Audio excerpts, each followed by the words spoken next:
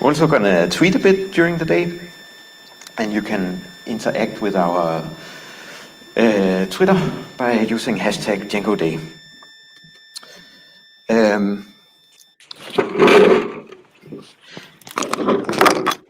Time is nearing for our first talk, and our first talk is going to be indeed from the stage, and it's a keynote, and it's a keynote by Chris Adams. And Chris, thanks so much for joining the program so early on.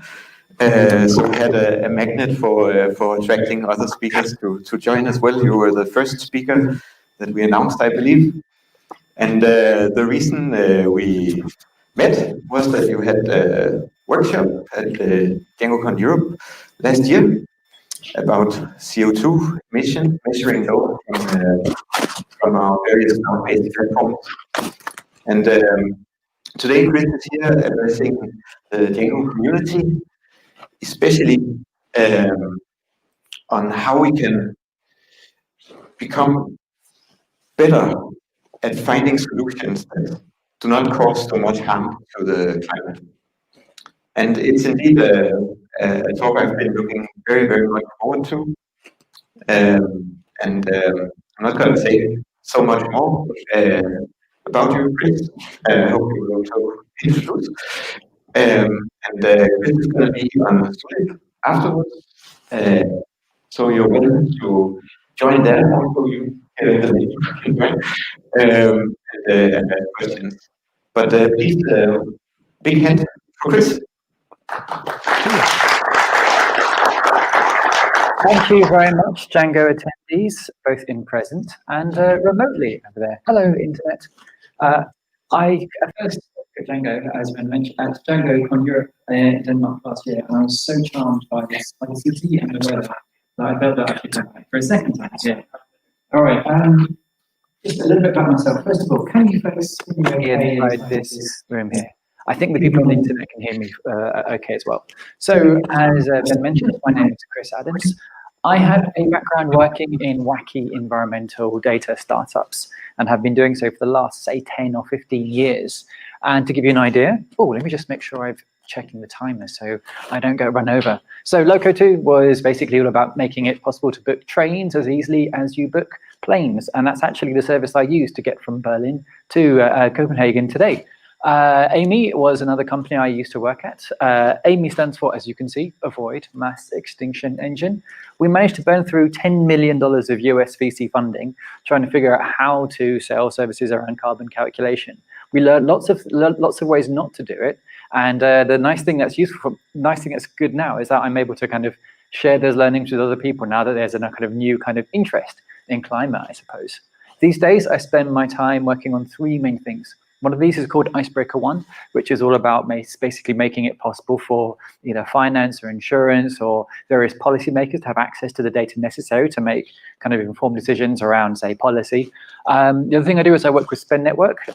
With Spend Network, we basically provide analytics around public spending. So the $13 trillion that is spent every year by the public sector, we provide analytics and tools to help people get better value out of that. And in particular, we're doing some new work about working out the embedded emissions, carbon emissions in various kinds of expenditure, so policymakers can understand that stuff too. The other thing I do is I am a director of the Green Web Foundation, which, as you can guess from the name, is about making the web green. So these are the two ways to get in touch with me. I'm Mr. Chris Adams pretty much everywhere online. So during my time with you, I'm going to cover a few things. These are the topics. I'm going to try and arm you with enough information to help you start navigating this kind of somewhat confusing world of kind of climate, carbon emissions, and in the context of being a technologist. Because in many ways, it's actually quite difficult to find some reliable information. And when you do look at a lot of the kinds of, say, a lot of the writing, it can be hard to figure out where you should be focusing your time. The other thing I'm going to do is I'm going to share with you a kind of mental model that I've been using or that I'm working on, and I'm sharing it as a kind of work in progress to get some feedback from you folks as well. So I can kind of improve it or see if it is a bit more kind of intuitive and easier to use so that you might apply some of this as a professional or a technologist yourself. Then finally, I'm going to try and share with you a kind of, I think, a way to a kind of like a narrative of, as it were, for technologists like ourselves to see where we might fit into this kind of transition that needs to happen away from fossil fuels to something which is a lot more kind of climate compatible. And I share this with you because I see people oscillating between this sense of learned helplessness, where people say, I'm just a developer, I'm just doing what I can, I'm told, what can I do? Or people saying, I'm a developer, I'm going to fix this, what coding skills should I learn? As if like this is a coding problem, not a much more complicated problem than that. So I'm going to try and share a framing with you, which I think should be useful, and I've found helpful when I've been thinking about like my role as a technologist in like the climate crisis. So before I go too deep into this though, I want to try to limit the scope of this talk.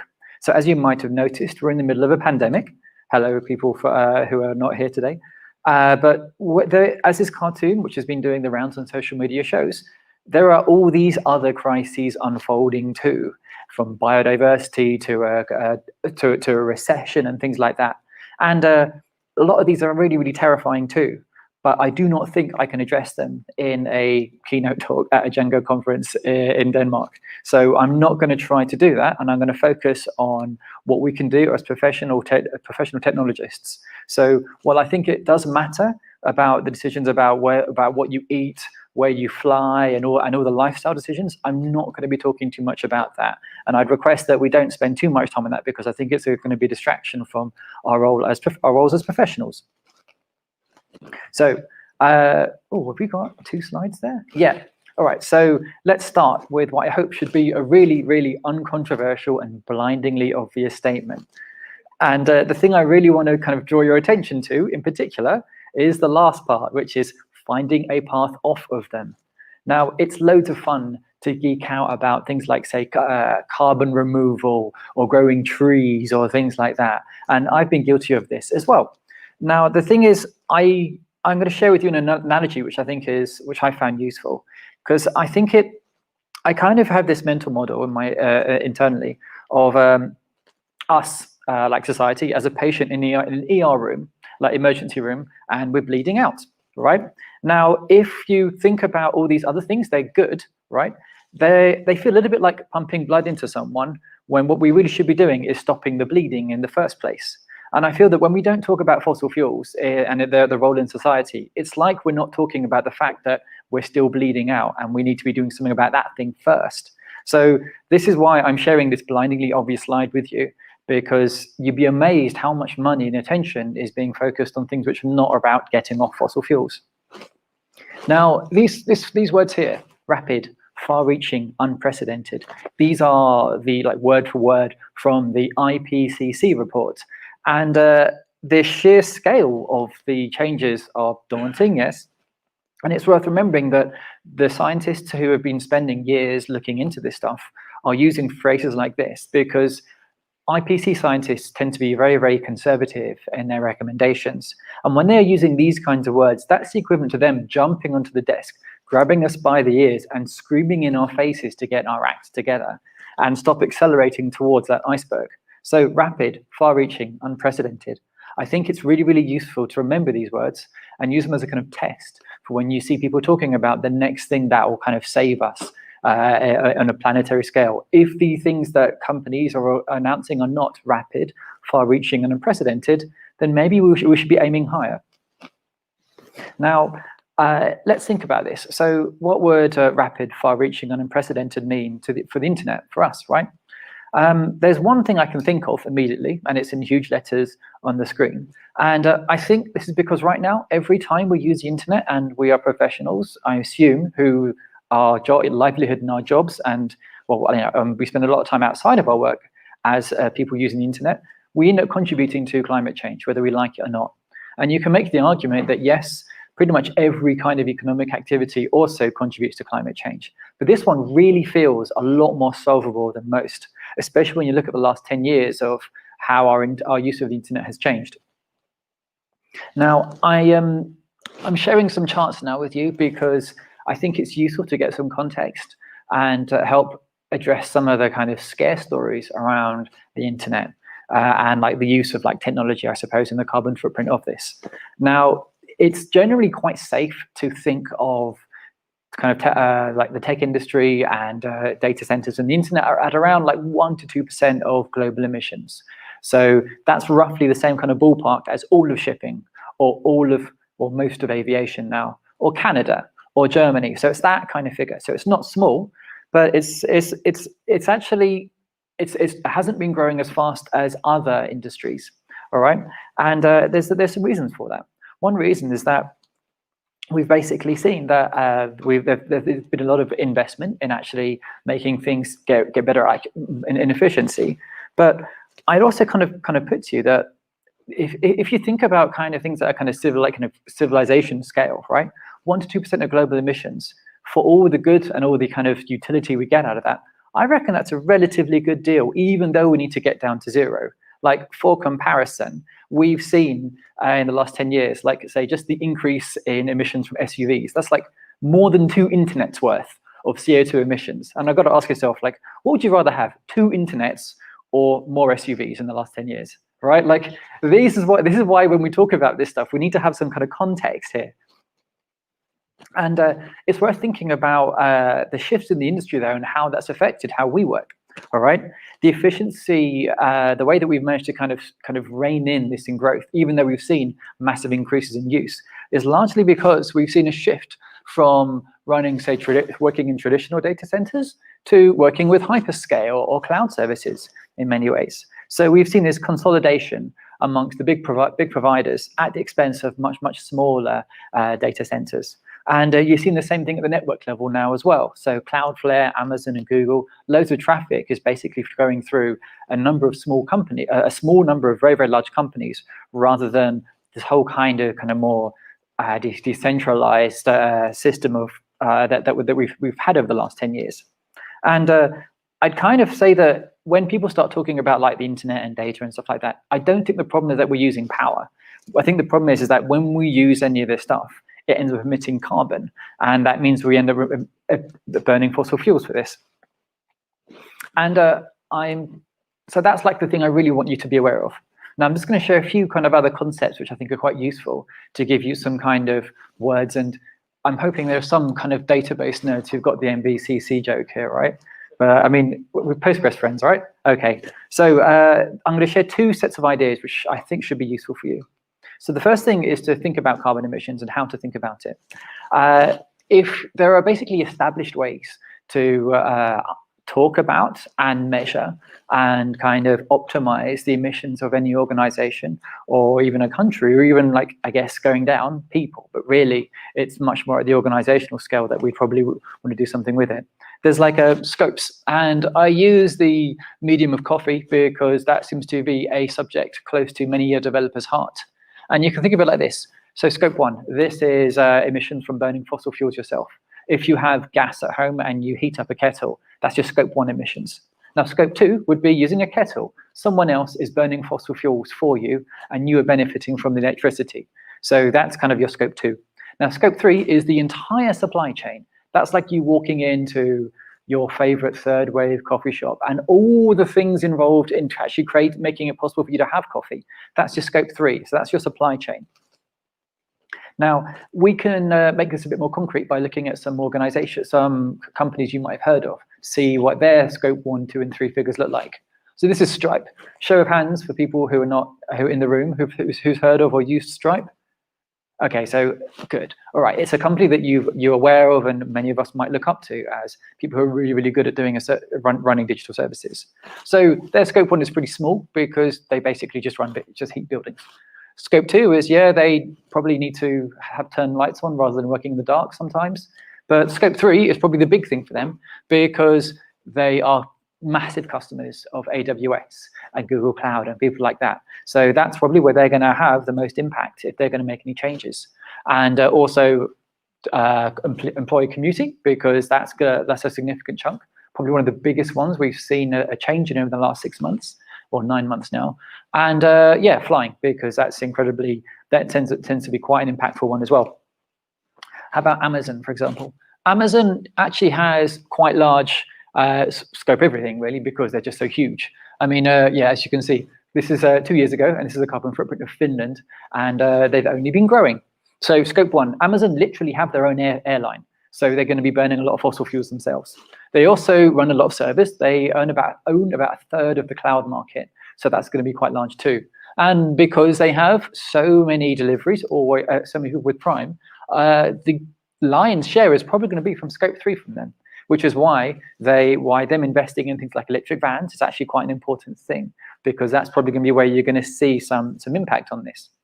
Now, if you are, Google's another example. Google don't really ship that many physical products, but they ship information, and they use loads and loads and loads and loads of servers. And the graph on the left-hand side here shows basically Google's growth in emissions over the last few years. And you'll see that on the right-hand side, if we only looked at the power they pull out of the grid, because you do not control if you're connecting to the grid where the power comes from, you'd see what their emissions would look like this. But because they've been investing, they are literally the largest corporate investor in renewable power, their emissions end up being somewhat lower, and we'll explain that a little bit later. But this gives you an idea for how you might use these. Now, yes, if you are interested about this, or you work at a company which might have you might ever have these kind of conversations yourself, literally across the other side of their city, there's a company called Tomorrow, and they are building tools like this that you can use and try out. And these are really, really cool people. They're also hiring, I think that it's worth looking at this stuff here, because they've figured out that you can actually work out these numbers inside an organization based on activity data in terms of like the kind of spending that you might actually do. We use similar models and similar approaches for Spend Network when we're trying to understand the carbon footprint of, say, 100 million euros of public spending, but it scales down at an organizational level. And there's a number of companies that are now doing this, but these folks are in the same city as you, and they're looking for beta testers. So I'd really recommend speaking to them. So this is like how you might be apply this yourself, if this has you kind of interested and you're trying to figure out where you might want to focus first inside an organization. Now, I think it's taking a while to, yeah, there we are. Now I'm going to share a little bit about understanding energy markets, or just enough for you as developers to understand some of the cost structure which affects the bills that you might be responsible for choosing as a developer yourselves, all right? And this is one level down the stack, but I'm hoping by the end of it you'll understand why I'm sharing some of this with you. So hopefully some of this should be kind of something that you might be able to recognize yourselves. It's really weird having two sets of people to speak to. Hello there, I haven't forgot you, right? It's, if you think about like how you might say buy services for any kind of digital like application or something, you might have things like, say, bare metal service. You're familiar with these. Like this is the stuff that we usually use, or we used to use maybe 10 years ago. A lot of us might have shifted to virtual private service, where we accept a slightly higher cost because it's just easier to handle. And then some of us like use things like Heroku, where you literally have a slider telling you, which lets you handle scaling rather than you having to remember how to do this stuff or run Ansible or something like that. Then finally, at the other end of the scale, you've got things like functions as a service now, where to an extent, the scaling is built into the system where you are not thinking so much about it yourself. But in return, you're paying more per unit for that. And like this is a concept that I think as technologists, we are likely to have internalized over our career. And there's a kind of equivalent in the energy sector. And this is it's useful to be aware of this, because it helps us make sense of this shift that's happening and how it might affect us. So this is how things work in the energy sector, all right? Generally, you've got different kinds of ways of generating power, and this is how it used to be. We used to have nukes at the bottom, really expensive. They're like the bare metal servers of the kind of power world, right? They're really expensive to buy, and then if you can use them all the time, you can kind of more or less make them work, but they're really hard to scale up and down, all right? Next one, coal. It's a little bit like the kind of EC2 of power, I suppose, all right? In the sense that you can scale it up and down, but it's a little bit more expensive per unit. And then finally, you've had things like natural gas, or what I see a lot of people referring to as fossil gas, because that's where it's from, where it is a kind of a little bit like the serverless of energy, in the sense that you use it to have, you'll use it, you can charge a high amount for it, and you tend to have it on not all the time. So you don't actually, you'll find cases where there are kind of gas-fired power stations that only are turned on when there is loads of demand on the grid, and they can charge such a high rate for that price that they can still make it work commercially for them. And this is and I think it's useful to be aware about this. And this is how it's kind of run for the last, say, 10 to 20 years. Now, we've seen some interesting things happen in the last, say, 10 years, like solar has come into the market and renewables. Now, renewables are interesting because they, unlike all these other ones here, there is no fuel, there's no coal, and there's no fuel to kind of pay for when you run this. So they can be cheaper than any of these here. So if you run a nuclear plant and you've just built this with the assumption that you'll be able to kind of own the lower part of the market, selling at a really low rate for ages, you're not going to be that happy about about solar coming in, because it totally messes around with the actual pricing and your economic model. And I think it's also means, let's see, where am I here? Yeah, but this happens, but only when things are windy or sunny. So you've now got volatility into like the market, I suppose, where you didn't have this. Now, I think it also means that because you've got more generation in there, it kind of pushes the cost for many of these things slightly lower, and it means that prices can be lower for power than they were before in times of abundance, when there's loads of sun or loads of wind, for example. And because if you run, say, the national grid, you need to kind of balance out the grid all the time, all right? And if you need to do this, if you've got more power coming in than people are using, then you need to end up having, the people who run these grids basically end up speaking to people who run power stations, say, hi, can you kind of turn it down a bit, please? Now, the problem is, it's really difficult to scale some of these things down, and it's very expensive to, say, scale down like a nuclear power plant, for example. It happens over a series of, well, days in many cases, and it can damage the things. So in many ways, it's often cheaper to just pay people to use this spare power, which means that power prices end up being negative, which is like a kind of weird for us, because we're used to like paying for things. Now, what we're seeing recently now, in the last, say, 5 to 10 years, we've seen the introduction of batteries into like the power grid. Now, this is kind of weird. It's like you've got this pincer movement from the future with renewables coming in, right? So you've got like renewables making things way, way cheaper here. And when the power is very, very low, you've got this another form of basically dealing with a real high demand for power in the form of batteries, right? And essentially, you've got cases where you might have batteries which are paid to basically take power off the grid, then sell it back when it's really, really expensive, which pushes off or loading these things off the grid. So this is these are some of the dynamics that are affecting how we might actually, when you think about, say, computing and like, say, data centers, because so much of the costs of running infrastructure is from power, this stuff is going to affect what we do as people higher up the stack, all right? And I think this is probably some of the stuff that's useful to be aware of. And now that you're aware of this, I think it's, when you think about stuff like this, I'm hoping it might kind of make you think a little bit differently about how we run services. So a lot of us, we might build a thing which is maybe a software as a service solution for people who are at work. And like when we are aware of this, we realize that we might be thinking about this in terms of something run all 24/7, when really it's not being used all that time. And there might be other ways of basically designing things for that. Or it might be that if you were building something like, say, if you were to design for this kind of responsiveness, you might be able to reduce the amount of energy needed and reduce the amount of fossil fuels being burned as a result, and also probably save some cash. And this is some of the ideas this is why you see a lot of buzz around things like serverless and stuff for this, because I think that you see there are parallels between these two things. And this basically becomes more attractive, and it's kind of greener in that sense. So this is some of the stuff that's happening, which is useful to be aware of as a technologist in terms of climate. Now, I want to share like a mental model with you, but the reason I'm trying to share a mental model in the first place is because I think it's a useful idea that we've seen work in other places. So has anyone heard or come across the phrase poor here? Okay, so this is the phrase that developers use who work in accessibility circles, all right? Now, this phrase, poor, stands for perceivable, operable, usable, and robust. If you are a front-end developer, you will learn this as a way to remember to design in a way which is much more inclusive and accessible. So perceivable is this idea that if you're going to build something, you need to make it possible that people can perceive the content. And if they cannot see things, you need to make it perceptible to the other senses. So this is like this is what perceivable refers to here. Operable might be this idea that, okay, if you're designing say a site or an application, you can't just assume that people are using a mouse and keyboard. And in many cases, when you're on touch devices, yeah, you don't have either of these things. So there's all these affordances you need to take into account.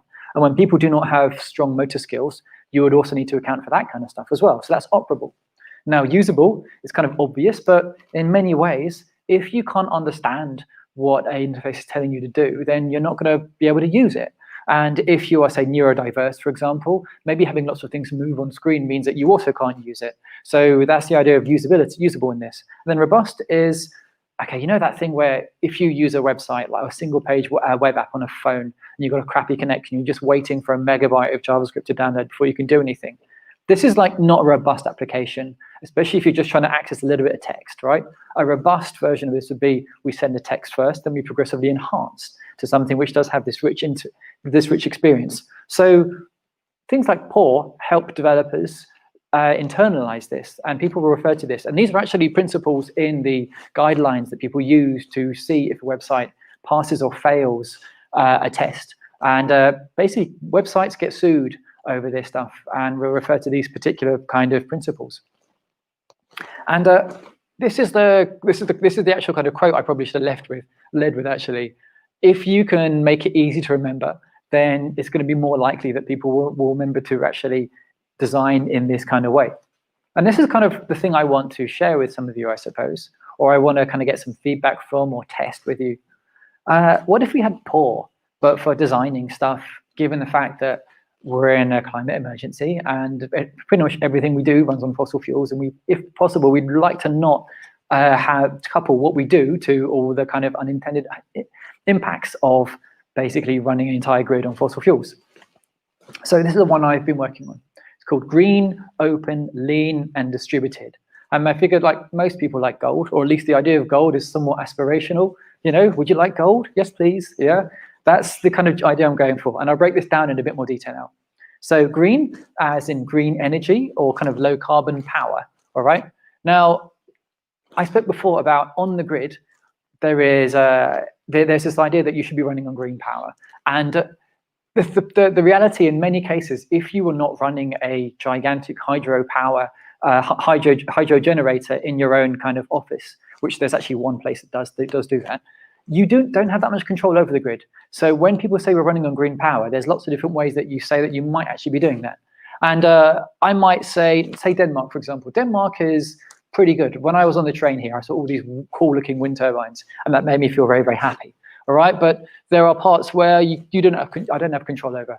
And if you wanted to say you're running on green power, the thing you need to do is you need to account for this. All right, and the one approach, which I think is probably the best approach I've seen so far, is the approach that Google and Microsoft are doing, where they basically match the power they draw from the grid, the kind of fossil power, and they feed into the grid the same amount, so they could say that they get to say that all the power is green.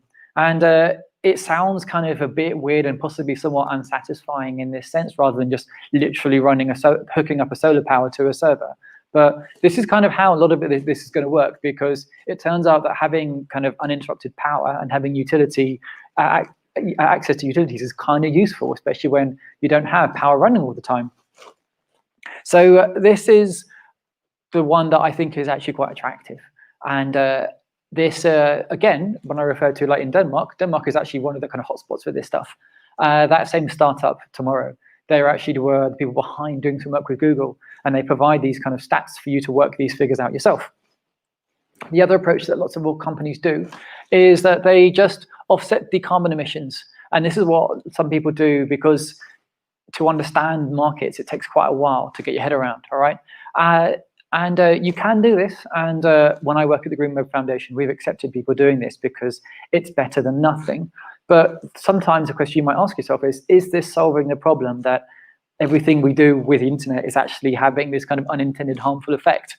Like, I'm not sure it is, but it's better than nothing. And all you're doing is basically accounting for the carbon emissions from these two things and offsetting it that way, right? Now, if you wanted to really kind of dive into stuff like power, if you want to say, oh, well, you're doing it wrong, this stuff is really, really, really complicated. I've spent like 2 years trying to get my head around it, and it's still, I still am struggling to kind of understand all of this stuff. And I think it's worth bearing this in mind when you see people talking about, oh, we're running on green power, and people being quite dismissive.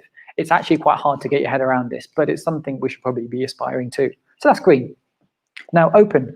Open is kind of the stuff that I mean, if we're nerds, we generally like the idea of open in terms of open source, open data, transparency, stuff like that. And I spoke before about, say, understanding how much fossil power is on the grid if you wanted to kind of zero out or be running on green power, right? Now, I feel like, I'm so sorry, this sounds like an advert for this company called called Tomorrow. They basically, it's not, but I think they're lovely guys, but they are mostly guys. That's the only downside. It'd be really cool if there were more women in the company, all right? But they basically make this available. This is a map called Electricity Map, and they track in real time what the carbon footprint is of power anywhere in the world they have access to. They basically take open data and put a nice interface onto it that you might want to consume or use yourself. And this is how they are working with companies like Google to come up with a more transparent way of accounting for the carbon emissions. But the key thing I want you to kind of take away from is the idea that depending on where you are in the world, your servers will have a different carbon footprint, even the same code. So if I took the same code in Denmark, it's kind of not bad. If I did it in Poland, because there's so much coal on the grid, it's going to be much, much worse. And then if I went to Estonia, which is really, really bad, it's actually, Estonia's not a lot better now, but generally you'll find this like an artifact of the carbon footprint of your application is where you choose to run it. Now, France is full of nukes, so it's really, really low carbon, but if you're not a big fan of nukes, that might also be something on your agenda. So this is one thing this is one lever you might have available to you. And open in terms of like, it's quite useful to have that. The other thing is that when we have open platforms, which I kind of consider Django to be, it means that we can get loads of optimizations from elsewhere in the stack, all right? So even if we were to think about, okay, let's go for the kind of cleanest, fastest, most efficient possible code, because we're running on, say, something like Postgres, we do not need to actually resort to introducing loads of other bits of kit that we might have had to use elsewhere, simply because the stack we're using has a kind of really clear interface point to add new capabilities. And 2 examples I think are quite cool are if you're working with, say, any kind of time series style data, you can basically like get reductions in the actual, say, resource needed just by having a different extension, which takes advantage of some of the ideas that we might see in, say, Cassandra DB or other databases, which is actually, I think, kind of cool. And basically means that we get to still work in Django and we get the benefits of all the kind of no SQL kind of stuff. Likewise, if you work with data warehousing, because Postgres is an open source database designed to be accessible to lots and lots of people, there are some things there are some decisions where they favored accessibility over efficiency. But again, we can use an extension to take advantage of things like that. So things like, say, Pandas and NumPy, they are designed in such a way that they can use some of the advances in CPU processors like SIMD and other advances to make things work way, way, way faster. So you can basically get a lot more performance from the same kind of kit. And again, there are extensions that let you do that kind of stuff.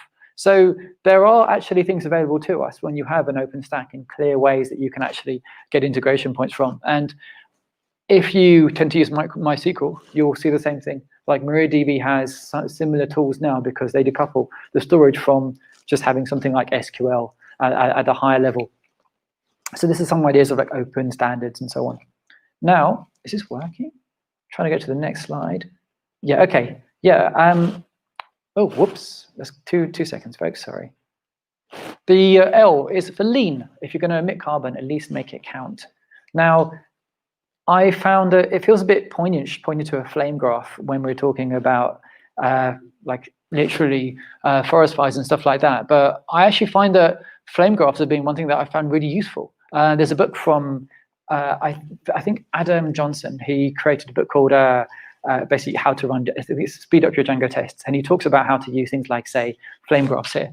Now, the thing that's kind of cool is when you run a command, this is a tool called PySpy, which you can use for any kind of test suite or anything like that. And it gives you an idea of like what the call stack is when you run a command. and then what's happening here, and then basically which tests are making things slow. And this gives you an idea of where you might, it gives you a kind of visual way to kind of think about where to optimize first. I just have to, folks, I think I'm running out of power, so I might need to have some power plugged in a second. I've got this one here. Yeah, and if you can plug it in there, then that will help me save the day. Thank you very much. That's why things start to run slow just now. Good Lord. Okay, so that's one thing. The other thing, if you care about, say, because we're working in the Python ecosystem, there's loads of other cool things we can do.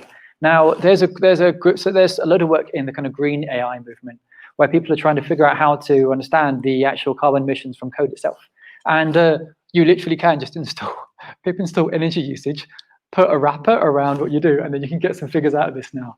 And like they've literally put a kind of API on all the kind of complicated stuff internally for this. So if you look at this, you'll see that they'll figure out like where something is running in the world by hitting like a GeoIP thing. They'll take into account all these things about carbon intensity, like I showed you, and you can get some figures for this. And it was initially for things like, say, AI, largely because you have loads and loads of machines crunching numbers for a long time. But it's stuff that we could use because everything is open as well. And I think it's kind of cool because it's something you can like literally play with today if you were interested in it. Now, so that's like server side. But if we're working with Django, we're talking about the web, and we send stuff over the wire. And it turns out that sending stuff over the wire uses servers, which uses fossil fuels because it uses power. So there's chances you can optimize there as well. Now, there's a tool called Lighthouse. Has anyone here used Lighthouse or come across it before?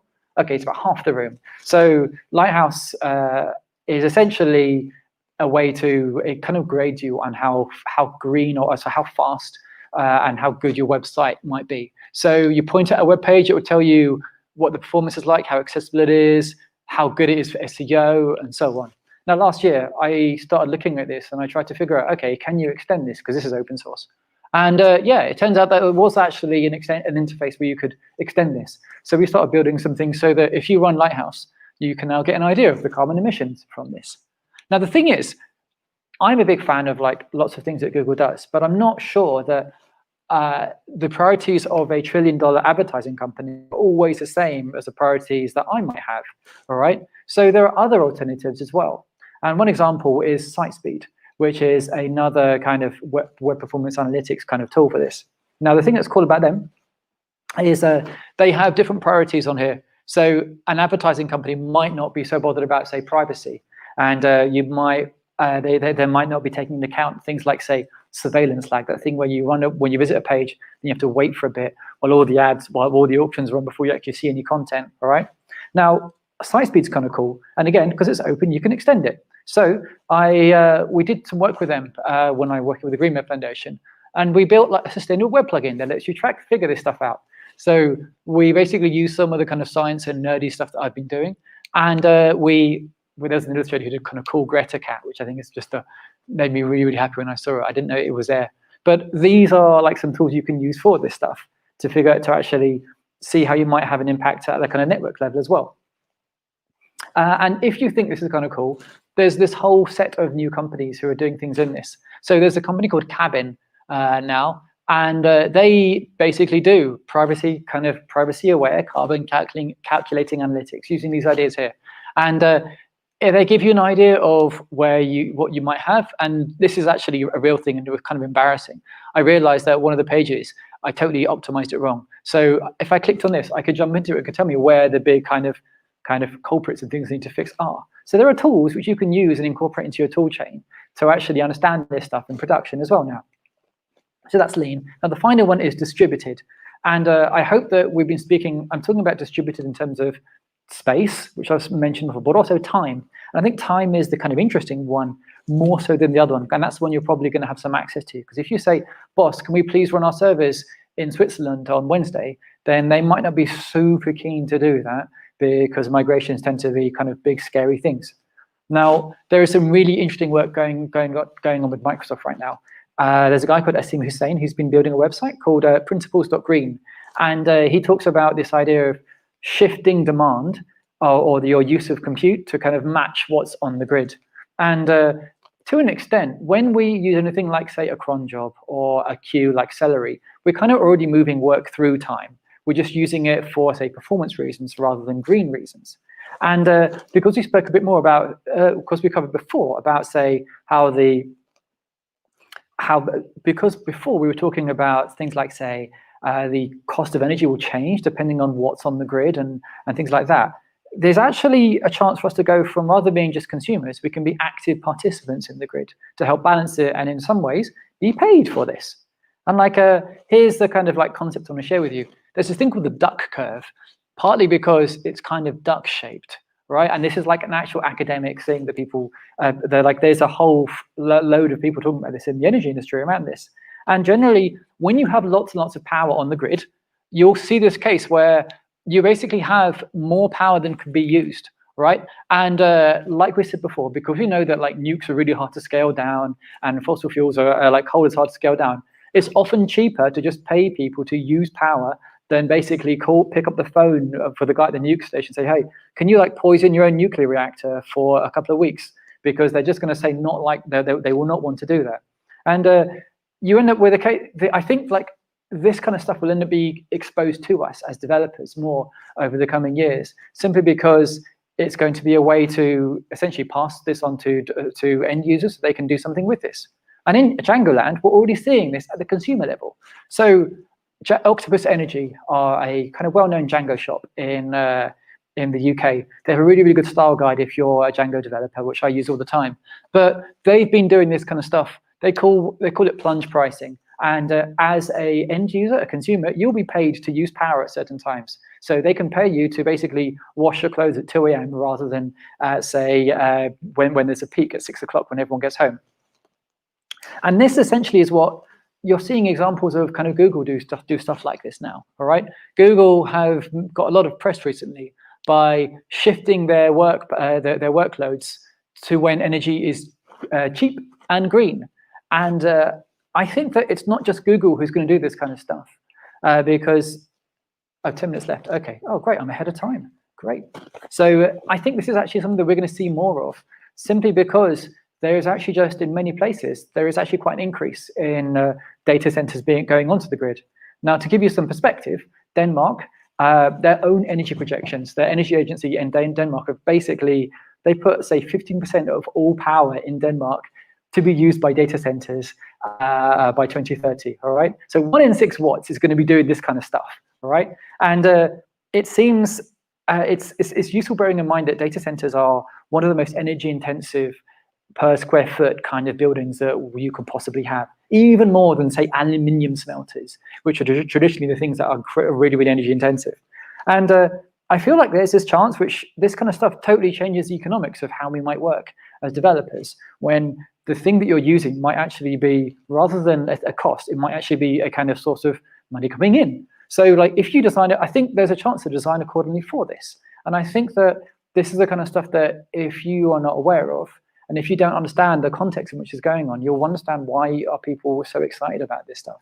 Because I think it changes how we might work and how we basically, the economics of what we do. So that's like gold, green, open, lean, distributed. It's like a work in progress. So I'm not sure, and I really welcome kind of questions and feedback, or whether you could see how you might apply it in your own kind of context, I suppose. The final thing I'm going to share with you is this idea, which I found quite helpful, stacktivism. If you're a developer and you care about this stuff, you'll notice that I've been referring to Google and Microsoft again and again and again and again and again. And like, I think it's because this is the problem. This is the choice we have to make as technologists right now. If you care about, basically, you get to choose 2 of these, but never 3, all right? Fossil fuels, kind of important to be doing if you're a responsible professional. But also, if you're a responsible professional technologist, you'll often, in many cases, choose to use a hosted service rather than have all your development time doing a thing which is not core to what you're for or what you're working on. The final thing is also, in terms of like having kind of healthy ecosystems, consolidating all of our spending around 3 companies who are also helping drill for oil, probably not that good an idea in the long run, all right? But right now, we can only pick 2 as professionals, and that kind of sucks, in my opinion. And I think that we need to think about this, about the stacks that we build and what we choose to build, what we choose to work on, because I think there's stuff that we can actually do as technologists to address this. So these are the primitives we might use.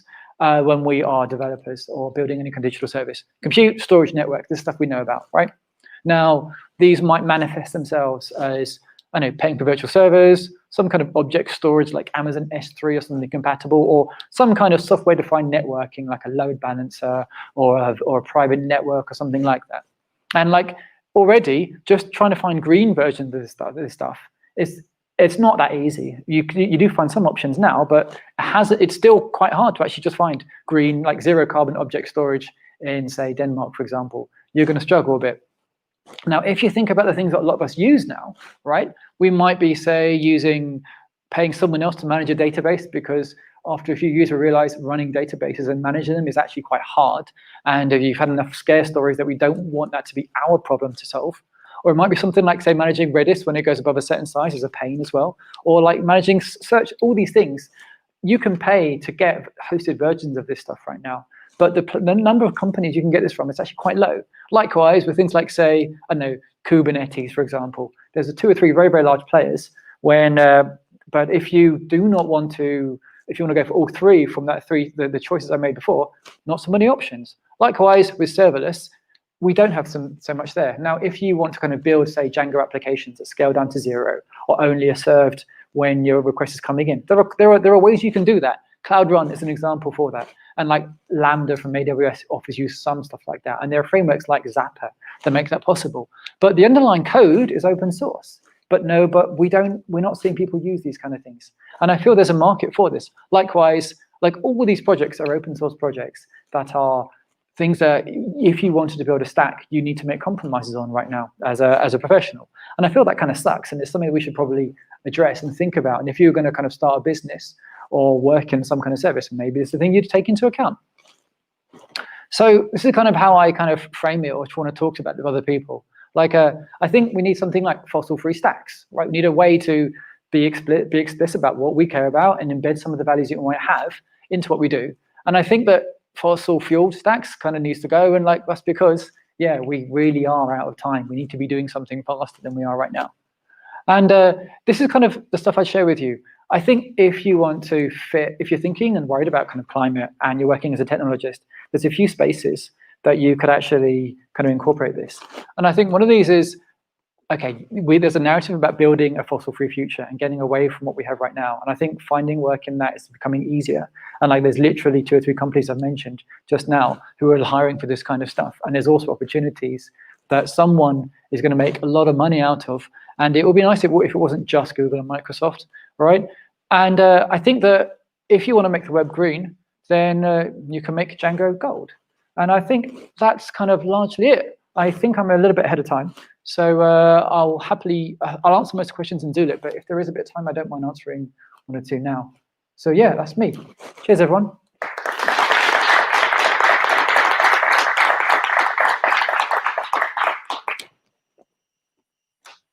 Thanks so much, Chris.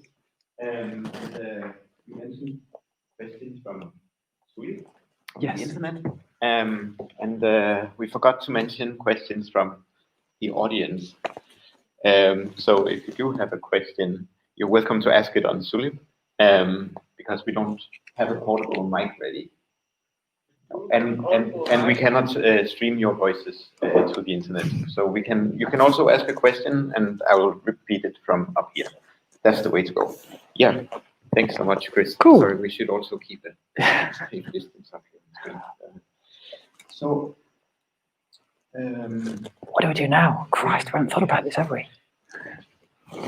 Joel is our question host, and Joel is ready on Zulip. So if you have any questions, please ask them, and Joel will forward them, and I will see them up here on my screen, and then I will ask them. Okay. And we have about 5 minutes until we have a scheduled break. Oh, great. And our breaks are so that we can have a break here at the venue, but certainly also so you streaming at home can have breaks. And we'll show on the screen how long the break is and when we're going to resume.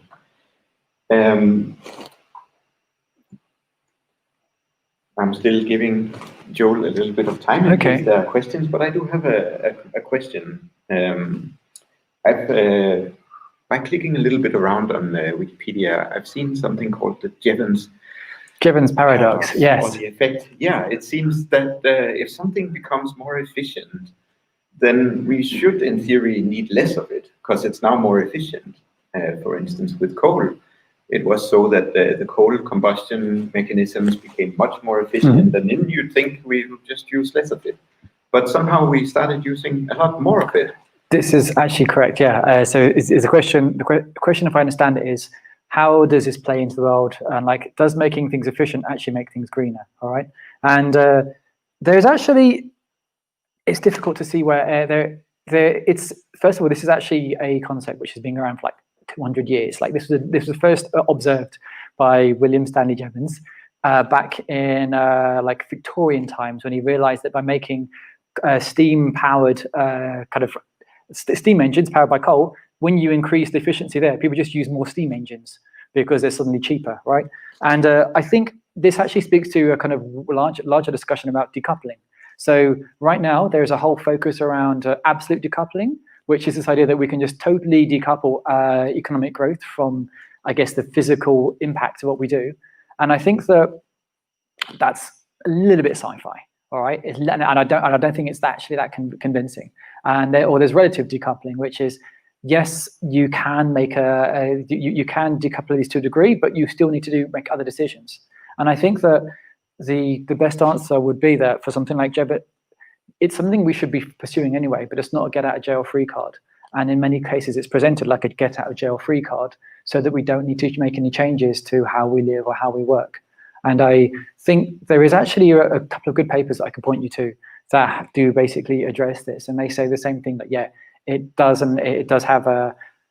can create a net increase in the amount of energy, which is basically why I say the thing we need to do is not have fossil fuels in it at all. Like, don't talk about efficiency, talk about carbon. And then I think it's a more satisfying and useful conversation to have. And if Jevons was alive today, he'd probably say, I told you so. There's, if you want to sound really, really cool and really, really like flashy, there's some people that you can also refer to this as the Kazum-Brooks postulate, because two guys in the 70s and the 80s basically came up with the same thing, and they got a load of press in economic circles. And there's like numbers for it, and there's like a coefficient, and there's ways you can have like a kind of numerical discussion around this. However, that's not my job. I'm out. That's beyond what I can keep up with. But it does sound cool, though, right? Kazum-Brooks postulate. Who's going to challenge you there? We do have some questions from the internet. The first question is from Joel. Is this where I should paste the questions? Yes, Joel. And the second question is from Rasmus, who's asking on YouTube, which cloud service provider is the greenest today? Okay. So you know what, I just showed you that kind of stack thing of all these different options. Depending on what you want from a cloud, it's going to be different. The one that I think is probably the greenest in terms of the most obviously zero carbon is one called the Data Center Lite. Like I work at the Green Web Foundation, and we check. We run a directory of which websites are green and which services are green. And when we got in touch with them, we expected they'd share like some numbers or some certificates. They just like sent a photo of a giant bright red hydro-powered generator, which they use because they literally have a data center in a disused factory, which used to be right next to a water wheel. That's the greenest one, is the one I would probably use if you really, really cared. However, has to be in Switzerland, and they don't provide all the services that you might have, but they do provide a lot of services. That's the one I think is probably the most, if that's one that's worth looking at, if that's your key driver. But that isn't always the key driver everyone does have. There's a similar question from Joel, and perhaps it's more about leadership. Which companies are really taking lead in the transformation? So I think it's really complicated, because all the people who are doing really good stuff are also doing really, really bad stuff, right? And I guess, well, that's life, I suppose. But I am really, really inspired by some of the things that Microsoft is doing right now. They are literally running a conference called GreenConf at the end of this, I think it's, at the end of this month, where they have a load of people inside the company really pushing for this. They have a head of green cloud advocacy who's coming up with principles like this, and there is a load of really interesting work from there, and the lot of the things they're doing systemically make a lot of sense. But they are also the biggest. They are the market leader in the oil and gas sector. So you've got this problem, and you can make the argument that utterly undermines all the other work they're doing. Likewise with Google, the work they're doing with carbon-free, where they've basically tried to balance out power, like you saw, but at a kind of hour-by-hour basis, which is really hard. I think they're also absolutely leading in that sense. And at the same time, they also have contracts with oil and gas. They are doing less, and in total, I think 2019 they made like $65 million from oil and gas, which is like, let's be honest, that's maybe what, I don't know, 30 Google employees. So for the sake of 30 Google employees, they are running their own name through the dirt, right? But they are now actually, I mean, I'm joking a bit about that, but those are the two companies who are, from a policy point of view, doing some really interesting work. But the nice thing is they're showing what they do. So there is space for smaller companies to do what they do as well. And I think that you could quite easily apply, you could totally take the ideas that they have published, apply them, work with someone like Electricity Map or anyone providing this kind of carbon intensity and replicate the same thing. And if you are a company looking to do that, with my Green Web Foundation hat on, I would really love to speak to you, because that's exactly what I would like to do as well. We have 2 more questions, and then I think we have to finish there.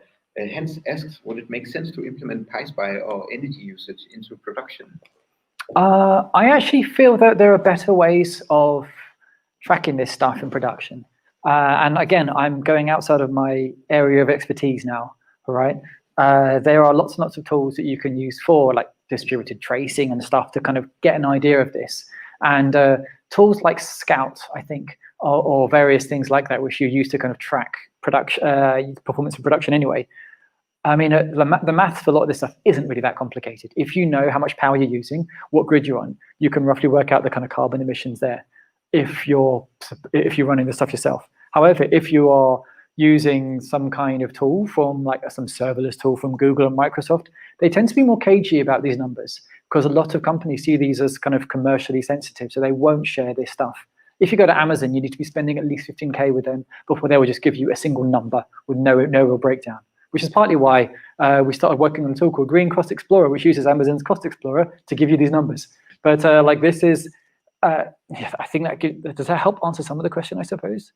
I think so. Yeah. The next question is perhaps also an invitation to join the Zulip chat.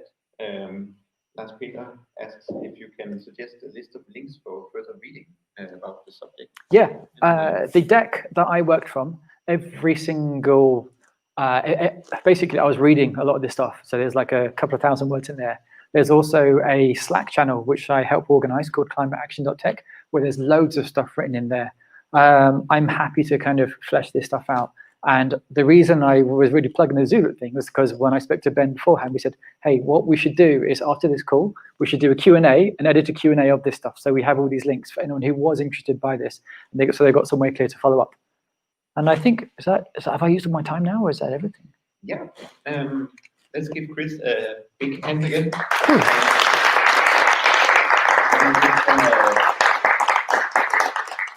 Add before we go to the break that our next talk is starting at 10:15, and we have someone sketchnoting all the talks. Cool. So hello, Sarah. Perhaps you're hearing this. We're gonna retweet everything that you put up of sketch notes, and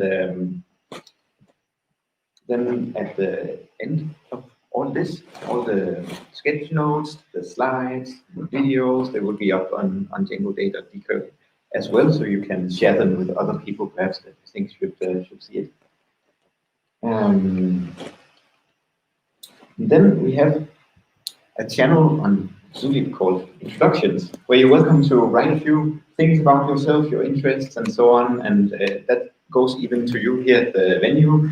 So to avoid that everyone mingles with everyone, you can also put a note about yourself there, perhaps add in parentheses that you're here today.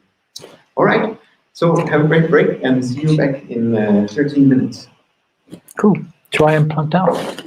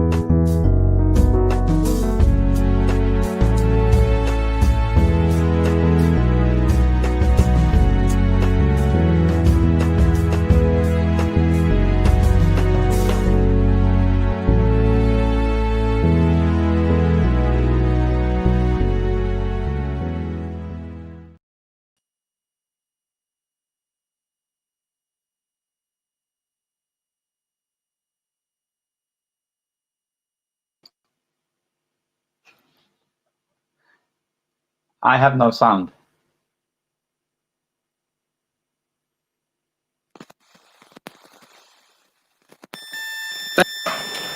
Say something, Balder.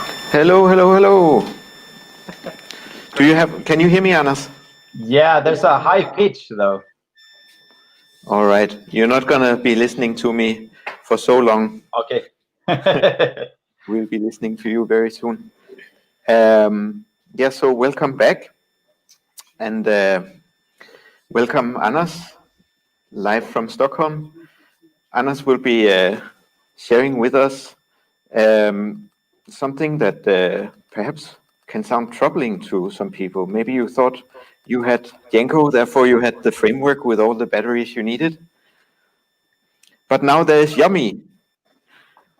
And that can make your life a lot easier, perhaps. And Anders is going to tell us how he's one of the developers behind iommi.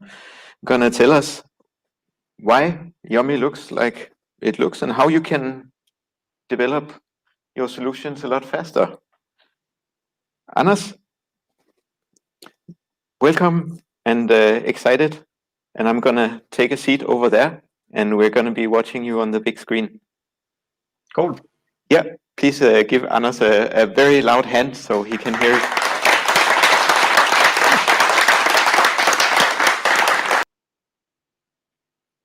Hi. My name is Anders, and I'm going to talk about iommi, named after the guitarist. It's a library me and my colleague Juha-Matti have been working towards since 2014. So it started with a library to do HTML tables. Then it expanded to a library for filtering query sets.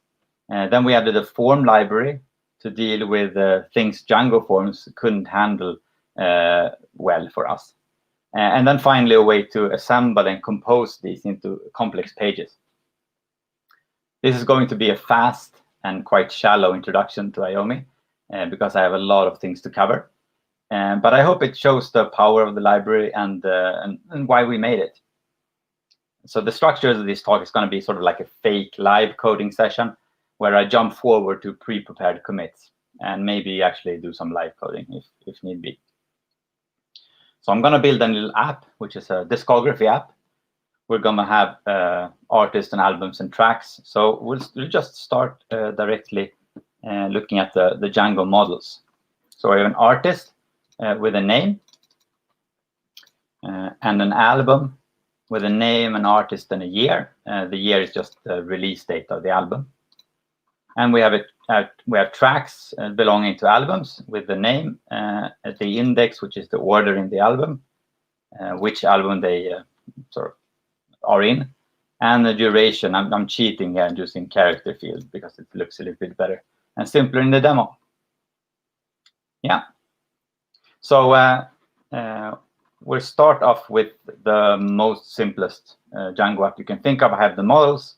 My URLs are, there's an index page that just renders an index.html with two things in it, the content and the title. The index page is exactly what you'd expect. And the base.html is just, it's basically setting up Bootstrap. So we're going to end up here. So that's like the foundation to stand on, right? So this is simple and nothing special. And now we're going to go forward. And first, we're going to install iommi. It's simple as pip install iommi. And then in settings, we're going to add in installed apps, iommi. And there's a middleware too. I'll go into why we want that later.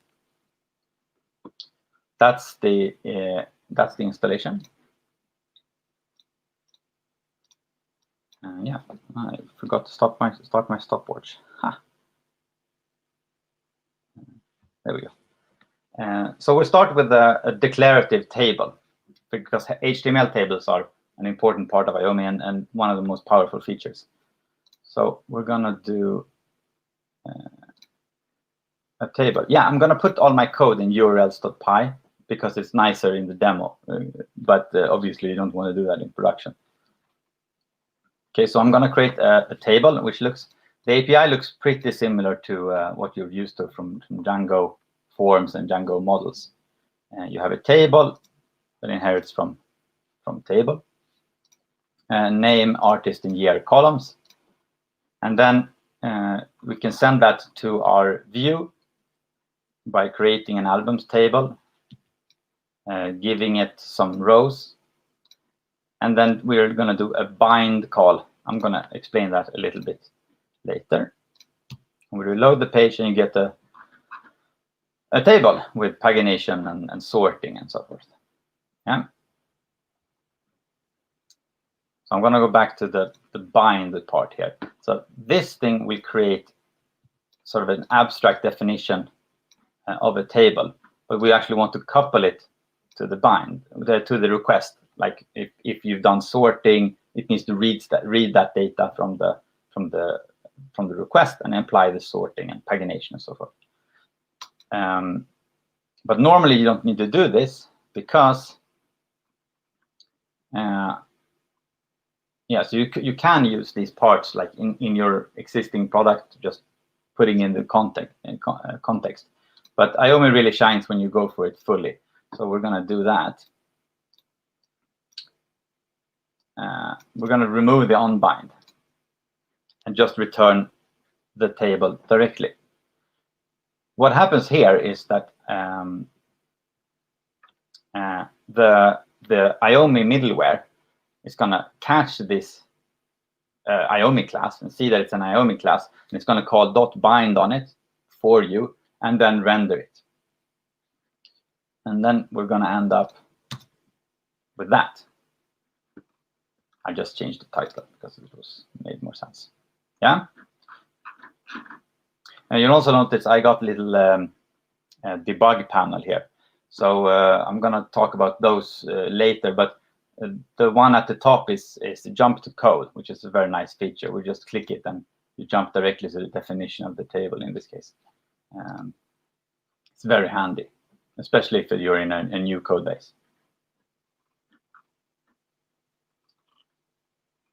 So like Django forms, the order here is significant, so that you need to take care of that.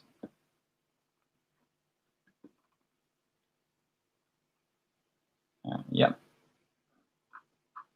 So another point we want to see here is now there's no template anymore. So now we can actually delete our index.html and the base.html. We don't need it. We can just use the default one. iommi comes with the Bootstrap, Foundation, Semantic UI, Water styles by default. So in this case, we're just going to use the default Bootstrap. You can also define your own styling, which we do at our company, where we have a proprietary design system.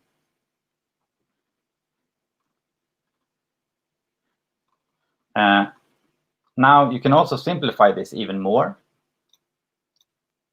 by using the asView function. So we can move this title and rows attributes up to the class meta. So you see this class meta pattern in Django a lot for forms and for models. In Django, normally it means here's a big bucket of values, and Django is going to read from them. But if you put something else in there, no one's going to care.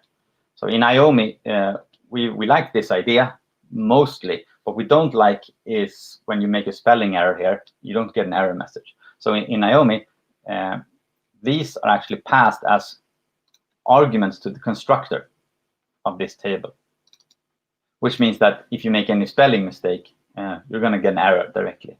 It also means that writing it here and writing it here are actually the same thing, with some caveats, because this is the default value. You can override it later by writing something else, and this will have priority. We'll see why that is actually pretty handy later. And then we just do albums table and .asView to get the view.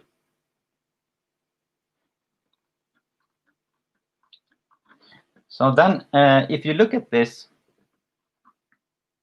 you might notice that this albums table is the name, an artist, and a year, which if you go to the model and look at an album, it's name, artist, year. That's the same. The title is albums, which is just the plural model name. Rows is just all. So it's like all of this is redundant, really. So we'll actually, we do have features for that. So the next step is going to use that feature. So it's going to use create a table, and there's an auto sort of namespace here. And we use the same double underscore syntax for separating namespaces as Django query sets, but in iommi it's like a much bigger, more fundamental concept. You're going to see a lot more of that. So in this case, there's a configuration thing, which means that like auto-generate the table based on some things in this case. And in our case, we want to just pass it the model album and then as view. So that's one line of definition, and you get the table.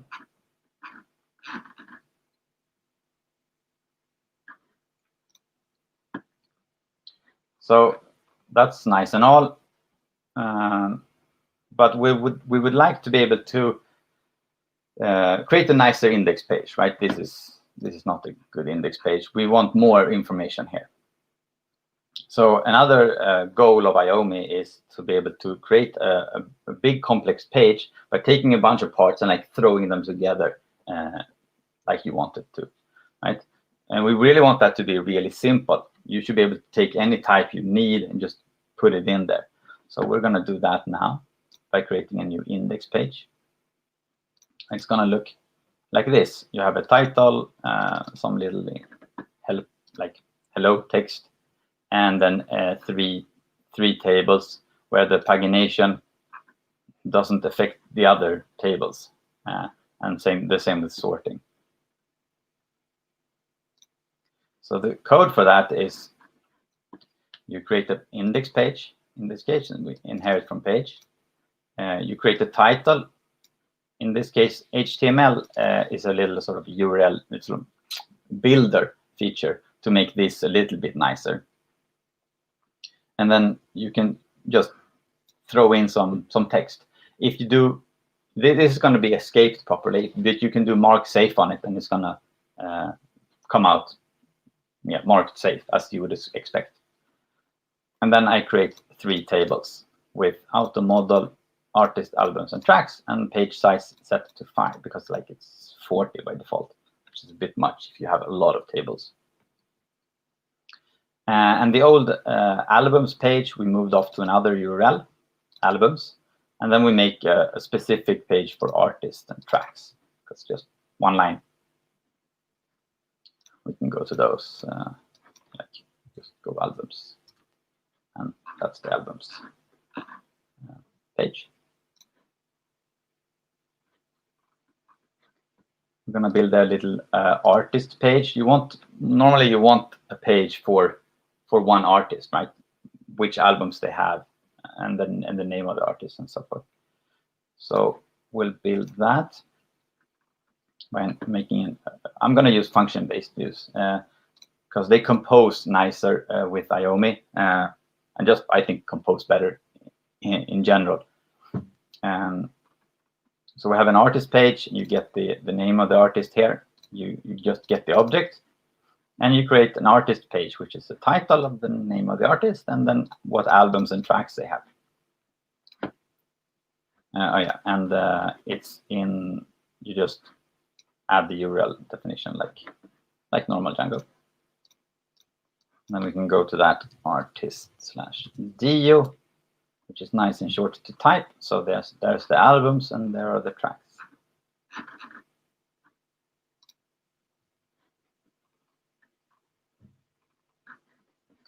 Now, one part, so maybe you've seen demos like this before. I've seen many demos like this.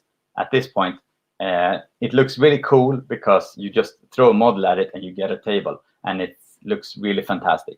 And then when you actually try to use the library, you realize that, oh, but if I have to customize anything, I have to make everything from scratch myself. Right? This is a very common use case. And I've been frustrated by this many times in my career. We absolutely hate that. So we really don't want that to be the case when using iommi tables. So we have customization on many levels. So I'm going to start with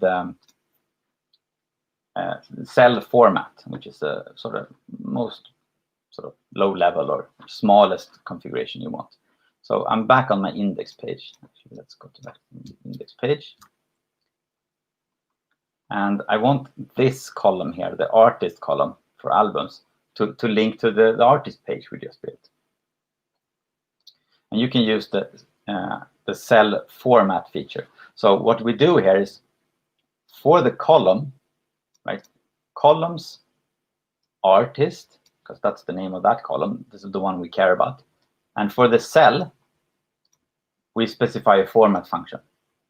So this is a lambda with a value, and I just do format HTML and create a link. And then you have your links.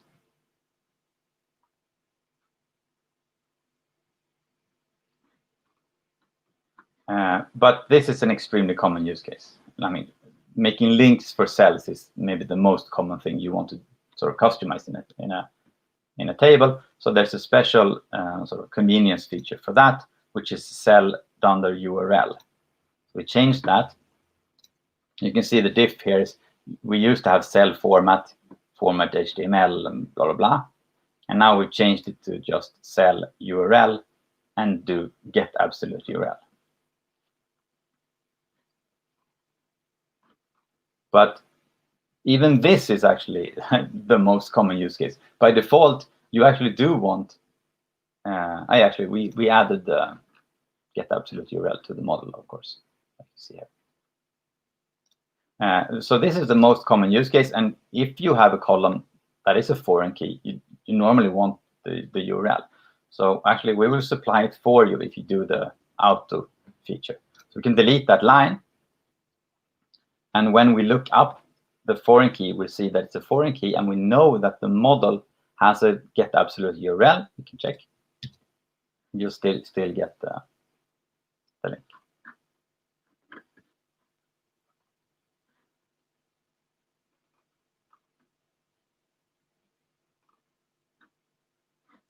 So now I'm going to fill out the app a little bit by adding a bunch of features.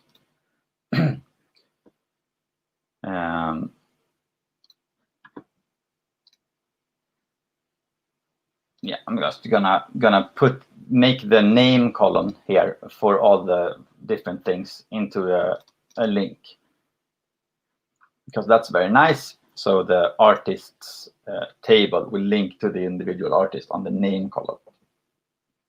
We don't know this by default, so that's why you have to do that.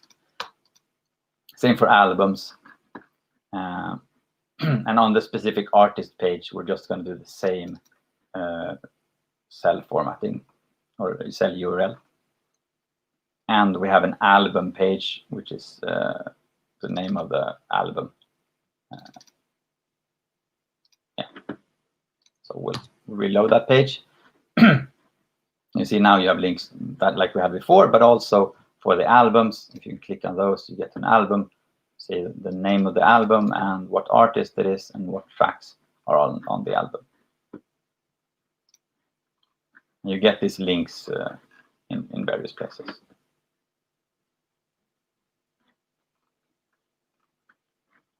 So another thing you want to do is have filters.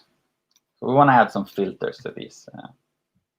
So I'm gonna add this. I've added this filter, just sort filtering on the name. So if I write Dio, I'll just get Dio, and if I write I don't know 13 here, I'm gonna get 13. And tracks, I'm gonna write I don't know something, and I get the ones with mystery in the title.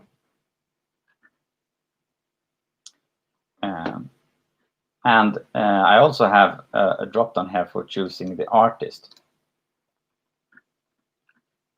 So it doesn't look super impressive right now because I don't have 100,000 artists, but this is actually going through an automatically created Ajax endpoint, which goes through the same URL pattern. So if you do access control, you know that you're passing through the same access control code which we actually use a lot at work, because now we only need to check one code path for permission problems or like auditing.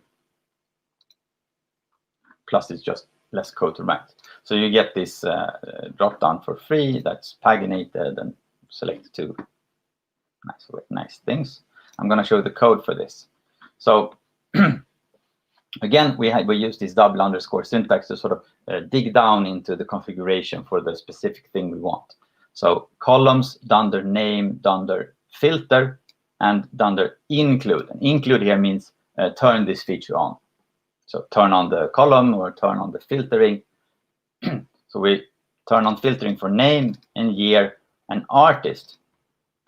But you notice that I've turned off this field thing here.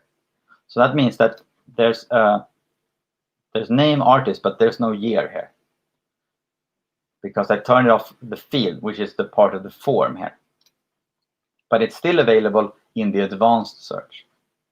So if I switch to the advanced search, there's a query language here where I can use the year as a filtering. And if I expand the show help, you can see available fields are to search for are name, artist, and year. And it supports less than equal, contains, I can do some date filtering. It supports and or parentheses and so forth, which is really nice when customers want something a little bit special, or like your staff, internal staff users.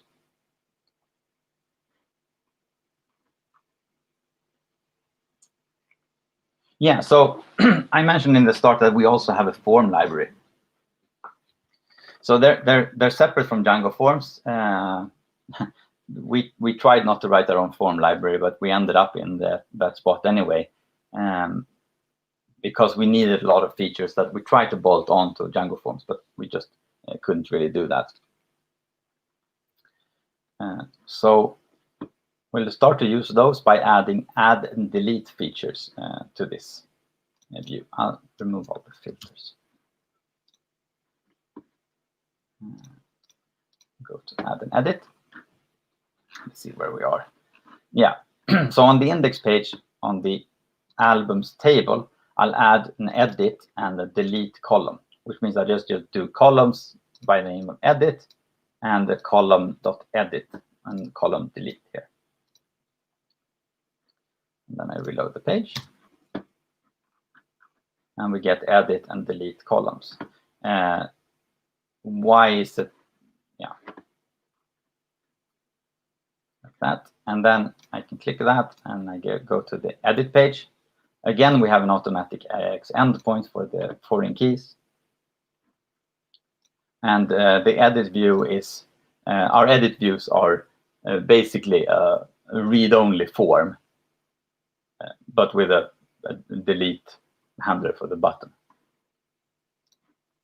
So we'll show where I install these views or create these views. So I edit album, which takes the artist and album. I get the object, and I do return form.edit and auto dunder instance, because I have a specific instance, right, of the album, and that's my form, and I'm done. Same with delete. And these are just function-based views like normal, so I can just hook them in like that.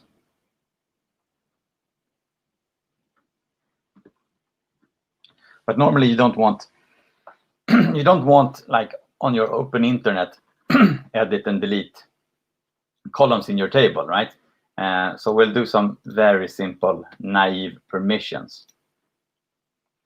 So first I'll start with adding a login and logout view that just force logins a user just for the demo, so I can switch between being logged in and log out easily.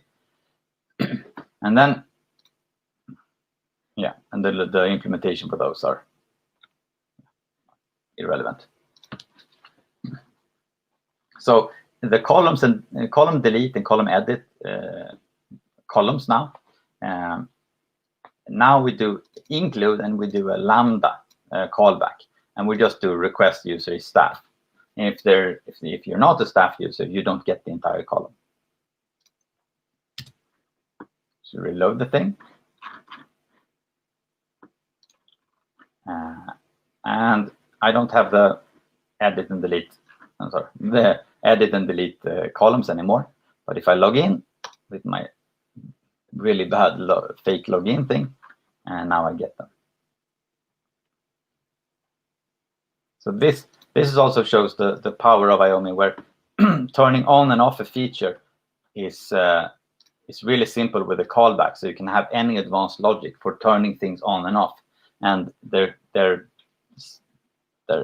configuration is in where the column is, not in some other function over there where you remove or add stuff, but together with the thing that you care about.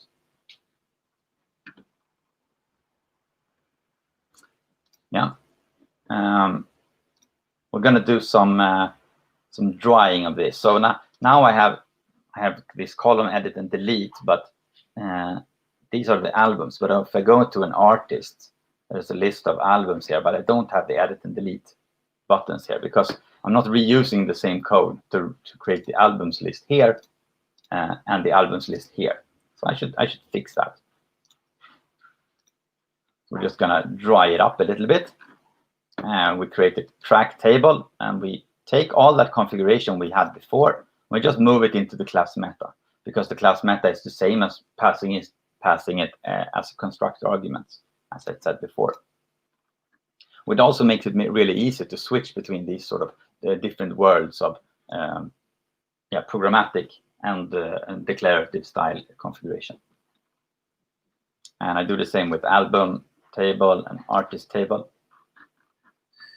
And then I changed all the places where I used this, created these tables before. So before I had tracks was a table, auto model, track, and page size 5, and something. And now I just create an artist table with page size 5. And I use exactly those classes in artist page and album page. So now I have the same functionality. I have to log in here. I have the same functionality here as if I go to the artist page. I get the same functionality across the site. So now we have most of the CRUD sort of space, right? We have delete, we have edit, we have a list, but we don't have create. So I'll do a create view.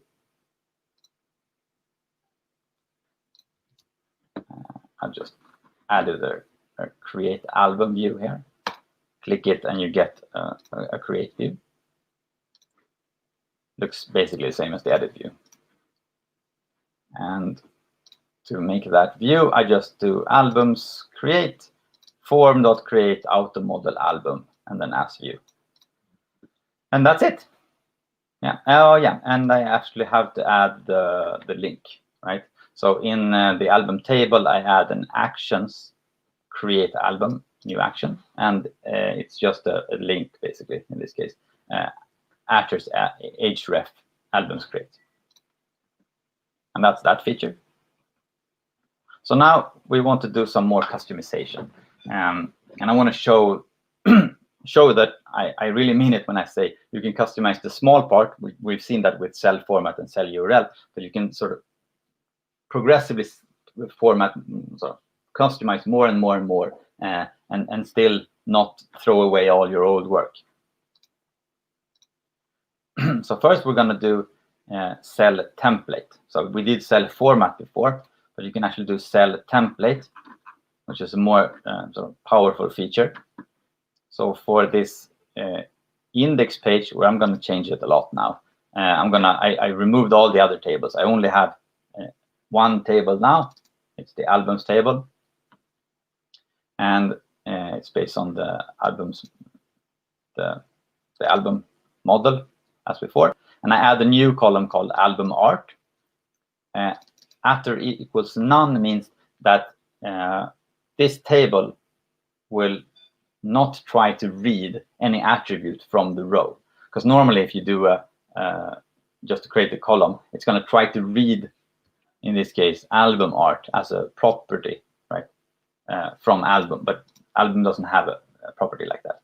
So I turned that thing off, And then I do cell under template to specify template. I could have put that in a file. If you just give it a file name here, it's going to use load it like a Django template. But I'll inline it here for demo. And I have to create the TD, the table cell, and I create an image tag. And I've already prepared all these things so they're available. And then you get album arts in the columns here. So that's a start. It's a little bit nicer, right? But I want more. So we're gonna use a feature called row template. So I'm gonna customize the rendering of a row, and I'm also going to change the rendering of the entire table. So we're going to see how that looks. So I'm going to say the tag for the table is not the default table anymore, but a div. The header, which you normally have in a table, right? I'm just going to turn it off by saying the template is none. I'm going to turn off the tag for the cell, and then I'm going to say for a specific row, use this template instead. And this is a bootstrap card. Yeah, it's not so important what it contains. And we'll reload the page. You get this. Right? It needs some fiddling with, so it looks really good. But I think this is an okay index page for a prototype you built in 10 minutes, right? Instead of the filtering and pagination like before, because it's a full table. It's just have a customized rendering.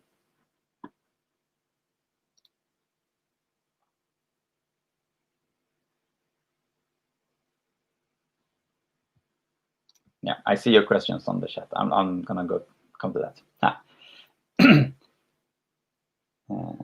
Yeah, I'm gonna check what my time is. Oh, I'm very good for time. Cool. I'm gonna talk a little bit about performance here. So I've installed the Django debug toolbar, if you can see in the settings. And we're going to look at some of these pages. So you can see here that there's only 2 SQL queries, and it's doing an inner join on something here. And so what's going to happen is iommi knows that you want to render the artist and the artist here. So it's going to do a select related for you automatically. Because that's what you want. And if it's a many-to-many relation, it's going to do a prefetch related for you automatically. But it can't always do that. So if I go to, if you go to albums, for example, it's going to be the same as this. But if I go to tracks, for example, that's like a little bit slower. And you're going to see you get the normal n+1 Django problem here. So if we jump to the code, so the solution here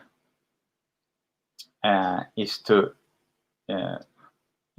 give it a better query set that it can start off. And you do this by doing, instead of auto model, you do auto rows. Right? I still need a model to do the create all the columns automatically and figure out what the title is. But from a query set, I can get the model. So you just have to specify auto rows. And in this case, I just want to do select related album down to artist, because I was using that to build some links on the page.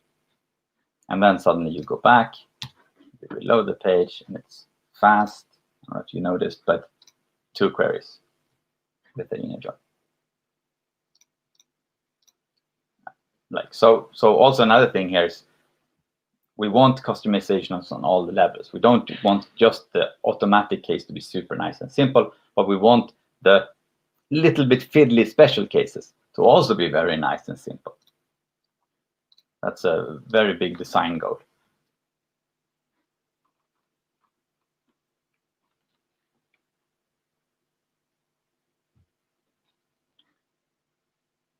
Yeah, and then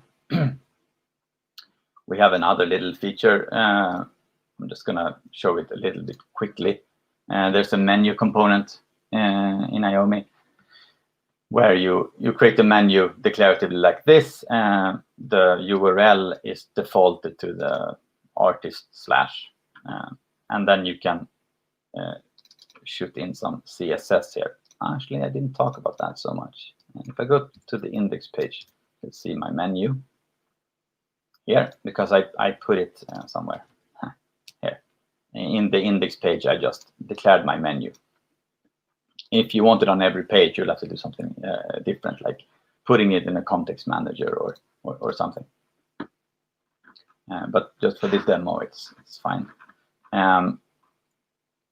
Yeah, I want to talk about a little bit about customization here. So you get this attrs dunder class is something.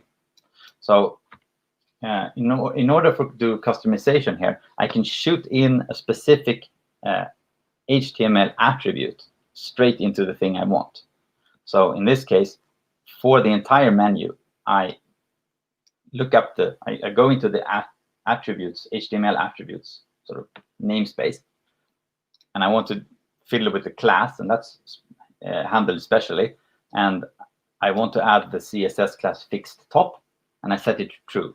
And then that's why it's on the fixed top, because that's the name of the bootstrap style. If I remove that line, both those lines, and wait for the restart, it's going to be fixed here, which is not so nice. I can also shoot in other configuration here, like style, something, or any other HTML attribute I want. So yeah, now comes the sort of pièce de la résistance of this entire thing. So I have a create, I have an edit, I have a delete, I have a listing, I have filtering, I have a menu. All these together, and they're very powerful, and they can be automatically derived from the models. So if I just take all these together and hook them up just right, I can make an admin, a full replacement for the Django admin. So we did. So you install it like so. You create an you inherit from the admin class. Well, you don't need to do this, but you want to put your configuration here later, probably. And then you just hook it up. iommi admin, include my admin URLs. Now I have an admin. I'm just going to log in here. I will go to iommi admin. And I have an admin replacement with like I have bulk delete and stuff. Delete and edit and create. Yeah, and another cool, the really cool thing I think about our admin is it has the same configuration language as your normal views if you use iommi, right? So there's a configuration sort of language for iommi, and it's the same for the admin as for your normal views. And now I'm going to show why that's really cool. So say I want to change the name here, the header name on this column. Now we can use this pick feature here. I'll just go to pick, click that one, and I can see it's parts, under list, supernode, artist, columns, name, and header. I don't care about actually, because I'm not actually going to configure the header. So I'm going to do this. Under display name for this column is foo. I save it. I give it some time to restart. And now it says foo here. So you see that this configuration language is the same. So here's the same configuration as if you created that thing yourself. Columns, name, display name, foo. This part is to make it specific to this specific list. can also do other crazy stuff, like you can do columns, maybe cell under, I don't know, actors style background equals, I don't know, red. Black doesn't seem like a good idea.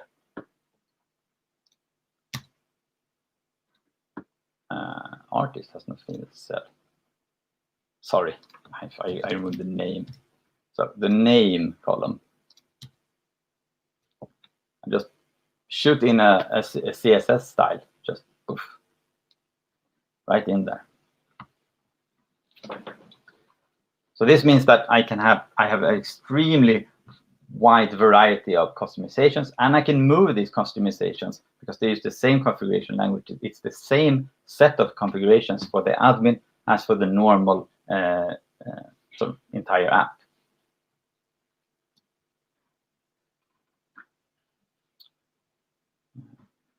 Yeah, we have also bulk actions. I'm not going to show them too much, but there's bulk delete. So if I select these, I can do bulk delete or select all.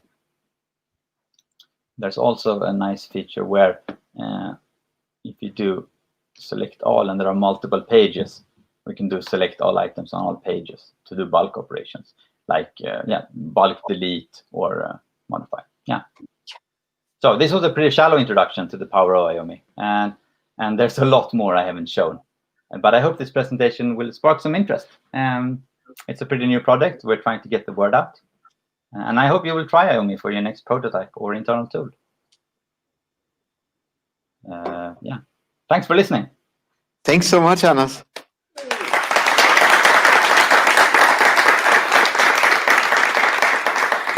And I see that you've picked up part of the question host job during the talk, and you were able to see some questions ticking in on Zulip.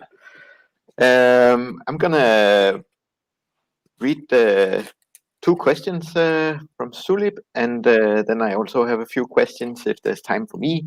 And the first question is from Andrew, who asks, the example includes styling with Bootstrap. Is this something provided out of the box? And is it possible to use with other CSS libraries? Yeah, so that is supplied out of the box. I supply out of the box. I've implemented a bunch of them because it's fairly easy and it's fun. So I've implemented Foundation CSS, Semantic UI, even though that seems to be dead now, which is a bit sad because I kind of like it. Yeah, Bootstrap, of course. Water, which is a very nice little minimalistic one. Oh yeah, and the Django admin, I implemented that style because it was fun. It's pretty simple to implement a style yourself, actually. I can actually show this a little bit. So you can actually sort of declare what styles you have, what templates you're going to use. For this class, you want to override some things and change what tag it has, and yeah. The documentation for the styling is bad for now, but there's a lot of examples at least. And we do have, so we use this in production because in production we have our own CSS or design system. So we need to be able to do this for us because we don't use Bootstrap in production. Yeah. Is it easier to use iommi than the Django admin? It's easier to do customizations, I think. The customizations in the Django admin are sort of piecemeal, and like there's one hook here and one hook here, and it's like a little bit of chaos, I think. But in iommi, there's a philosophy and a sort of a path that you can follow, and it's the same for everything. And we really worked on this for many years, so we think it's pretty good. But obviously, this is a new component. It's gonna be buggier for sure than Django admin, which is super old and very polished. Yeah, but we hope to get there. I think we can run past them with the right abstractions. there has been quite a lot of wishes to extend the Django admin over time. Chris asks, I also have a question about templates. What does editing a template look like? I don't think I understand how the inheritance tree works, or how I might add some branding, a custom design, and so on. Yeah, so maybe you noticed I have no templates, right? I only use the built-in ones. So if I go back to the code, I think, so if I declare in this case, the foundation style, I actually have a base template and I specify my own. You can create your own style where you override this base template, and then you can do whatever you want. So that's the sort of idea. The idea is you should only need to customize some some templates, like the big one with all your branding and all that stuff, and then everything else we just sort of fill it in and make it work. And you say, well, I want this class for an input field, and we'll do it for all your input fields, depending on type. A little later today, we will have a talk about the MVC pattern, the model view controller pattern, which indeed is something that's close to the Django mindset. How can you describe iommi, how it relates to this design? It doesn't really. I mean, we reject the entire concept. I think it's yeah. We've had a critique saying you know, you're mixing concerns, and I always ask the question, yeah, okay, and why is that a problem? And I never get a reply. So if you have this, actually the answer to this, please tell me, because I think it's more important that things that belong to the same thing are in the same place. So if you have a field, for example, in a form, you want all the customization for that field to be in that place. The HTML attributes, the I don't know, the template if we have one, the validation, everything should be there and not some other place, right? Not I hate the clean under name of the field feature in Django, because if you misspell that, then suddenly your validation isn't running anymore silently, and that's just and it's like you have your field is here, but your validation is somewhere else. I don't think that's a good idea. So we are mixing concerns, and we're saying this is sort of the declarative definition of what our view should be in all its glory, all the details here, and then and that works. We actually think that works very well. As I said, we've been using this in production since, well, I mean, it depends on how you count, but since 2014-15. All right, and perhaps I mean, time is up now, but perhaps it sounds like there can be a potential for a panel debate, especially now. Later we'll listen to both Nynne talk about the MVC, and also Luke Plant's talk about how to approach views in Django. So there's certainly room for different points of view in this. I think Luke is more on my side, against class-based views. You know, that's a direct question for you, Luke, if you're listening. Yeah. Okay, and I'm also sorry that I mispronounced iommi in the introduction to this talk. Of course, I thought it was very delicious project, so I just said no. It's the Black Sabbath guitarist. That's what we're dealing with here. And if you read the Wikipedia page, you'll understand why it has a really nice connection to Django. Oh, very cool. Another guitarist, perhaps. Yes. So thanks once again so much for joining us, and you'll be joining us, I think, on Zulip as well after this. Yeah, as much as I can. Yes. Yeah, sounds great. And if you're new on this stream, just want to repeat that you can register on djangoday.dk, and that way you can join our Q&A and you can interact with the other participants and ask questions to the speakers. And we're gonna switch now to this venue here in Copenhagen, where our next speaker is Klaus. Yeah, is he ready? He's sitting down. You need a 2-minute break. That sounds great. So we're gonna take a 2-minute break then, and see you back in 2 minutes.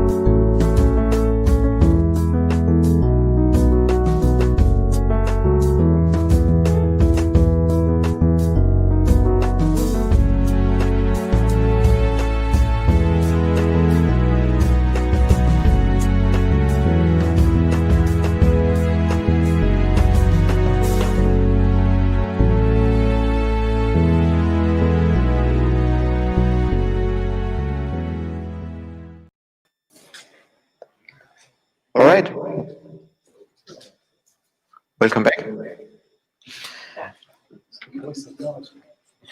Turn off the music from this one. On the sound.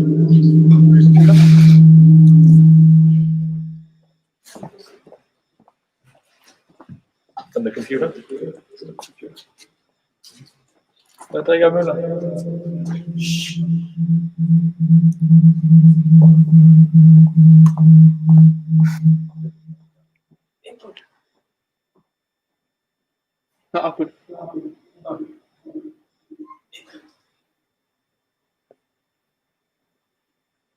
Yes.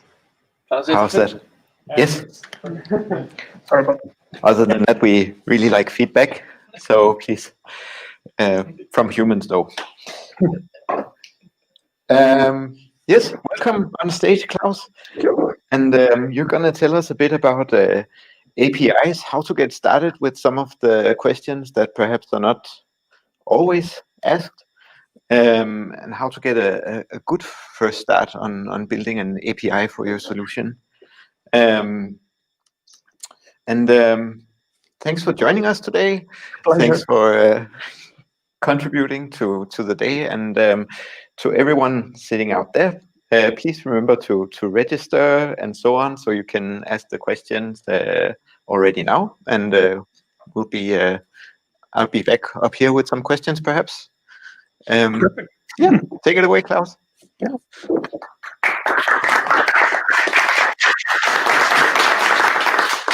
So yeah, hi everybody, hi people online.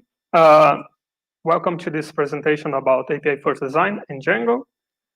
I'm Klaus, and besides of the Germanish name, I'm actually Brazilian, so never mind my accent, bear with me.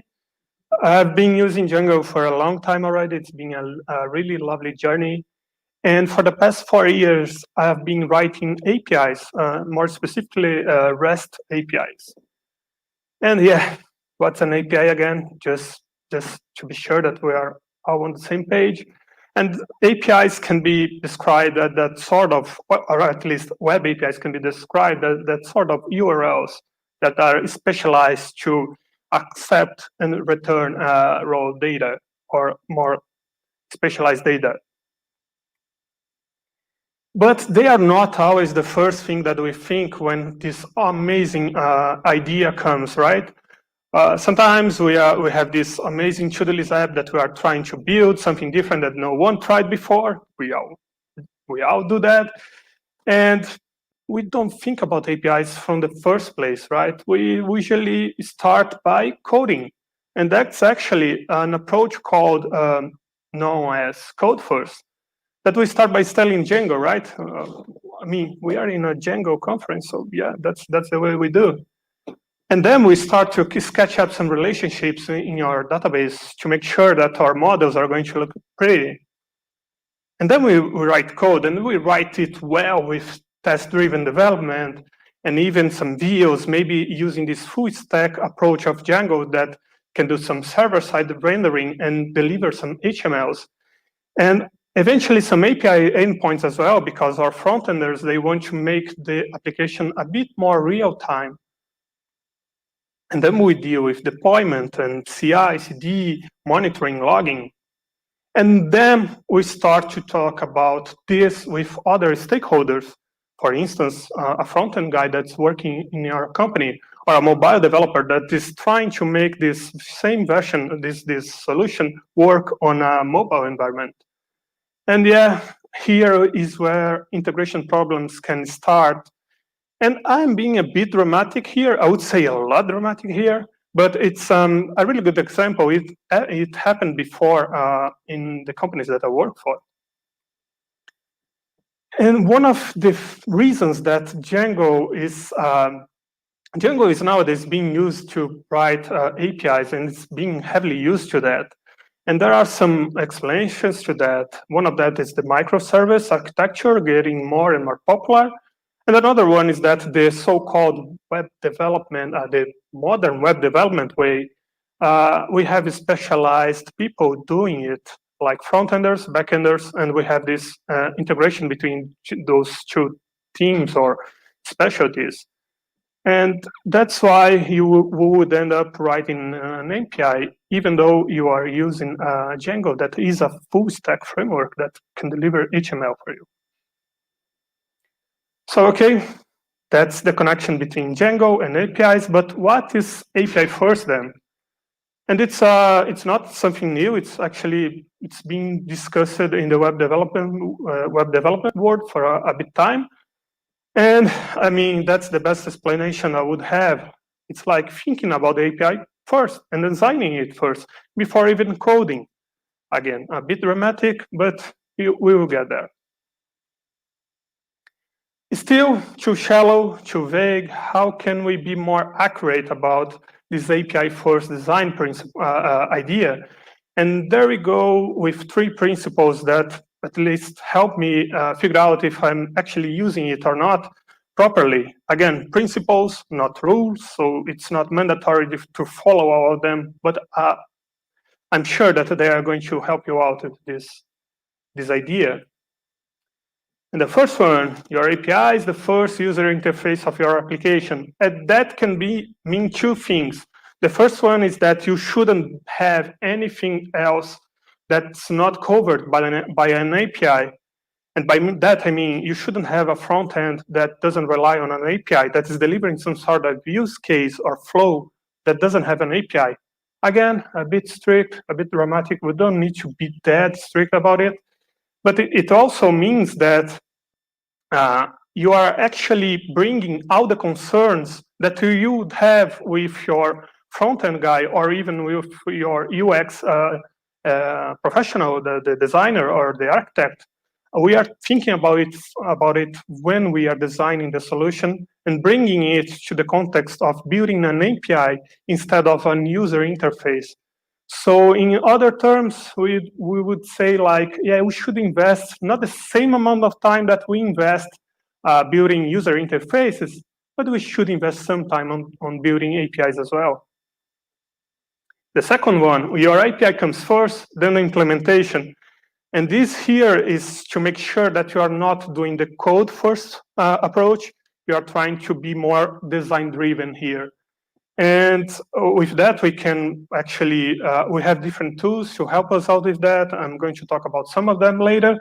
But the idea is actually like, let's think about the API and let's give it the proper importance and let's care about coding later. And number 3, your API is described and maybe even self-descriptive.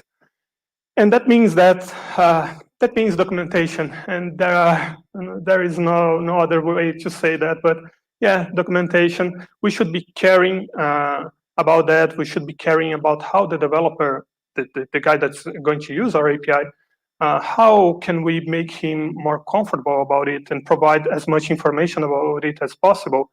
And by self-descriptive, maybe we can add some metadata to our API like we do when we use JSON schema hypermedia, for instance. So the API itself is providing some context so the user can actually navigate through how different endpoints and understand some actions that he or she can do. But by the end of the day, it's about caring for other developers. And at least for me as a developer, my point of view regarding API first is developer experience. And we can summarize it as if you're caring, if you're dealing with developer experience and trying to improve it, you're actually somehow practicing API first. And one thing that I like about this whole idea, this whole concept, is that you can have different points of view here.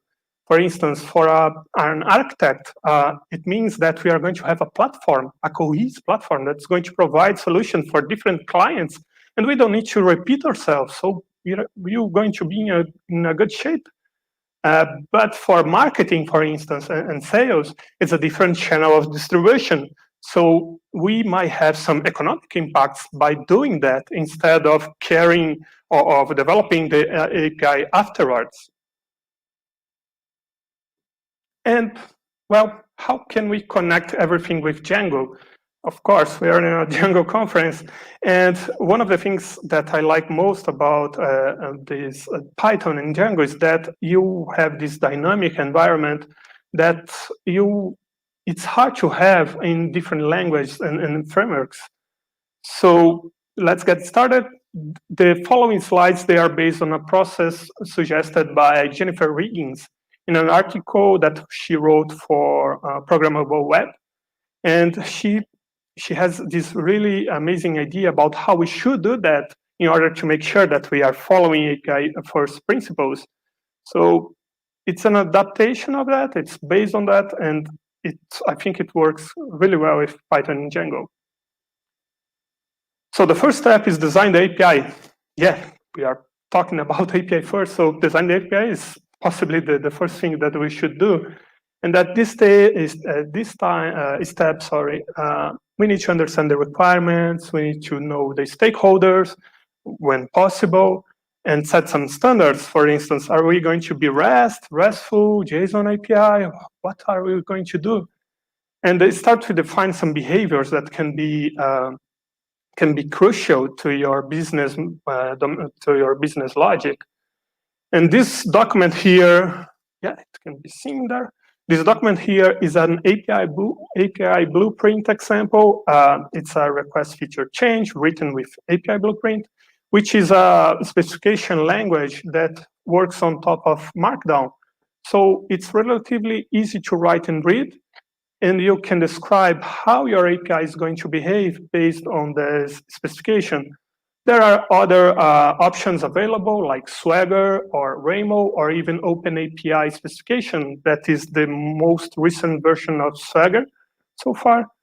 But you don't need to be that fancy. I mean, you can just sketch up some JSON payloads and you are going to be fine. But the thing is, you are starting to consider different use cases and flows and discussing it with stakeholders, again, when possible. If you have a front-end guy in your team, or if you have a provider or some sort of third party that's going to integrate with you, it would be nice to have them as part of this process as you can. And the next step is the validation. It works like some sort of proof of concept that we do sometimes by coding.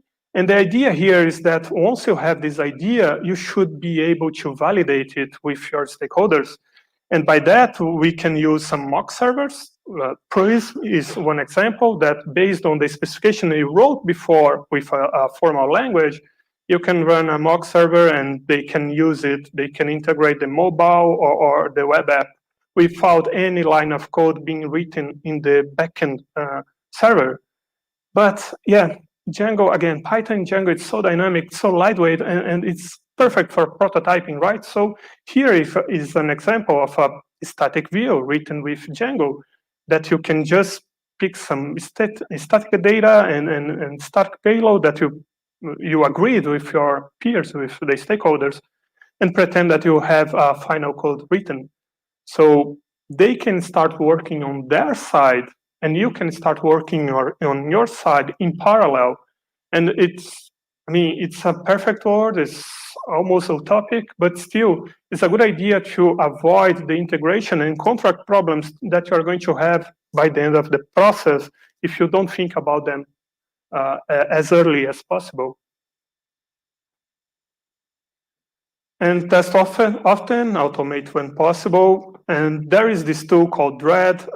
It's a really interesting one. It's a command line tool that you can use an OpenAPI specification document or API blueprint document and point it against a service that you have. And it's going to validate if that specification, that contract that you wrote is still valid. So it's some sort of API testing in the pyramid test. But still, it's a really good one to have in your CI and to make sure that you are not breaking the contract. The contract is still valid, so your clients, your customers are still able to use your API. And finally, we can start coding, right? And yeah, pick Django. And if you're going to write APIs with Django, I would say go for Django REST Framework, because it's a really cool library that's going to solve a lot of problems for you out of the box. And here we have four different elements that shows how easy it is to build an API with REST framework. We start with our Django model, Then we go to a serializer that is a REST framework element that's going to translate requests to model operations and vice versa. And we have the view set that's going to connect everything. It provides us a create, replace, update, and delete a set of endpoints. And the last part is like we are connecting it to Django so we can access it through the Django router. So it's actually pretty nice. If you haven't tried Django REST framework before, it's really awesome. Sometimes we will face this problem of over and under fetching, mainly with with REST APIs. And that means that overfetching, for instance, is like you have this endpoint that's providing an amount of data, and your client, he simply doesn't care about it. Like, for instance, a mobile version of your application that doesn't use every single information you have in your endpoint. So how can you avoid this? And as we saw before, it has other impacts like bandwidth that is being used and shouldn't be, and also some ecological impacts as well, as we saw before. So how can we prevent this kind of thing from happening? And Django REST framework has this add-on, this plugin, I would say, called Flex Fields, which can allow you to specify which fields you want to be in your payload. In this case, I just want the title, so that's what's going to happen, and that's what's the endpoint is going to return for me. There are some other options. You could write a specific version of your endpoint for your mobile client, for instance, with less information. It's still valid. Or you can consider a different protocol, a different technology that's not REST. And that's okay. API first is not about writing RESTful APIs. API first is about developer experience. And if GraphQL is going to provide your customers a better developer experience than a RESTful set of endpoints, why not? And that might happen, like you might conclude that WebSockets is the answer, or even gRPC, who knows? So it's not, you're going to Google about it, and you're going to see a lot of articles talking about REST APIs under this API first design umbrella. But it's not about REST at all. It's about the API itself, and it's about developer experience. It's official. Now it's time to release. And this step here, we are making that agreement, that sort of ideas and proof of concepts, we are turning it into something official. And it should happen before, because if you follow Jennifer Ringing's article again, this should be happening after test. But I mean, we have some really cool tools in Django, in the Django environment, so why not do this here? And with REST framework, URI template, and PyYOMO, we can have this really awesome generate a schema, a task in your manage.py that's going to generate this open API specification document based on the elements that you already have in your code, the model, the serialize, and the views. So why not, right? And this is useful because this document is readable by humans and by machines as well. So it's easy to share. You can send it to, I don't know, the third party that's going to integrate with you. So they are going to have an idea how your API is going to look like. They can use some SDK generators that read this specification and generate, I don't know, Kotlin code based on that. It's still utopic, but yeah, it can work. And we suddenly start to deal with changes, right? That happens a lot in a REST environment, a set of in APIs using REST, sorry. And Django REST framework, they provide this engine for versioning, and you have different options here. You can use the path, like /v1 / your resource, or you even using query string. And headers, why not? I think GitHub uses headers as well. It's quite neat. Or not, or you don't care about versioning, and yeah, you don't do versioning at all. And my way of thinking here is that even though you have full control of your server side and client side, I think you should start with at least a v1 / because suddenly your API is going to grow. and you're going to break a lot of contracts. So you might need to start using version, and the redirects are going to be a mess, like redirecting for a standard URL that you had before to a version URL that you now have. So consider using it sooner, and consider using it from the start. But still, if you have full control of your server and your client, I don't think you should care that much about it. It's too much of a hustle. And now it's time to release. And here again, we are talking about documentation. Release is not just about code being production in this context. Release is about any artifact that you are building that are going to turn it easy. Thank you. Turn it easier to the user to use your solution. They are going to be inside this step as well.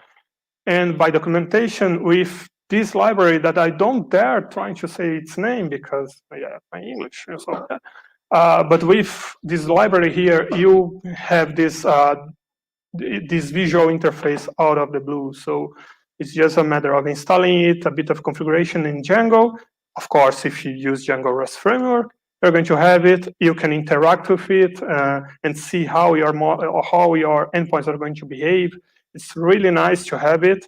A lot of, I don't know about you, but like looking at Stripe or even Twilio, they have those developer portals that are really awesome and provide a lot of content, a lot of information that are really useful.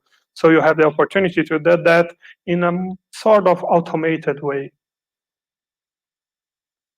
And the engagement part, one of the last parts here, we are almost there. I rushed a bit. So the engagement part, it's, again, we should be investing as much time as we invest in visual interface in our APIs. So the engagement part is the part that you go out there, you start to collect feedbacks and monitor your API and see how you can improve it. Tradeshift is a startup here in Copenhagen, and they have this developer center. It's really cool, and I worked there for a while. So they have this really interesting concept of building the documentation automatically. So every single release, they have it updated, and it's really nice. Everything works on top of Swagger files, so machines can integrate. A developer experience team has been formed just to make sure that they are providing, I'm not working there anymore, but they are providing the best experience as possible to developers. And repeat, you don't need to be waterfall about it. You can use every single agile methodology or framework you can be incremental here. And further readings, yeah, it's actually we are actually almost there, so almost lunchtime. I wrote an article about API first, and which is more based on Jennifer Riggins' results and the research that she has been doing about it. It doesn't talk about Python or Django, but still a really good reference. If you're looking for the reference for this talk, they are there. How to design great APIs. This is the article that I've been talking about from Jennifer Riggins. It's really interesting because besides of the process that I just kind of showed here, she also talks about some economic axioms that you might face with API first. So it's a really interesting article to be aware about. And the book from William Vincent, a lot of ideas for this talk are from this book. So if you are willing to write Django, APIs with Django, yeah, it's a really nice one. Go for it. The API first section here is awesome. Okay, it's been too early, but lunchtime is always as every time. So I'll be around if you have any story about documentation, APIs, and developer experience. I'll be around, and for you people, I'll be on Zoom. Thank you.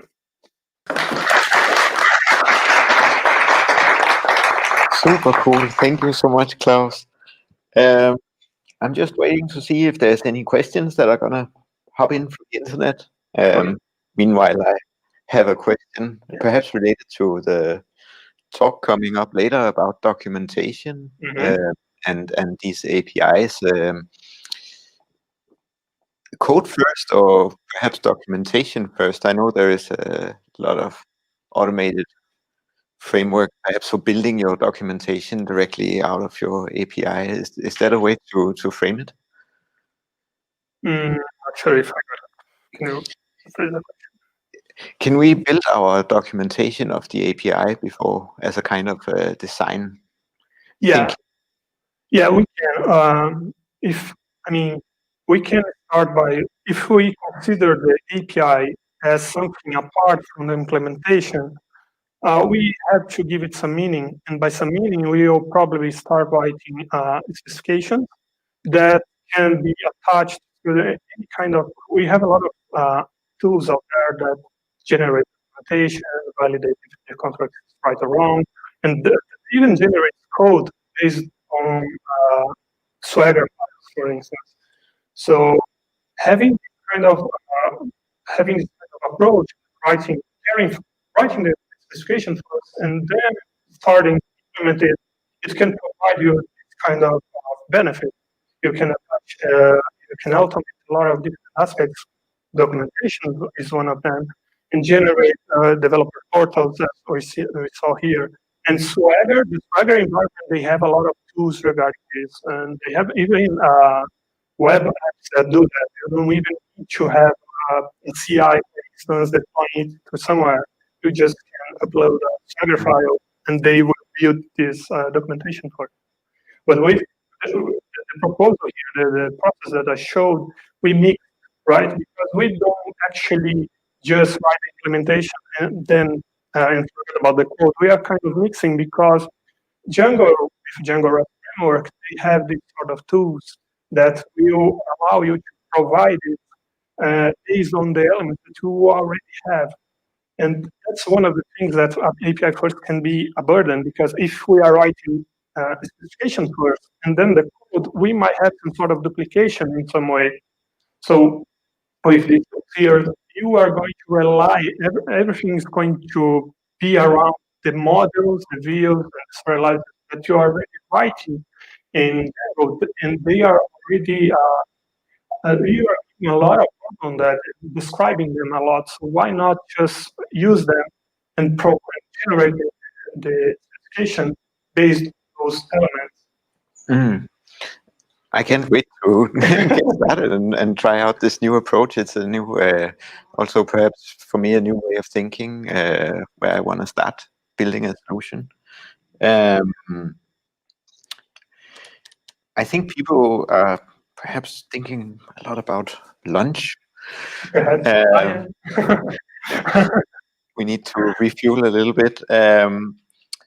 But a couple of, firstly, we're both wearing almost the same T-shirt, but yours is unique. That's one of the perks of being a speaker here. If you're interested in this latest Django design, which is made by Sarah, who's also drawing sketch notes for the talks right now, you're welcome to send us a message on Zulip. This is a special production, so we don't want to invest in anything that there's no demand for, but please just reach out to us.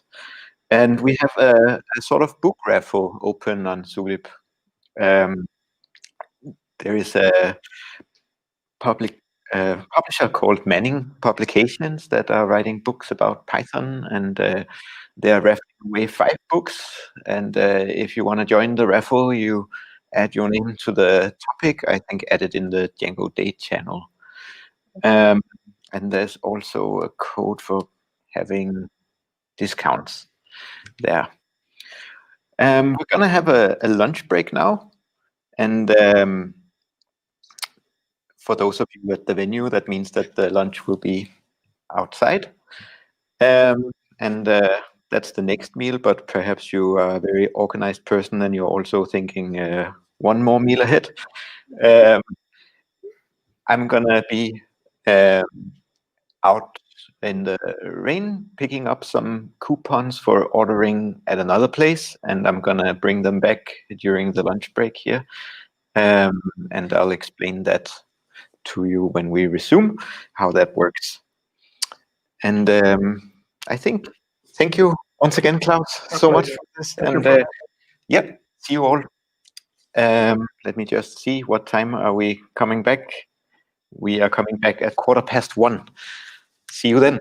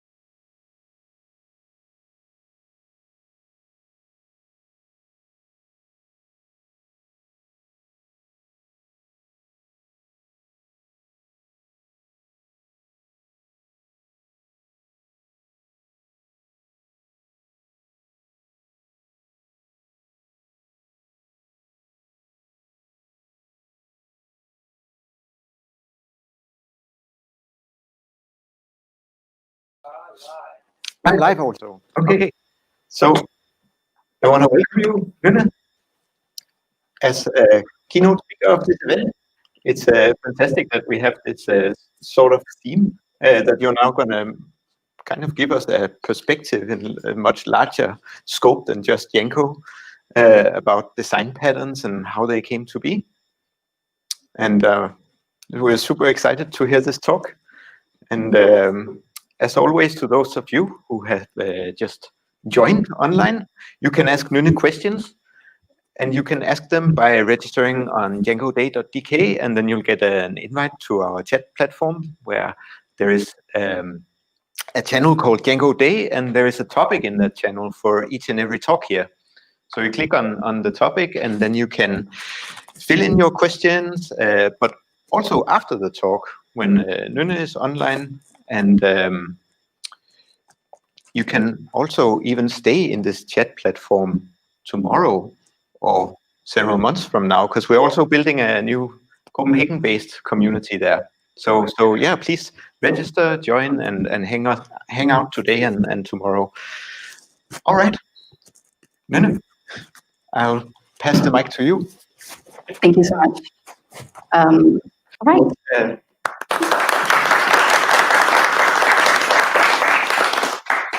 Thank you.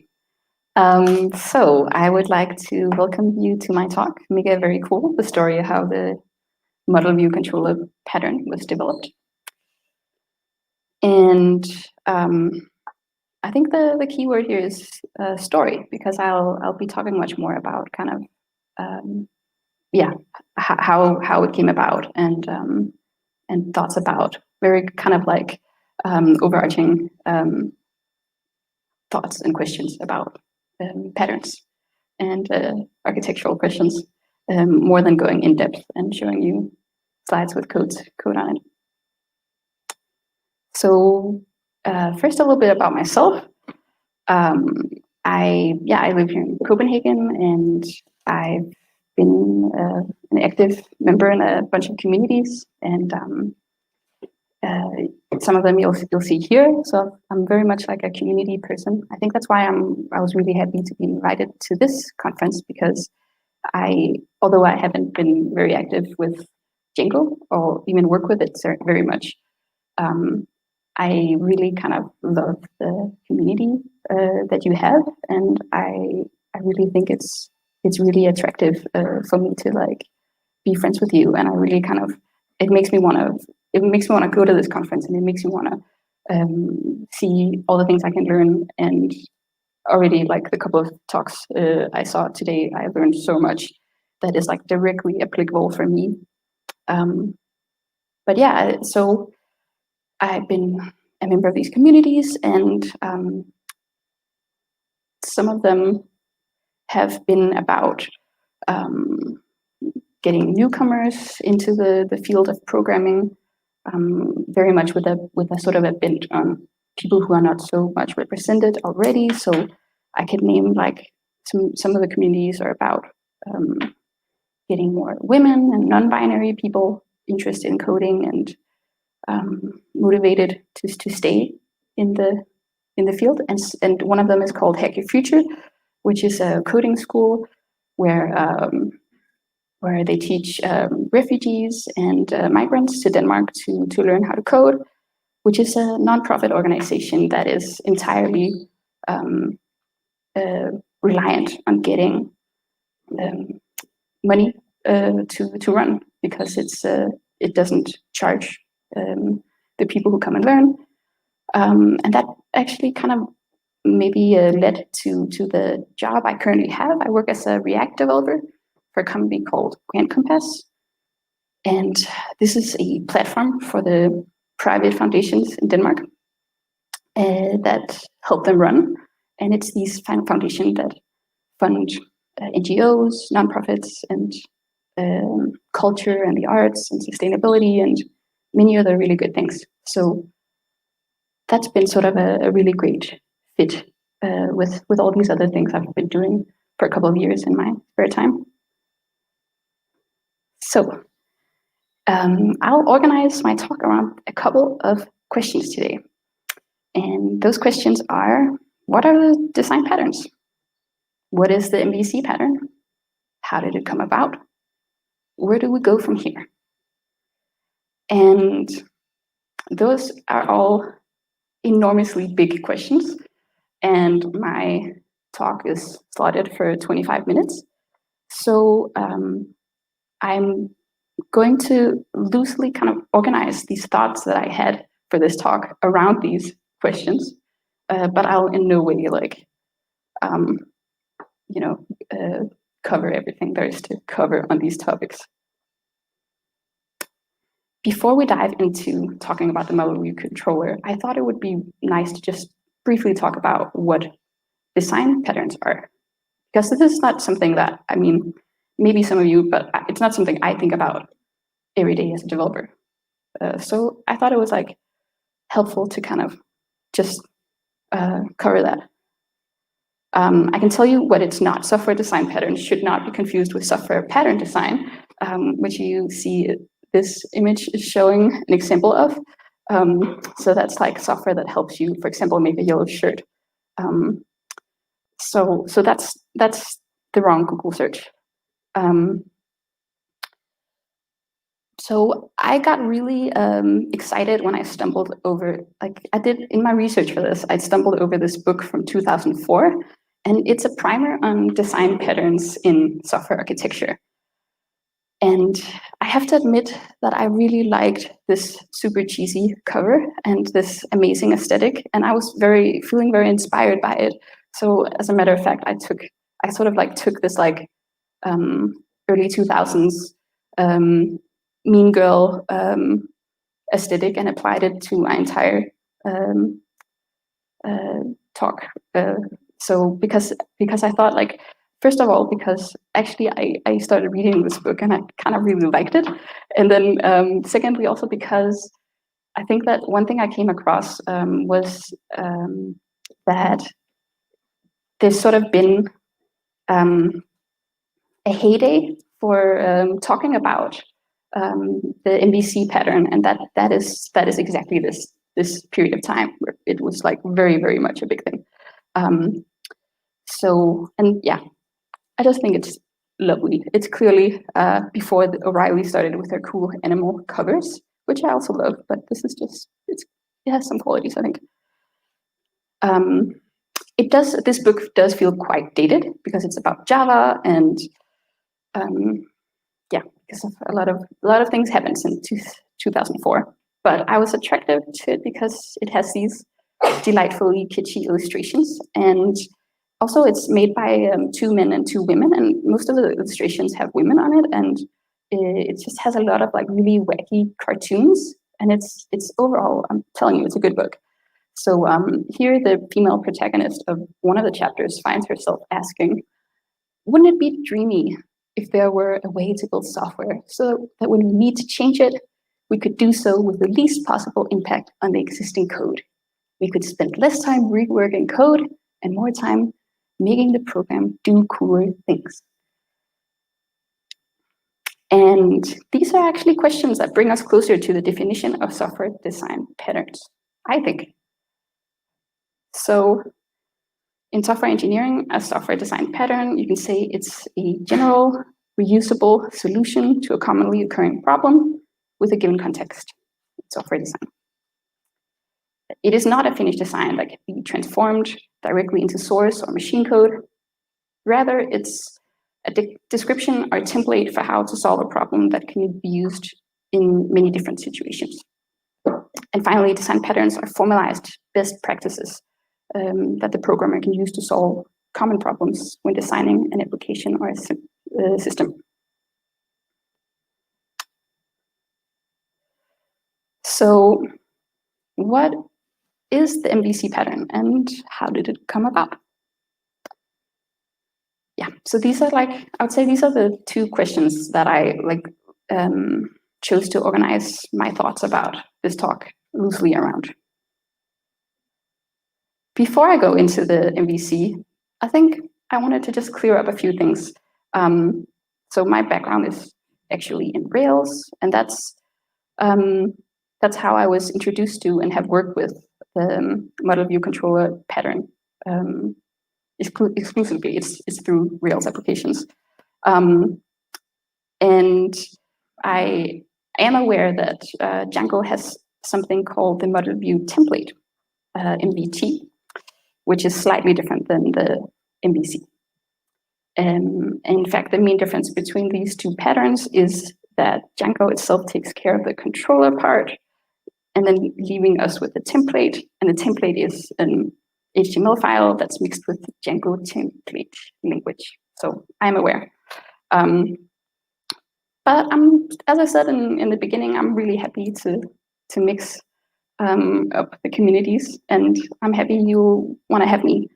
And this is a still from a very important YouTube video called Ruby on Rails versus Django. And if you haven't seen it, you really need to. And if I had enough time, I would play it for you. But it's basically about beef between Rails and Django communities. But I think it's time we put that past us. So back to MVC. So once upon a time, in the 1970s to be precise, mixing responsibilities was the common practice, and people were still trying to discover how to do it better. So try to imagine that you had these complex systems where code was just mixed and matched and all jumbled up together.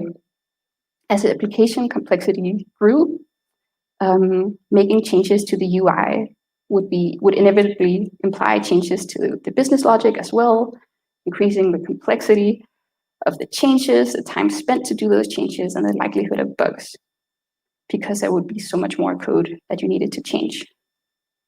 So the MVC came into play to solve these problems by promoting a separation of concerns between front-end and back-end. And I think this separation of concern is like a sort of a key concept here, and something that I keep kind of coming back to when I look at why the MVC pattern was so popularized and what people love so much about it. So I think like the way that I was introduced to it as like early career developer was sort of like through these like myriads of graphics. That's like what I remember the most. And they all roughly kind of like show the same thing. You have the model, and the model defines what data the app should contain. If the state of this data changes, then the model will usually notify the view, so the display can change as needed. And sometimes the controller, if different logic is needed to control the updated view. You have the view. This defines how the app's data should be displayed. And finally, you have the controller that contains logic that updates the model, but it can also view in response to input from the user of the app.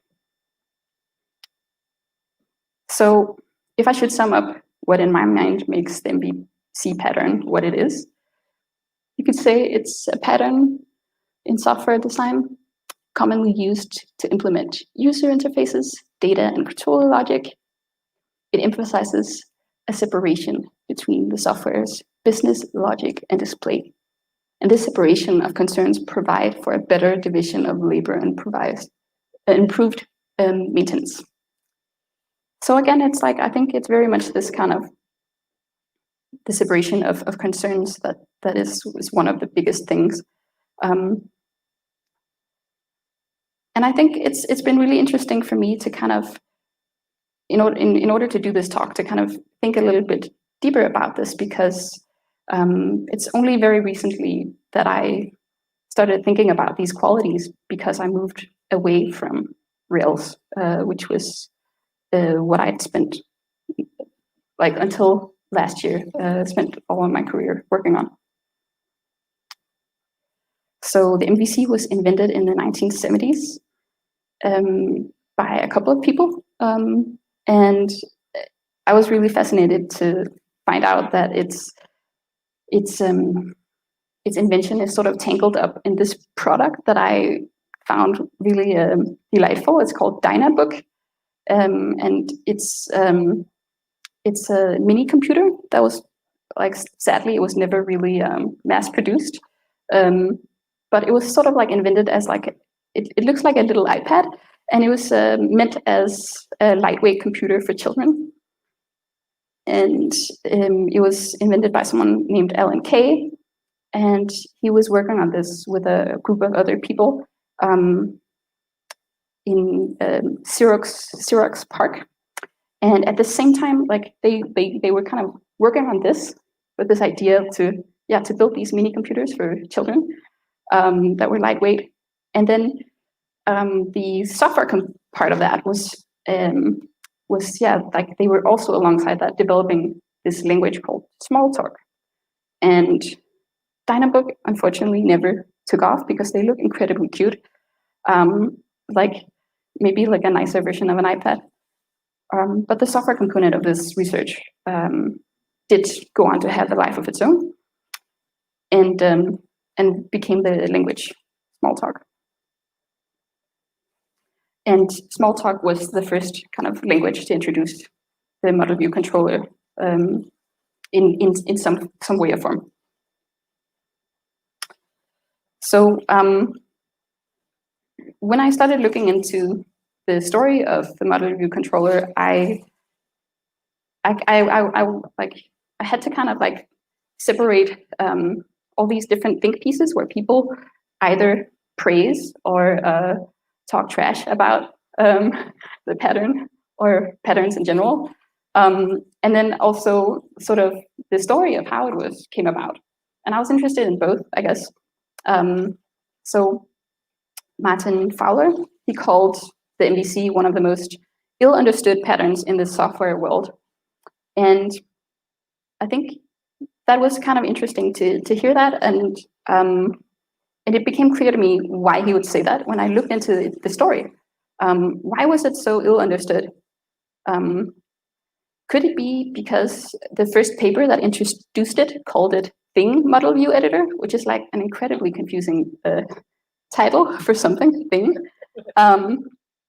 So they did publish like a second paper where they cleared it up and introduced the controller like very fast after that, but like still this is super confusing. Another reason for this confusion could be that the pattern has actually had a lot of different reincarnations and has had so many changes over time. And what we see here is from 1979, model view controller, where the model represents the business logic, the view represents a widget in the UI, so like button and text box, etc.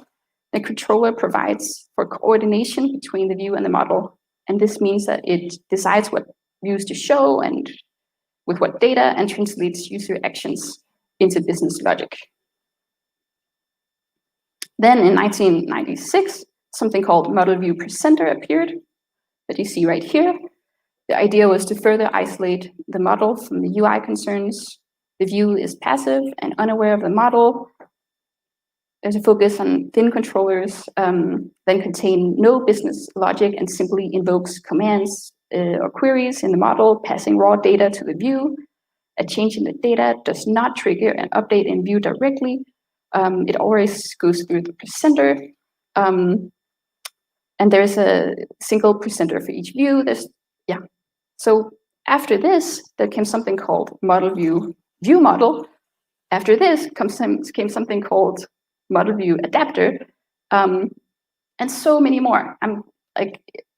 At some point, like I wanted to kind of go through the iterations of this, and at some point I had to kind of stop and dial back for a minute, because I think this really kind of, it became clear that like, okay, the model view controller has meant a lot of different things to a lot of different people at a lot of different times. And that's maybe one of the biggest takeaways from doing this talk. And it also kind of made me feel it kind of validated like this confusion I've always had about it. The title I chose for this talk is sort of like tongue-in-cheek, make it very cool, but it's also, I chose the title because without kind of knowing why, I always really appreciated it, but I didn't know why I appreciated it. When I was doing, when I was working on the talk, I asked a lot of my friends what they thought about the model view controller and software design patterns in general. And I think like 50-50, like half of them said, I don't know anything about that. And that makes me feel like I'm a dumb programmer. And then the other half of the people I asked said, oh, I don't like that. And started explaining why they don't. And I think a lot of it kind of like boiled down to this sort of the prestige of kind of like, I think like a lot of people basically have been bullied in job interviews where they are asked to kind of know all these different patterns and like some sort of like showboating around this topic. So I think like I was unraveling when I did this presentation. I was unraveling. Like I'm not the only one who has like this feeling of being confused about it. First of all, it's confusing, and second of all, it has evolved over time, and there's been so many stakeholders pushing it in different directions. So where to go from here? What's the current state of the model view controller, and where is it now?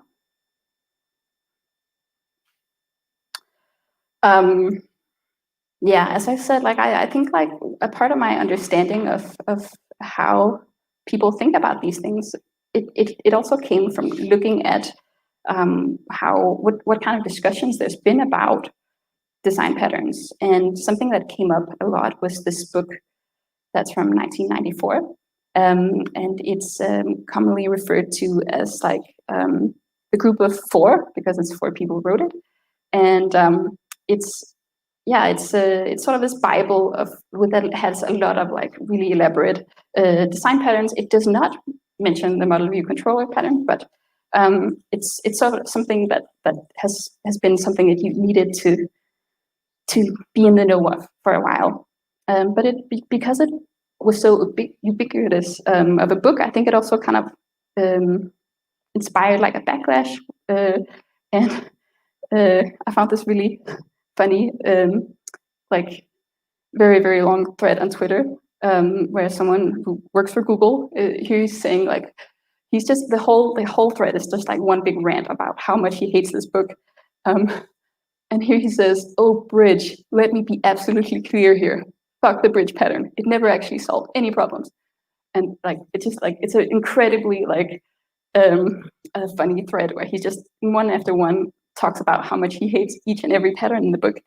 And I think it's been really interesting to see like all these very strong feelings people have had about it. And myself, I can say that I've been looking at it from the vantage point of having shifted to React, where it's like seemingly lifted out of this entire discourse entirely, because like most of the time it feels like React only has Vue, or it's sort of this anarchistic place where there are a lot of rules that guided the MVC world have simply been set aside. So I think like if I need to kind of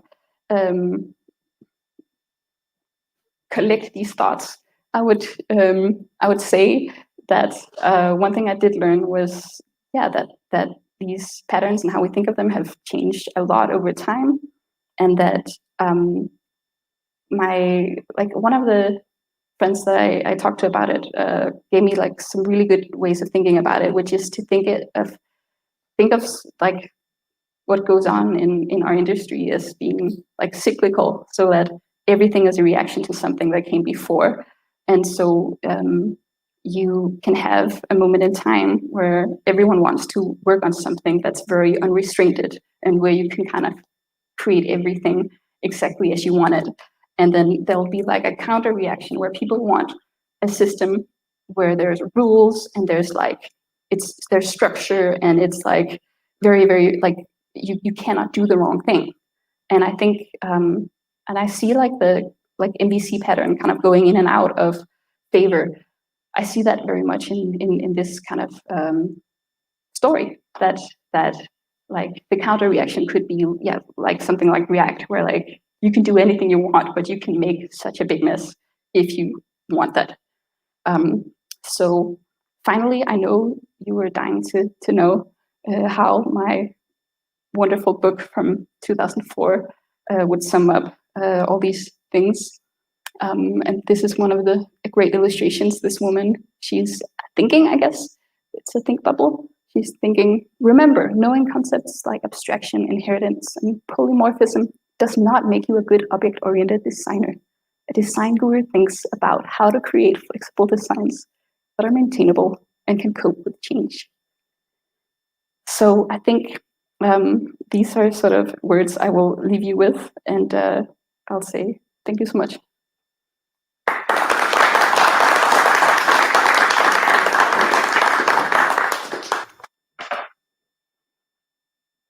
Thank you so much. I have a question from myself, if I'm allowed to ask. I've been wondering what is it called in the rates? Model view controller. Okay. I think that's why I kept referring to it as that, even though, as you now heard, it has like a trillion names, because that's what I was familiarized with. Because yeah, it's often familiar to Django people as model view template. Yeah. Which is like the same concept, just with a template. Yeah. Like you said in the beginning that you are active in a lot of communities, and I know it's also inclusive communities like our own, where we want to give people the right sort of entry points to get into our technological tools. And like, is MVC a good pedagogical method to getting people into thinking? I thought so. I think I've actually taught it at a lot of like Rails Girls beginners workshops, where like it's over the course of a weekend. You take someone who never seen a terminal before, and then you kind of make them for things at the end, like make an entire blog application, and they're even like ending up like deploying it to Heroku, and like people are very confused by that weekend when it's over. But I've actually like tried very like specifically to teach that to a lot of beginners who are very green, and I think that it's actually good for that. It's a suggestion to, yeah, also those of you tutoring Django that this can be a really cool tool, make a very cool tool to gain an understanding before you dive headfirst into the code. I have a question more from myself. A lot of people talk about front and back end abstractions too, and does the MVC kind of land? Is it both that we should think MVC on back end and also on front end? Does it? That was like a topic where I saw like quite a lot of think pieces, like quite a lot of Medium posts out there right now of people wanting to claim authority on this and like kind of push it in a certain direction. And one voice that I saw represented was that people are saying that there's actually more of a separation now, where like if you're a fully backend developer, that you don't have anything anymore to do with the view. So like this kind of gets pushed further and further away if you're so I think there's so many different opinions about that, and I think it also kind of ties in together with all these discussions we have about where does front end start and where does it end, essentially.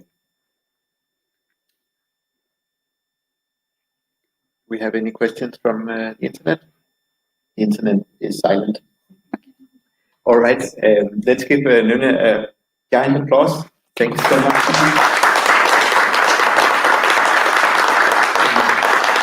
we're not gonna totally change the subject here. Instead, we're gonna like become very specific about the V in the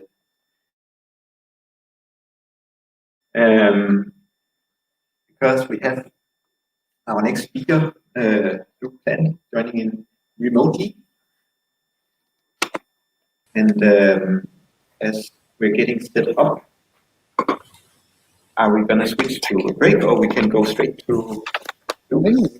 Right? We can hear Luke.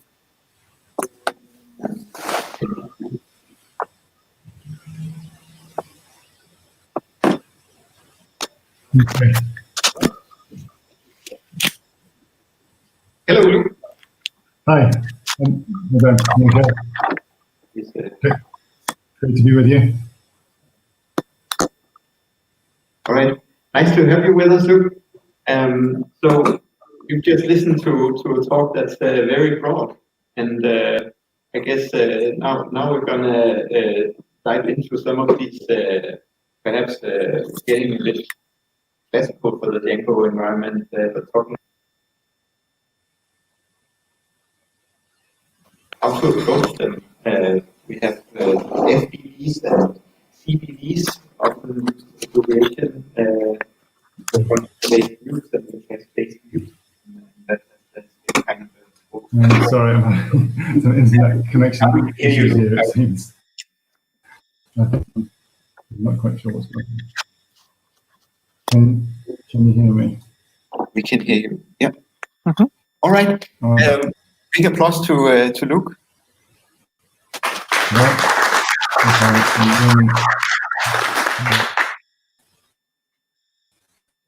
I think we're ready. Yeah. Is he? Does he know he's ready?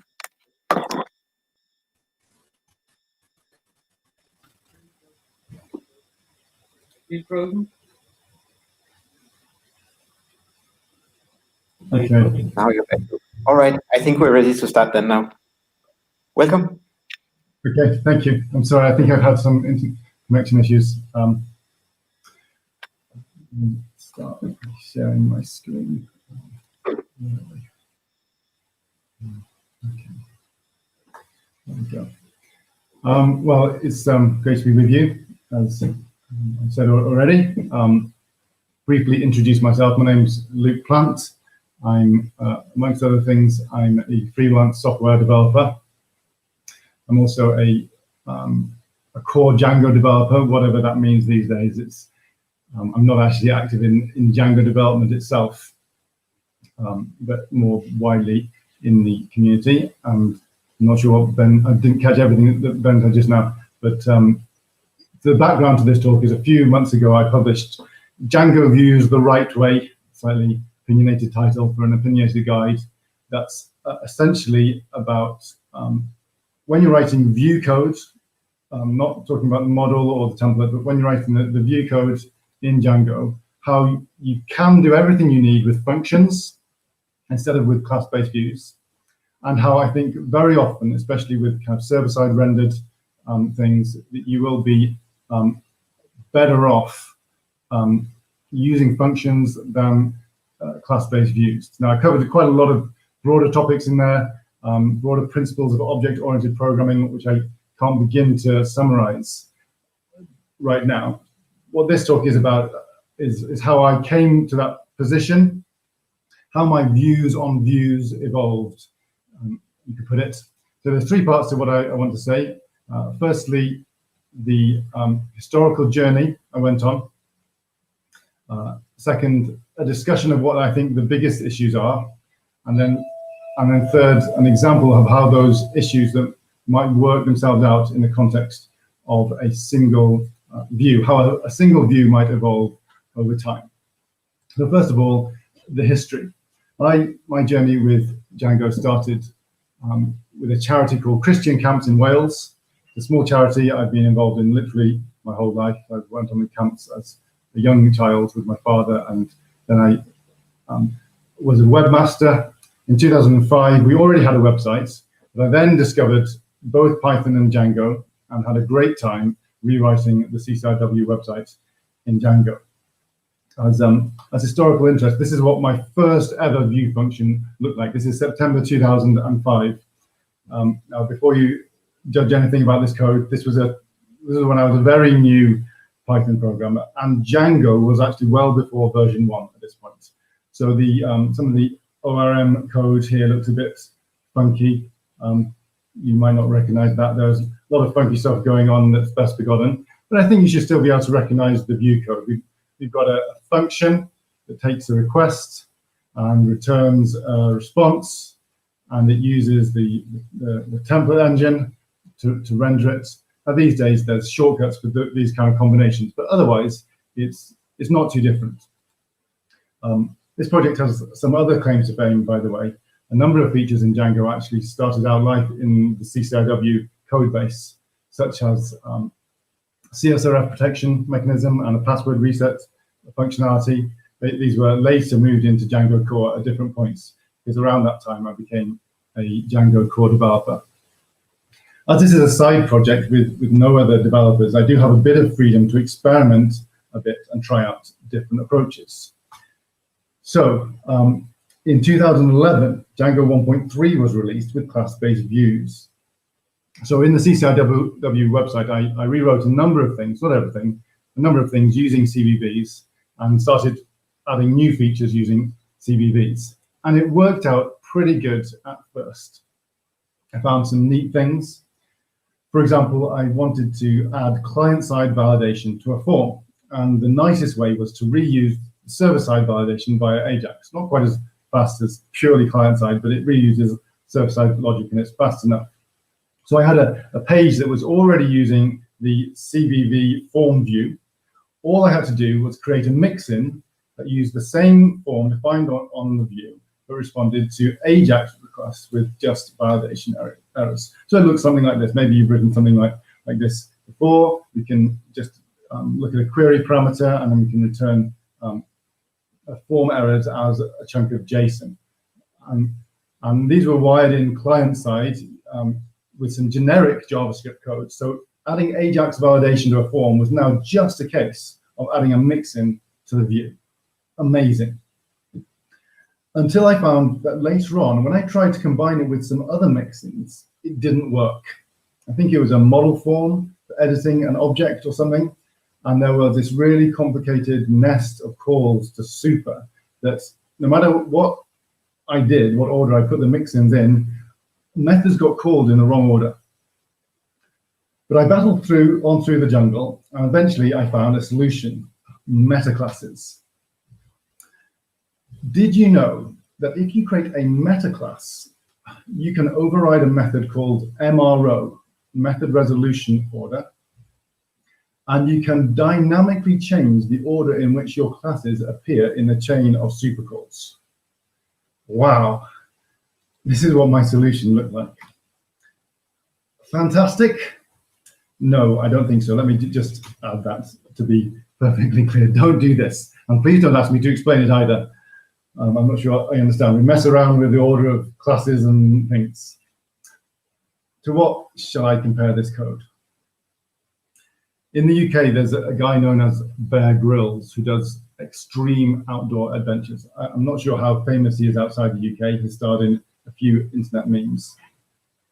On a number of occasions, he's run out of drinking water, and his solution was to drink his own urine, which apparently is something you can do as long as you don't do it too many times in a row or you'll poison yourself.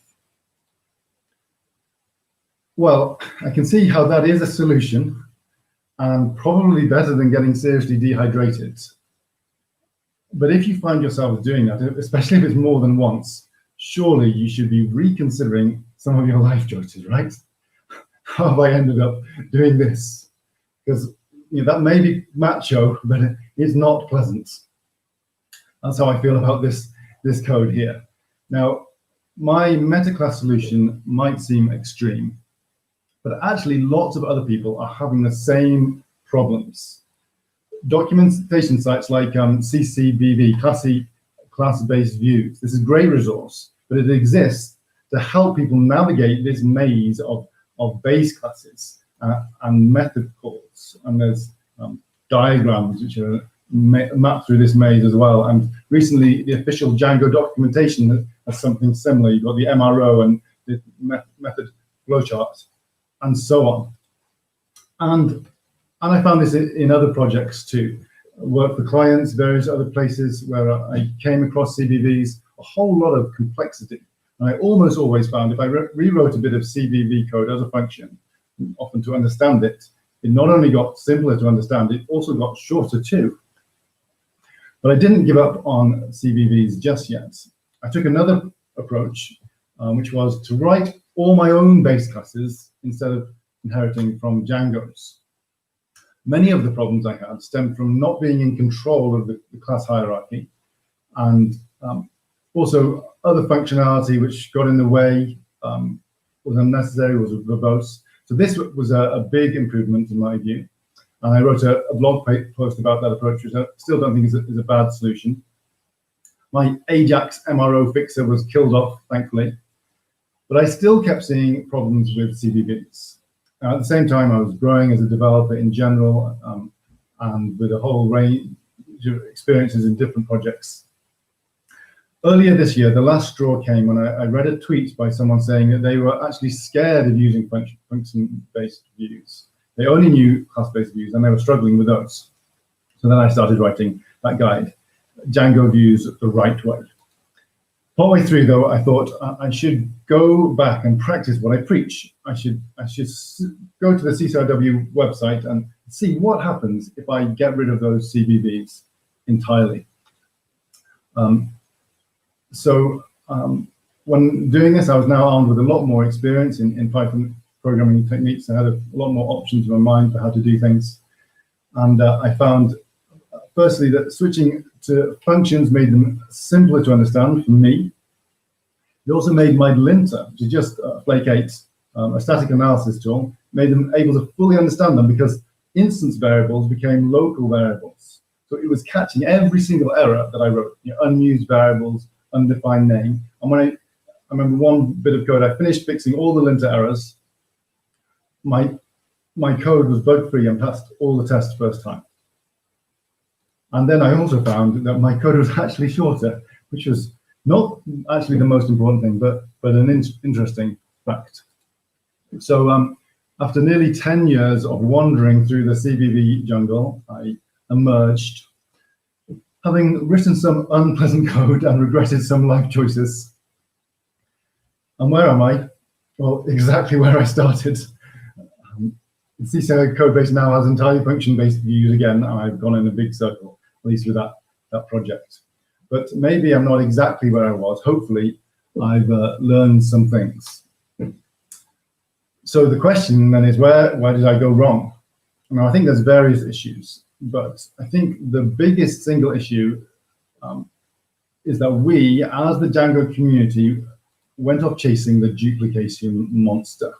Now, there's another issue which I'll come on to later, which is inheritance versus composition, but I want to spend some time thinking about duplication. I think how we think about this and address it is probably one of the biggest factors in the maintenance of a project.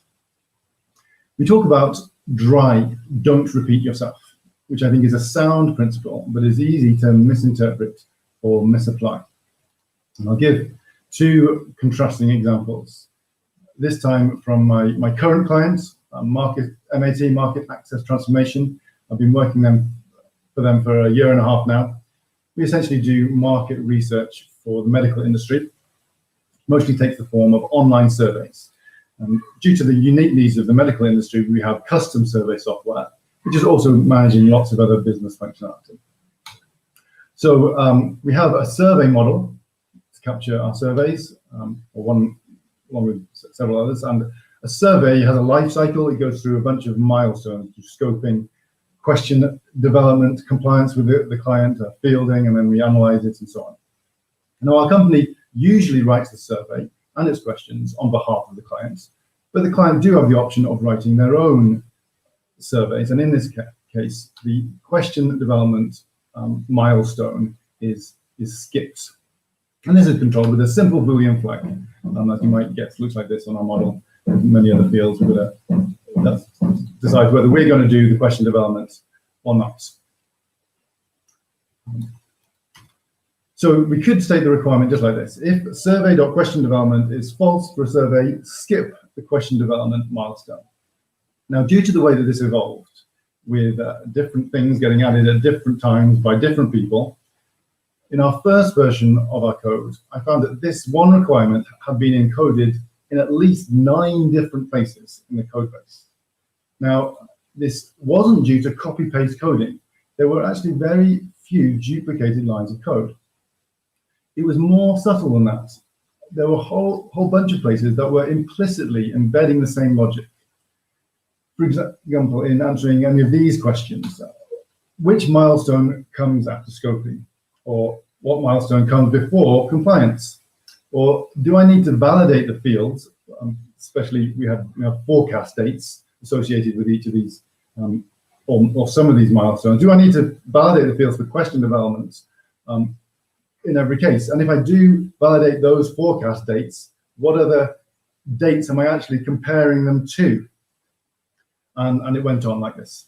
Now, this is a classic dry violation, and it causes lots of problems, as we know. If I need to change that one requirement, I've got a whole ton of places to change. Similarly, if I need to add another optional milestone, I've got a structure that's going to require adding lots of similar special casing. The solution to this is to have a milestone abstraction that encapsulates the requirement. So each different type of milestone will tell you whether it is included or not, and tell you what is the next milestone and all the other information about the milestone. And then you ensure that you only use the abstraction and never bypass it. In our case, it wasn't a strong enough abstraction to actually be its own model. It managed part of a model for us, but it still had its own kind of classes associated with it. And that's what the cleanup version of our code now does. Now, this is nothing particularly groundbreaking here, but what was interesting to me was that the duplication of logic involved very little duplication in terms of lines of code or structural similarity. You had to think actually on a slightly higher level to see that all these different places were actually expressing the same requirement. So the second example from our code base relates to certain types of questions in our surveys. In market research, you often want to find out how much people will be willing to pay for a certain product. But it turns out that asking them, how much would you be willing to pay for this product, actually doesn't work very well. So various people have come up with more cunning methods to extract the information. There's Van Westendorp's price sensitivity meter, and there's the Gabor-Granger method, for example. Now, for both of those methods, we would have the following database fields. You have a currency, a minimum price, and a maximum price. And then there's other fields which are unique to each one. Now, suppose you've implemented the first, and then you need to add the next, and you spot the similarity. You would be adding exactly the same lines of code. Don't repeat yourself, you remember. Can't we just reuse this code? Well, there are 2 ways to do this in Django. You could put the 2 question types and those fields in a single model. You'd have a single table, and then the other fields which relate to just one of them would need to be nullable because they would be unused in some cases. Alternatively, you could use an abstract base model to put the common fields in, which would now give you 2 separate main models, 2 separate tables. Now, the second of those is much better than the first, but both are actually very problematic. The problem is coupling. You remove the duplication of lines of code, but now join the implementation of these 2 distinct things together. If you want to understand any code that operates on these fields, you have to be thinking about both ways that the fields might be used. If you want to change one of them, you'll end up changing both of them, or be unable to change one of them. I want you to notice again that duplicated lines of code is not the heuristic, the thing you should be using to decide whether or not you have a dry problem. Rather, the question is this: what is going to happen when things change? When the requirements change, or when I want to change how I'm implementing those requirements? If you think about it this way, if you have one requirement in n different places, then you obviously have a problem. But also, if you have n requirements in one place, you also have a problem. So duplicated lines of code may not be a problem. It's very common that if you have distinct requirements which happen to look similar to each other, and we often happen to choose them in very similar ways. So similarity in lines of code is exactly what you'd expect in some cases, and it's not something to worry about. Okay, so onto the last section of the talk. I want to see this in action with a single view.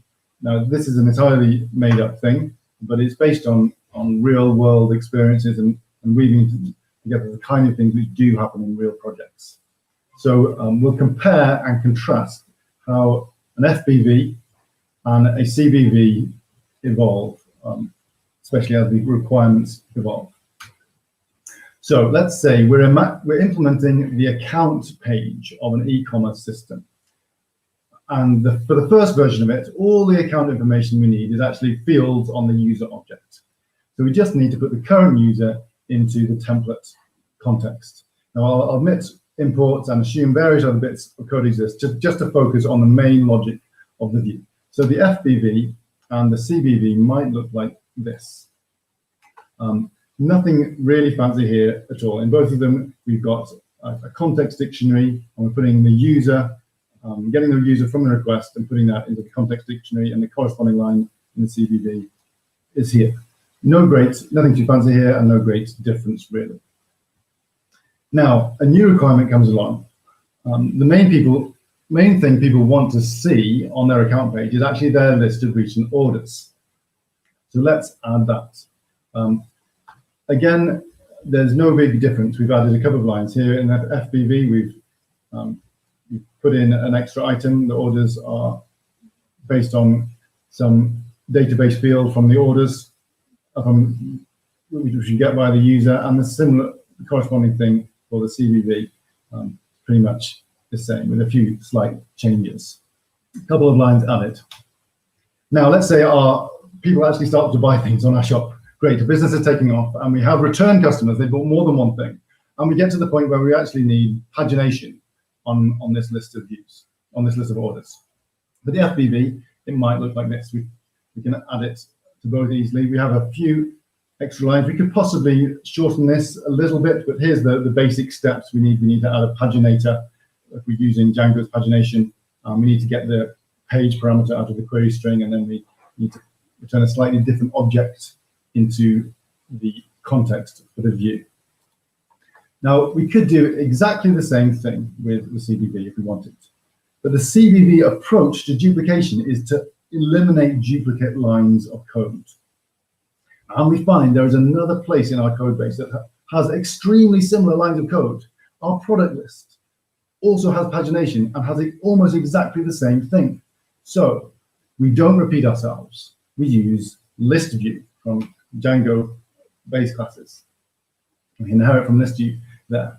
I'm done, and all we need to do now is we add this paginate by, that's the number of items per page, and we add this get query set method. And done this way, a bit of duplicated code between account view and product view have disappeared. But let's think about where that duplication actually came from.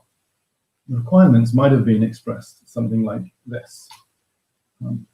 For the accounts page, we show a page with a basic user info and a list of recent orders in reverse date order, paginated into 10 items per page. On the products page, we show a page with a list of products that are for sale in alphabetical order, paginated into 20 items per page. Notice how many similarities there are in the requirements.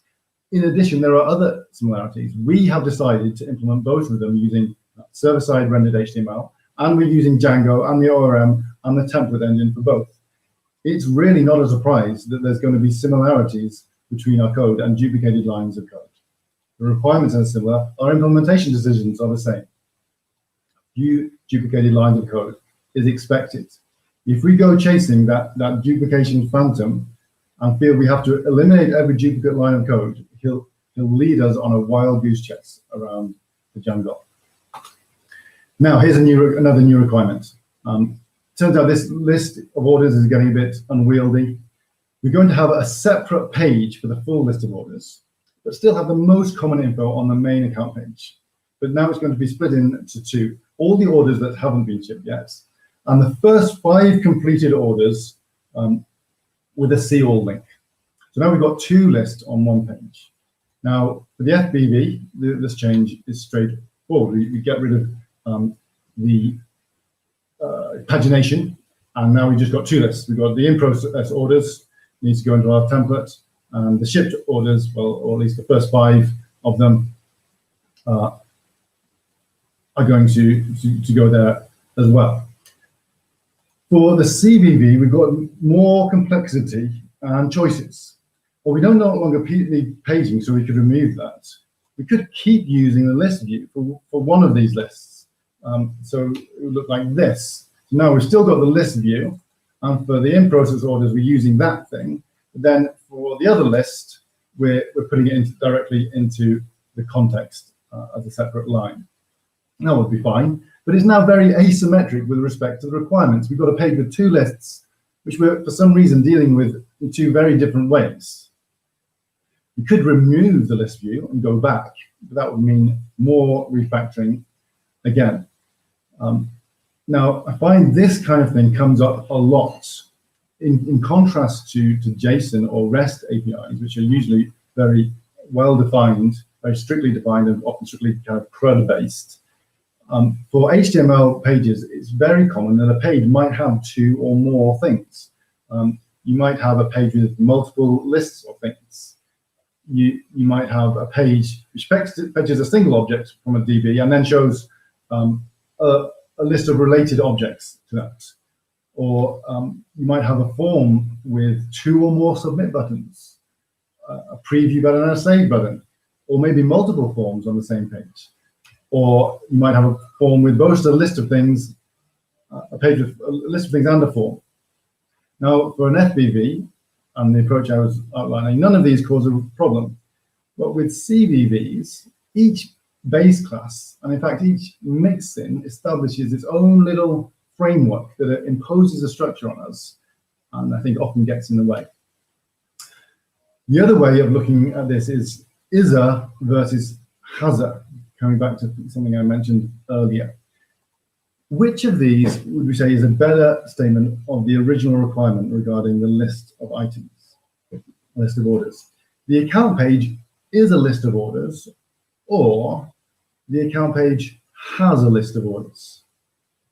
Well, given that the account page also has other things, navigation and other account information, and maybe all kinds of things we might add, I think it's clear that the account has a list of orders, as well as other things. But inheritance is really for when you have an ISA relationship. We've got a HASA relationship. And I think that's a very strong hint that inheritance is going to hurt us. Rather, we should be building up a view by composing all the bits of functionality that we need. And this gets us to the other big principle that I mentioned. And this is, again, absolutely nothing original. You should favor object composition over class inheritance. And that's what the FBV did all the way through. It simply included little bits of functionality without needing to be restructured. And I think if you follow this principle, and if you don't go chasing the duplication monster, you'll find the evolution of each view in your code base will be much smoother. You'll spend more time on the path and less in the jungle. Well, I hope that has been interesting and useful, and thank you very much for listening.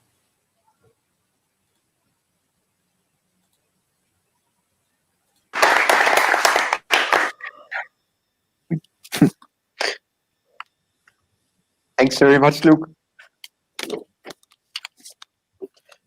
And I'm wondering if there's any questions from the internet.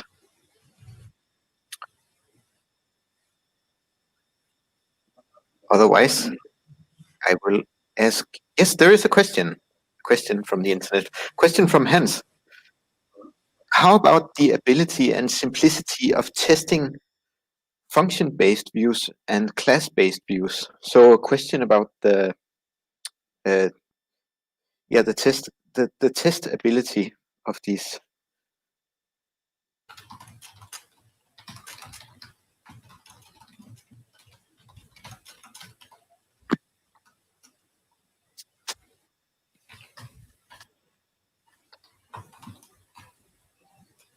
Luke, did you hear the question just before? I didn't hear that. Didn't catch that. Okay, I will repeat it. Hans is asking, how about the ability and simplicity of testing in the question of choosing functions versus class-based views?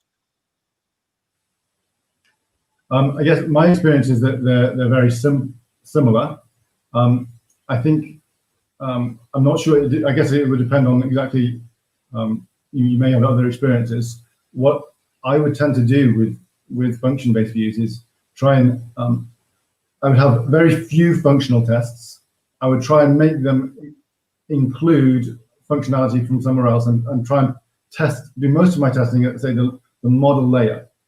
I think it's actually one of the disadvantages of class-based views is that you often, say, if you have a mix-in, it's actually very difficult to test a mix-in in isolation because it's making all these other assumptions, kind of implicit assumptions about what context it's going to execute in. And you could test it in isolation and it wouldn't work in some other context. Whereas with the functions, you might have little utilities, or you might have decorators that you can test. And usually these depend on an interface. So for example, if you have a view decorator, it only cares about the interface that it's decorating any view. And because it's only using the interface, then you can test that thing in isolation. So I would have a few view level tests. I would then try and test at other level, test my decorators, test my model layer. You may have other experiences. That's how I would see it. And that leads me to a thing I was wondering too about mix-ins. Are mix-ins bad? Are we sliding into the wrong path when we use mix-ins for our view structures? I think the most useful thing I've seen on mix-ins is Brandon Rhodes' treatment of mix-ins. If you read my guide, Django Views the Right Way, I linked to him a number of times. I'm a bit of a fan of Brandon Rhodes. I use them. I certainly use them for some things. I try to be very careful about how I use them. It's very easy for it to work in one context and not in the other. And I think Django REST framework, by contrast, shows a much better use of mix-ins. So if you use Django REST framework, it occasionally uses mix-ins, but most of the most of the way it includes external functionality is by separate classes which have their own interface. So you have serializers, you have authentication classes, you have filter sets, and those kind of things, which are all actually separate classes with their own interface. I think that's a better way of structuring the mix-ins. For most things, I still use mix-ins for convenience. Often in test code, I use mix-ins quite a bit just to make stuff available on self. Maybe it's laziness, I don't know. And it's not really a question of whether to use them or not, because there's so many different cases and complexities. The next question is from Marco. Marco says, some teams use constraints on how many times you can extend a class. Do you think that this kind of approach can help in solving the confusion created by inheritance? In that case, how many times would you suggest to extend the class? Is there like some kind of upper limit to this in theory and practice? I'm not sure what the limit would be. I would, if you are going for the kind of class-based method, I would suggest being in control of the class hierarchy. So even if it means starting by copy pasting a bit of code from Django, and so that that base class you can control yourself, then you can control a bit better, and you can impose those kind of rules. And you can put, if you need some code at the top level, you can put it there because you're in control. I think you get a special problems where you are already inheriting from a set. You're already at level 4, and you're adding on levels 5, 6, and 7, and then I think you make life really hard for yourself in that case.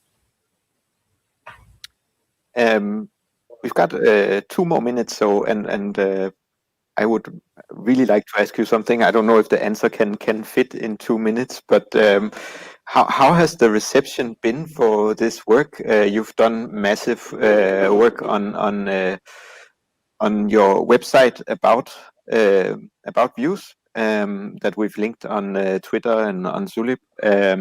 How's the reception been, and what do you need to like progress with this work from the community? I had a really good reception. Obviously, there's different opinions, and that's fine. That's why I made something that, you know, is my opinions, and you don't have to agree with every word. I was touched by some people who were quite. I was quite surprised by the strength of their reaction in terms of being pleased by it, when they've actually really struggled with class-based views, or they've been made to feel like they're stupid because they struggled with them.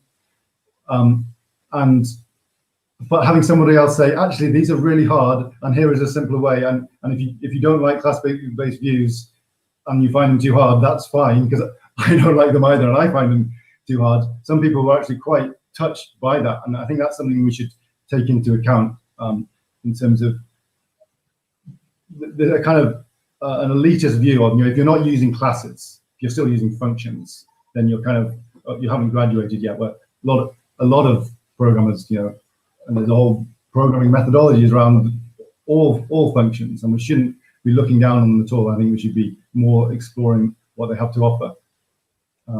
There's more stuff I'd like to do. I'd like to do something on kind of security, how to apply global security things. If other people have other ideas of what they'd like me to cover in that guide, I'm open to adding more things to it.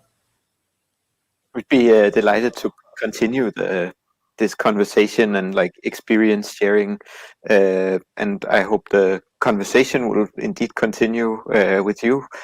And thanks so much for joining. My pleasure. We're getting ready for the next speaker, and we're going to have a 2-minute break. Thanks, and see you on Zulip.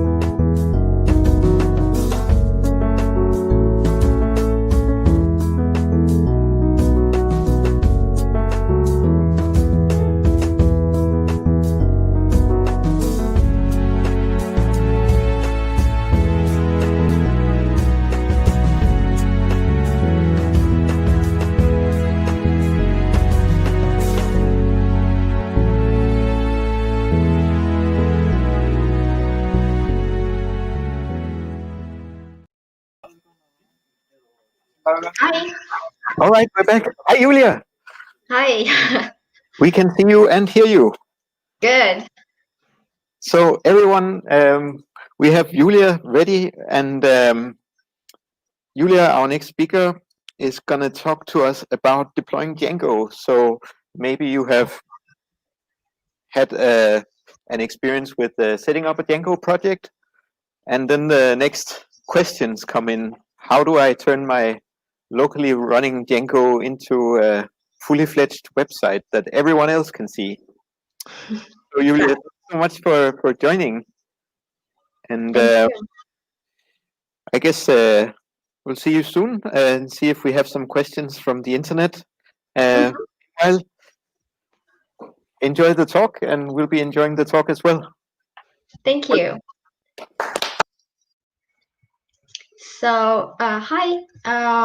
Let's talk a bit about myself first. My name is Iulia, and I have been a software developer for some time now. Well, 5 years exactly, and 5 years might sound a lot in technology years, but in human years, I'm still a bit of a toddler. And one thing that defines toddlers is that they are very curious beings, and they like to push the big red buttons to see what it might do. So, being curious myself, I sometimes get into pickles where I realize that I didn't know where I am or where I'm doing.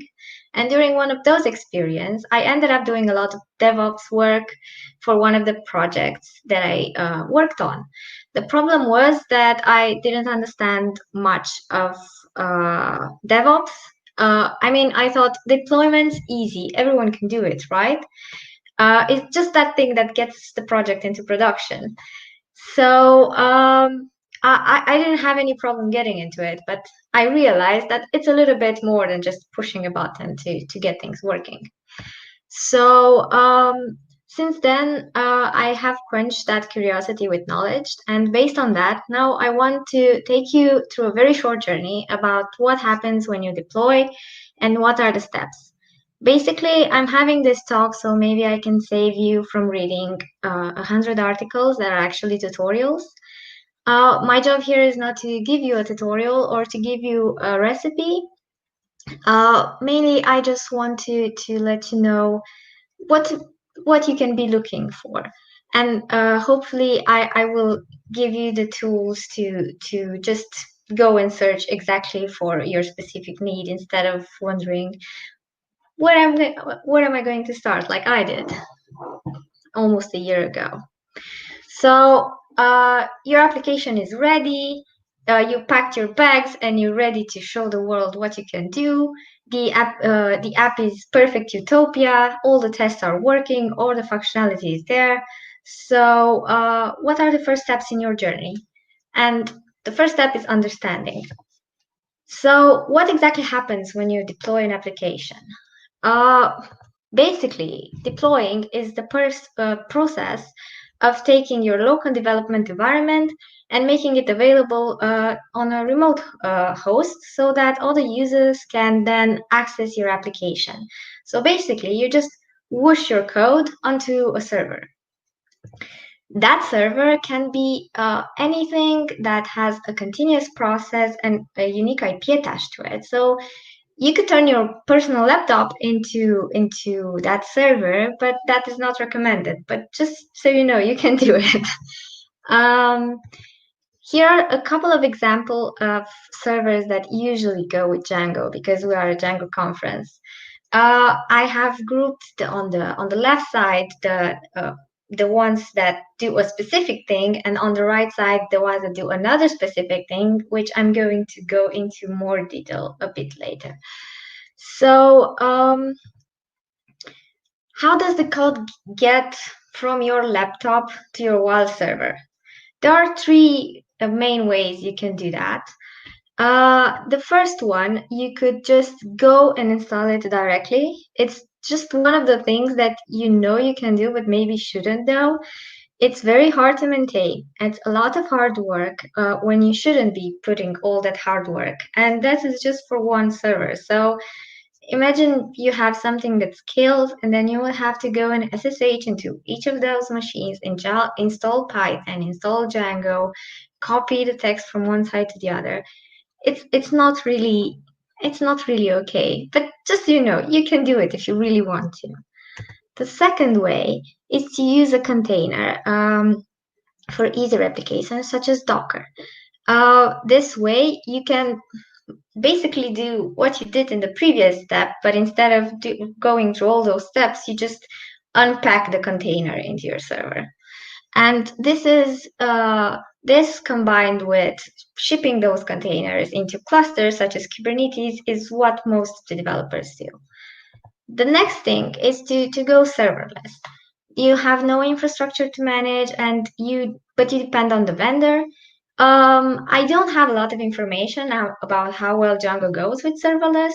I would imagine that since it takes a lot for the Django app to start, that it wouldn't be exactly optimized to go in a serverless situation. But that's something that I need to learn more about before having an opinion. But it's an option that also you should be knowing about. So before that, we need a server for the server. Django app comes with a server of its own. When you run Django run server, you don't have just the application, you have a small server for it, but we need something other to access it. And the reason for that is that because Django is, the original Django application is single-threaded, you're going to want to access it more from more than one entry point. And the official Django documentation specifies two main methods of deploying. The first one is using WSGI, and the second one is using ASGI, or WSGI and ASCII for simplification. The main difference about them is that the first one only supports synchronous code, and the second one is asynchronous friendly. That doesn't mean that it doesn't support synchronous code because it's backwards compatible, but usually it's mostly used for the asynchronous way of doing things. So let's go through each of one of them and talk a little bit about them. So WSGI stands for Web Server Interface Gateway Interface, and it's essentially the standard that talks about how Python web applications are deployed. It first appeared in 2003, which in technology years means a long, long time ago. Python back then was on the rise, and there were a lot of emerging frameworks to choose from. But having to choose one framework meant that you had to learn all the stacks. So people needed to pay a lot of attention before deciding which one to use. It would be like a really difficult conversation whether to use Django or Flask nowadays, which we hope we don't have anymore. So there was no singular way of communicating with the servers, and there was a need for that. So basically what PEP 333 and later PEP 3333 for Python 3 in 2010 proposed was a way of doing this communication that is singular, and you could just plug in whichever framework you were using without having to learn how to communicate with the server. And in order to understand better about that, we need to think about how users communicate with the application. I bet you all remember that old story about what happens when you type something in your browser and press send. So basically, your request travels a long way, and then it gets to the server, and then you receive a request back. And in order and once it reaches that server, then it needs to get to the application. And basically, that what basically it means, WSGI come and said that let's split this into two big components, a server / gateway and an application / framework. And then let's define a protocol in which how this communication is going to happen. So basically, the server is going to demand that the application is going to provide the server with a callable in order to send the request, and then the application is going to send back a response. There is also the concept of middlewares, where basically the middleware could play both the role of a server and an application, but for this talk, I'm not going into them. So Django already comes with this in place, and if you created a project from scratch, or if you looked at the project skeleton in whatever project you looked for, you would see that there is a file called whiskey.py, at which until this year I have not paid attention to. And let's look at a bit about at what this file is doing. So after we import everything, we have this line where we set an environment variable that defaults to the settings file, and then you return something from a function, and you assign that return thing to the application. And let's see what's inside this function in order to understand better. And here we're going to see that we have this line where we initialize the app registry. And when that set prefix is true, we're also setting the URL resolver script prefix to some predefined value. But if false, well, we don't set anything of that sort. And then we initialize this class.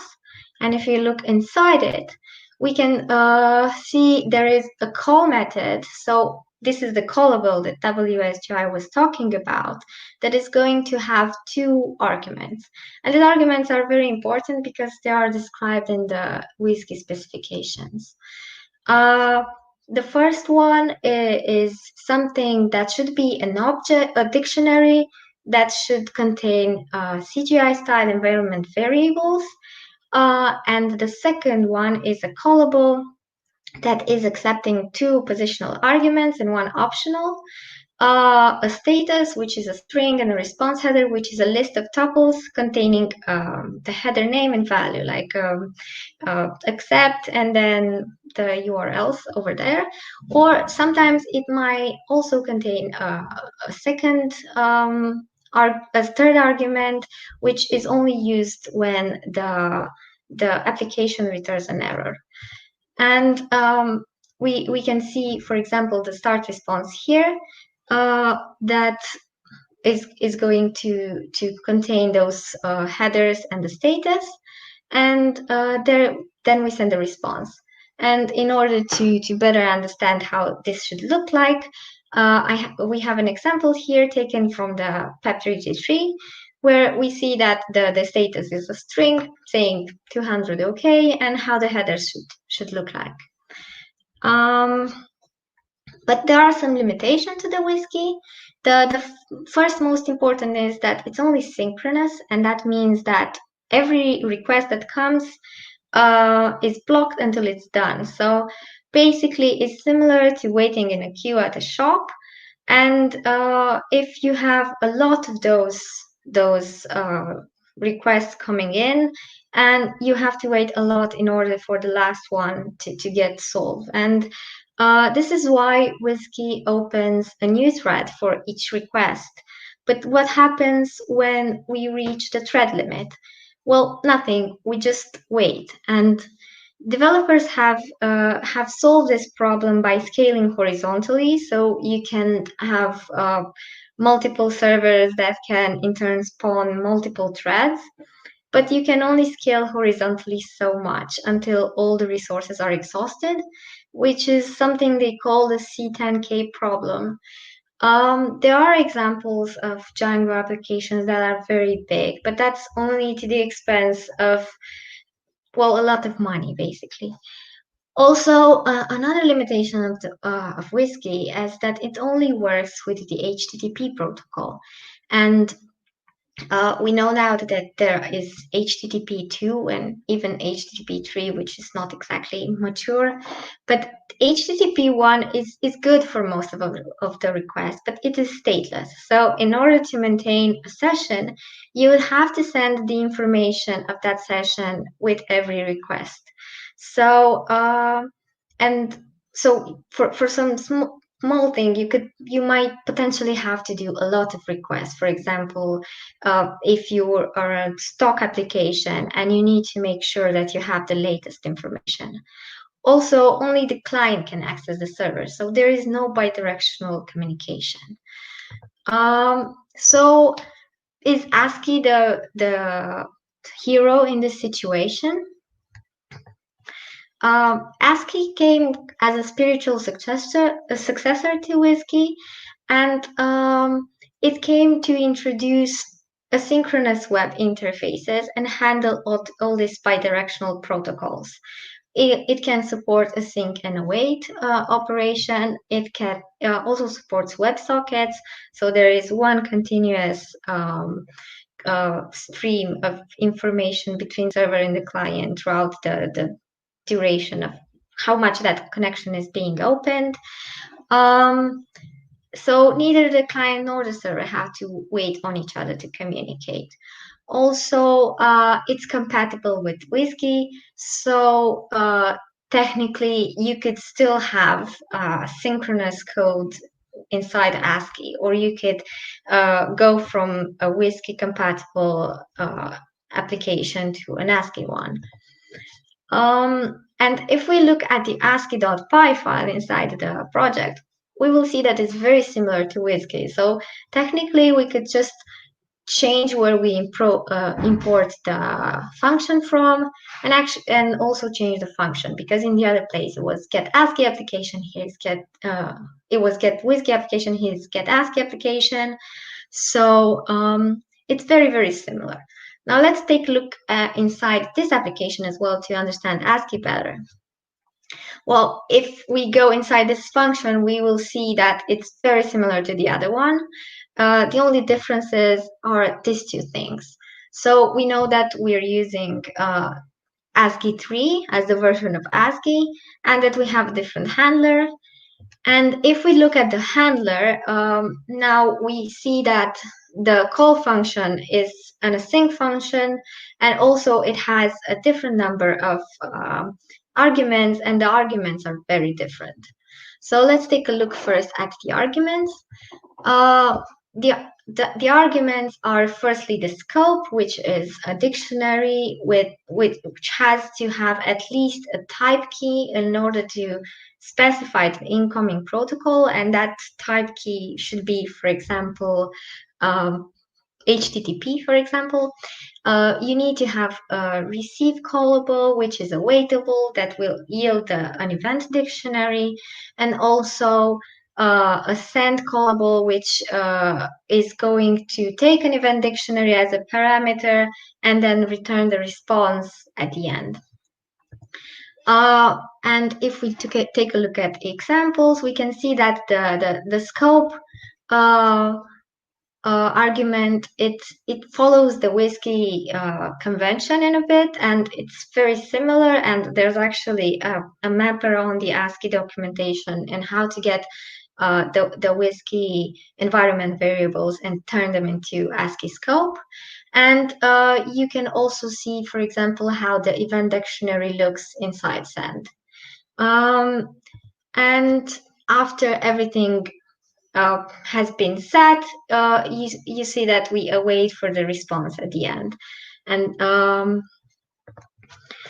so how can ASCII save the day? WSGI is okay for simple web applications, or as I said, there are cases where there are some really big Django applications that have enough money to scale them in order to work synchronously. But if you think about it, what does the software do while it queries the database? It does nothing. It just waits on each query to finish, and that is a lot of lost time. So ASCII can come and bring in performance that WSGI was not capable of at this point. However, even if I said earlier that ASCII is somewhat backwards compatible, and you can have synchronous code that works with ASCII, it is recommended to not mix synchronous and asynchronous code, mostly because synchronous code can block an event loop in asynchronous code, and such situation can bring your application to a standstill if you're not being careful about it. But mostly it's it seems like ASCII is the thing of the future. So we are not there yet. Until now, we decided that we want our server to be either WSGI compatible or ASCII compatible, but we still need to connect it to a server and then possibly to add a load balancer or reverse proxy and just put it out there. So packaging our software into Docker containers is usually very helpful. Or something else other than Docker. I actually realized while writing these slides that Docker is very close to becoming its own verb, such as to Google something or Netflix and chill. I'm not exactly sure how many of us think of containers in terms of not Docker, but that's beside the point. Let's go back to the application. So we have a Django app that was going to spawn its own server, and we need to make it accessible from the outside world. So in order to make our lives easier and not have to install it every time, we're going to put all of this into a container so that we can easily unpack it everywhere. Most of you will know that in order to use Docker, you need a Docker file. So let's look at a very basic Docker file that will help us deploy. So this Docker file is by no means complete, but it basically just does it. First you need to import like the package that is going to hold the OS and everything, and for this I chose Python 3.8 Alpine, and then we're going to copy from our local environment to the Docker container their requirements. Where after that we're going to install them with pip install. And after that, we're going to copy the actual application, and we're going to run the server on 0.0.0.0 at port 8000. Sorry. And okay, that means that we're going to have a Django application that is accessible through only one point, and we need to make it multi-threaded basically. So now we need to install another server on top of our Django app. So let's imagine that I chose a WSGI compliant server for no particular reason. When it comes to WSGI, there are three main contestants, Mod WSGI, Unicorn, and UWSGI. UWSGI and Unicorn don't run in Windows, so if you run Windows, you usually use Apache and Mod WSGI, or you install some WSL and run Ubuntu on it, like I did, because I have a Windows computer right now. Unicorn is the most recommended one out there, but I chose this one because I was familiar with it. So, but it doesn't really matter that much. Any WSGI compliant server will do. So basically, all you need to do is just scratch that last command and replace it with a new command that will start the WSGI server and will use this initializer file where you have all your parameters. And you need inside parameters such as which socket you use, which is the module is actually the file that contains the WSGI.py file or whatever, how many workers you need, what do you want to do when you exit, is this the main thread or not, things like that. There are a lot of examples on the internet about how to do it. And now at this point, we have more than one service, and not all of them are going to be in the same container, because we might need, if we follow the usual tutorial, to add something like nginx on top of it for delivering static file, for example, or maybe we want a load balancer or whatever. Like that depends to our needs. But now we have more than one service, and we can't put them in the same container. Actually, we could do it, but there's this rule of thumb that says you shouldn't have more than one process per container. So let's be nice and don't do it. So we have Docker Compose to the rescue. Basically, what Docker Compose help us do is just create everything like you would do just with the Docker run, but create multiple services at the same time and make them dependent on one another.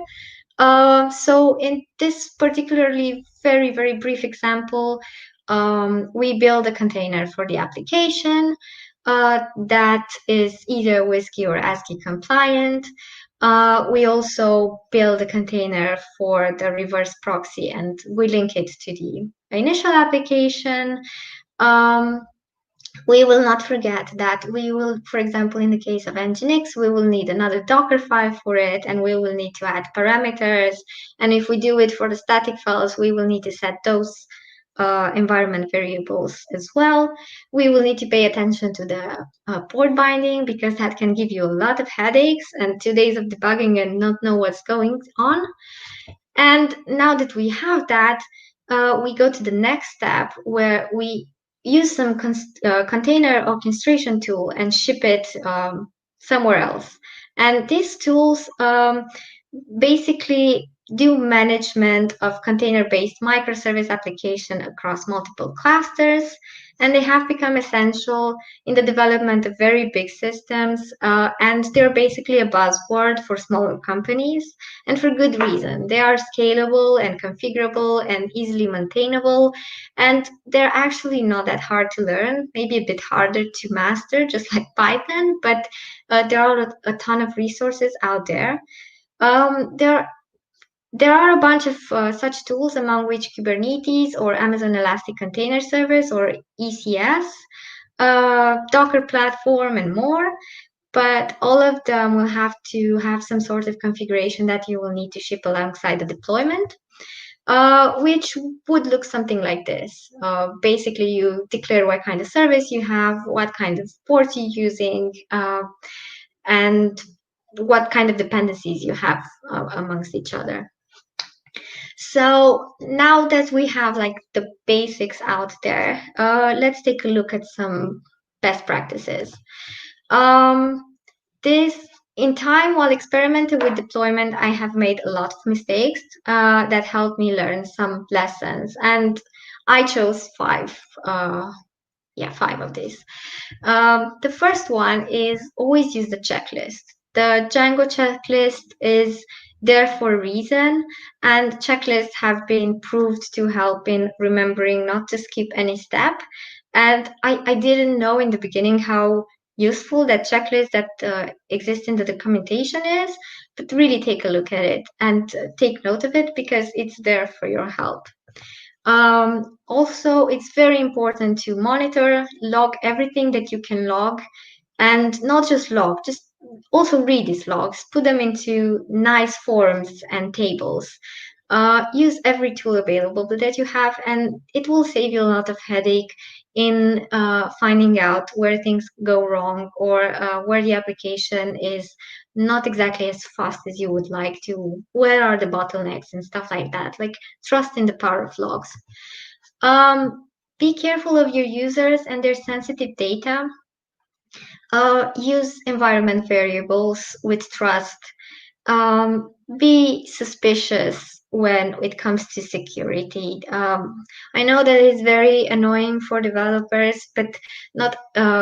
You should make sure that you give them permission to deploy and debug in deployment carefully, and just take care of security. Like, good security makes happy companies and happy customers, and everyone is happy. And the next big one is to always take care of your Docker files. Well, if you're using Docker and not something else, basically the order in which you add all those commands matters, because you could get up to very big build times if you're not careful in which order you're doing things. Also, I was talking about security earlier. It's very important to remember not to give root permissions to the server. So make use of that. But most importantly, your needs matter. Just define what you want and stick to it.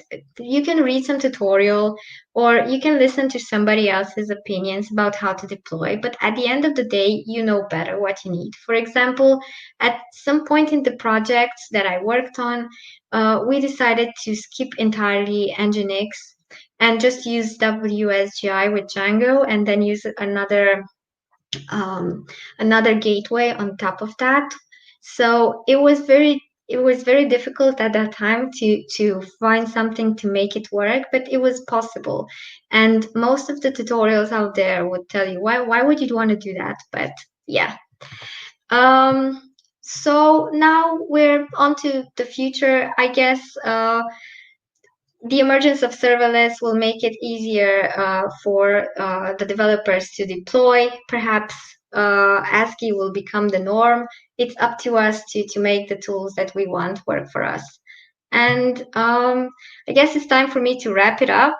So thank you for listening to me. And if you have any questions, I would be more than happy to answer them, both here and in the comments, or you can hit me up and on Twitter or GitHub or whatever. Thank you. Thank you so much. Iulia, it was impressive that you got around all these subjects, and thanks so much also for sharing best practices at the end that we're gonna share on as well. It was super interesting to see also that how Whiskey and ASGI look behind the scenes. The internet might have questions. I'm not sure, but we are out of time. So I can only ask a very quick question because I wondered. So you Whiskey actually also supports ASGI despite its name. Sorry, what? You Whiskey, it supports ASGI as well, despite the name.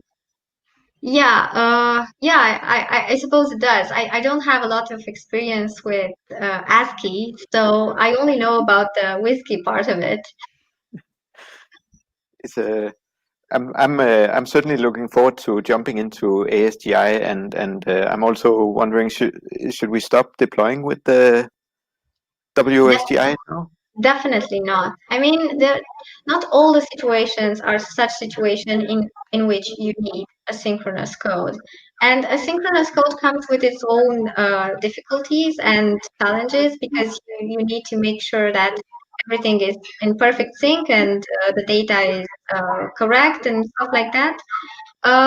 So I don't think that all the cases would be, I don't know, perfect for ASCII. And I think Whiskey is going to be the perfect solution for some applications, but it's good that ASCII comes in to save the ones that benefit from having that.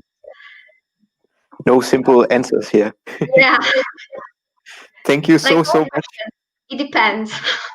And you'll be on Sulip after this if there's any more questions. Thank you so much. We're gonna take a short break, 1 minute. We're gonna skip directly to Finland, where we are joined by Juhis. Hey Ben, hey Denmark. Hello. How's it going? Great. Thank you for joining. So I have a little quote that's by you. I hope it's open source. You wrote in your description of the talk, and your talk is about documentation. Teams often change. People leave and people join. In addition to those changes, we tend to forget that what we were thinking. That's why it's good practice to document those thoughts, discussions, and decisions into a format that doesn't lose them. So I guess we're going to learn something more about those contemporary formats of documenting so that we don't lose those thoughts. And I'm very much looking forward to what you're going to be sharing now. And I'll see you in a bit. Awesome.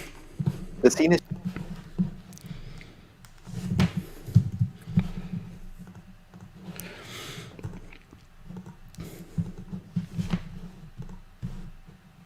All Finland. It's super nice to be part of the Django Day event. I was really hoping to be there in person, but life happens, and I guess we have to do the best with what we got. So instead, I'm gonna join from hell.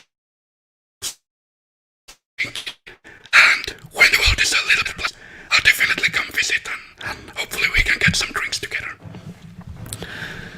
So today we're gonna talk about documentation.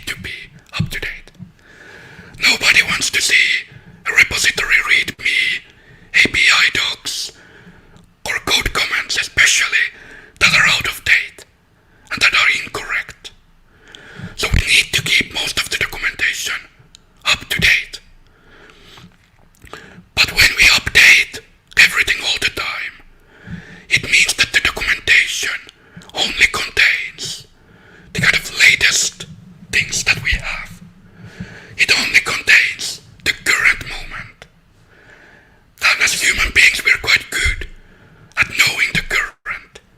We can keep the latest couple of months in our head. And especially when we're working on a project, we know the ins and outs of that project. So that's kind of enough in many cases. But then there's a lot of cases where we end up making decisions today, and 2 years down the line, we have to make a change, or something broke.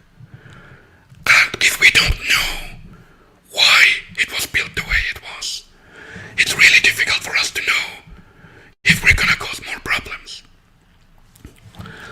And that's something I'm especially gonna talk about in the contemporary side. And one of the things is that documentation is something that it sparks up a lot of discussion.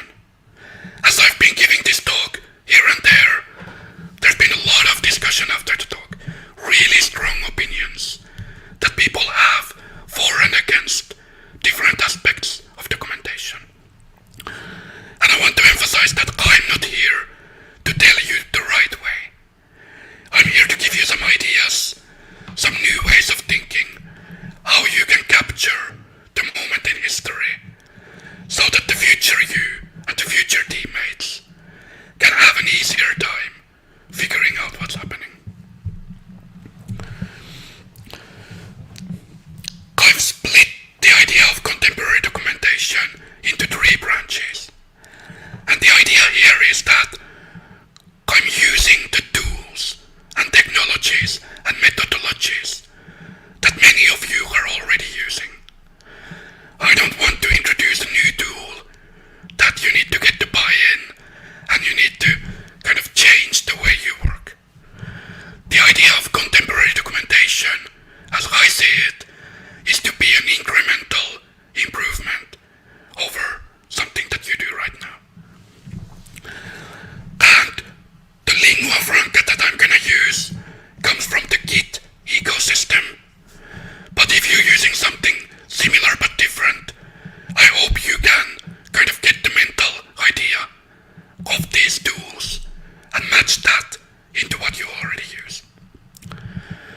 So today we're gonna talk about the commit messages, or something similar, something where you drag down the kind of context and history of individual changes. We're gonna talk about the code review, whatever way you happen to use it, whether it's GitHub and pull requests, or whether it's using email notes and batch files. But I hope that many of you are doing some kind of code review in your teams. And then last, we're gonna talk about stories, tasks, tickets, bug reports, whatever you call them. I affectionately call them Jira tickets, because I've been working with Jira quite a lot lately. And the idea is that these are the things that a lot of developers use these days. And by using them a little bit differently, and more importantly, expanding the way we use them, we can capture the moment in history and help the future us be better at what we do. Documentation, however, is not easy. And I think there's a couple of reasons why it's not easy for us as engineers. I think the first reason is that we aren't taught documentation. It's been a while since I've been studying, but at least during my time, we didn't have a course on documentation. We had to kind of write a report on some of the things we did, but that was more of an academic writing exercise than actual software documentation. Instead, we are trained to write for the computers to understand. So it can be challenging to write for other people. And the second reason it's difficult is that as human beings, especially in the era of constant connection, social media, we are not very good with delayed gratification. And with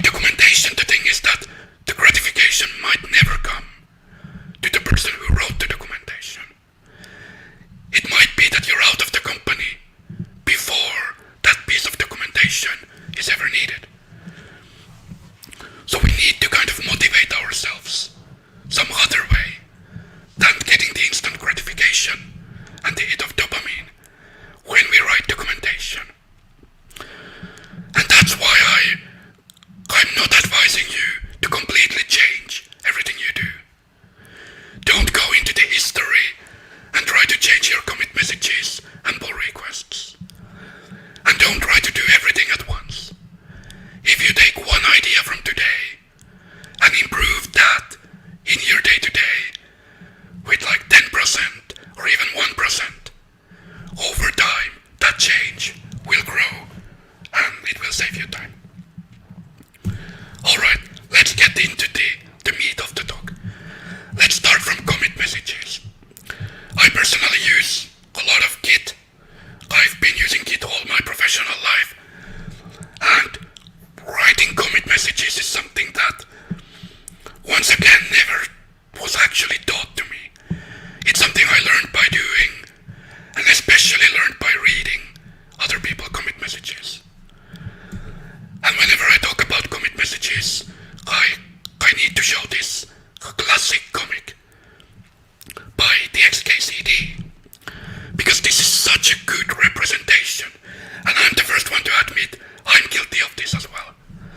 When we start working on something, whether it's the start of the project, start of the week, start of the day, start of a feature, it's easier to have the energy to be pedantic and to write good commit messages and think about how to tell what I'm doing. But as time goes on, we get tired. Maybe there's pressure from your team, maybe there's a deadline,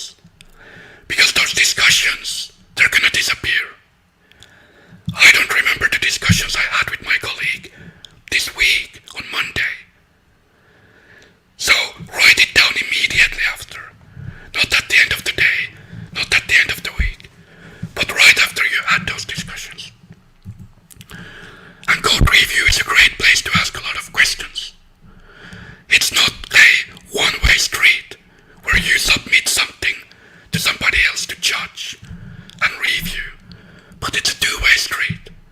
You can drive the code review and the discussion as well as an author. And once you have made some comments and you end up making changes, don't delete those comments. Keep the history, because often we make decisions not to do something, and knowing that is valuable, but it's not something we usually write down. And then the third part is stories, tasks, tickets, whatever you use to record what you need to do beforehand. One of the things I often recommend writing down is the origin and the business driver of a particular change. Why is it important to make this change? Because the situation might change, and in the future, if you need to change something in the code and you don't know why it was made originally, it can cause a lot of problem because it might break something that's undocumented. Especially for bugs, this comes in the form of how to reproduce the bug. Accompanied with tests, that's a great way to make sure that we don't introduce it again. Having some sort of definition of done, because things change gradually, little by little, part by part. So it's valuable to know when this particular ticket was done. Just like code review, this is a great place to ask a lot of questions. You can ask questions from the business people, your teammates, the end users, whoever is relevant to that piece of code and that piece of functionality. Because they are the people who you often know best what they actually need and what they actually want. And the thing with these discussions is that these are often had somewhere outside the platform. I haven't seen a lot of places where the business people would write comments on Jira or the GitHub issues. So you often end up having these discussions over a meeting or casually on the hallway. Write it down. All the questions and the answers need to be documented, or otherwise they're lost knowledge. Because in 2 years, you're not gonna remember those discussions, and you probably won't be in that project anymore. So write the things down. That's kind of how documentation works in general. I want to show a quick example of kind of the workflow from the other side. When you have some documentation, this is what I do when I start working on a bug fix or a new feature. And the example is really simplified, so don't look too much into the content of it. But I just want to show you, maybe give you ideas of how this kind of documentation can be valuable. Let's say I need to change something in this Python file, and I find this sum method which looks a little bit funny. This is not what I was taught in elementary school, how to do math. But I need to change this because there's some new requirements. What I then do is that I use git blame, and this is these days built into most of the code editors and IDEs. And I can find the change and the commit that's responsible for it. Using that commit hash,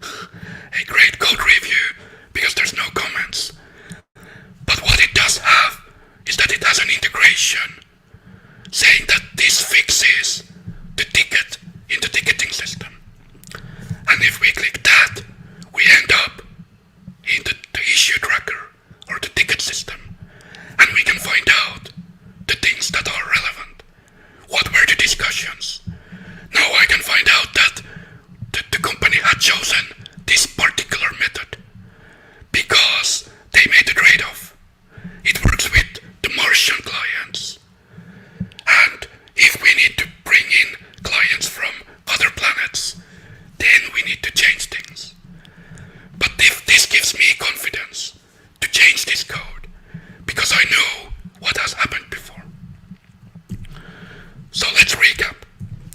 Commit messages, code reviews, and issues are a great way to capture the moment in history and not lose all that when the documentation changes. Think about what are the things that are obvious to you right now, but might trip you or your teammate in a couple of years. And finally, and maybe most importantly, write it down. In 2 years, you're not gonna remember what you were thinking and discussing, and you probably won't be there. Thanks for having me. I will be happy to take some questions. I will also be available on Julep today to hear about your ideas, your thoughts about this kind of thing. And I'm looking forward for the next talks as well. Thank you so much, Juhis. Can you hear me? Yes. Amazing. We have a question from the internet, and I'm going to read it out. It's a question from Peter on Julep. He asks, in our team, we always write it down. And he's saying that with a big smiley. So that's really good. That's the first step. Both during code review and also for issues, tasks, bugs, etc. But we often run into difficulty to find things later. Like we remember discussing something many months ago, but the relevant issues / merge requests, etc. are long closed and filed away. The tools don't seem to offer a good way to locate past information / discussions. Do you have any experience with that or any suggestions? Yeah, so the first thing for that is the kind of workflow that I showed. It's not especially good for kind of searching with a certain text, but sometimes it can help you if your starting point is the code. Other than that, like, it's a really nasty issue that we have as kind of the world, is that finding knowledge from the knowledge bases that we have, whether it's these kind of things that I talked today, whether it's intranet, it's still a really difficult challenge.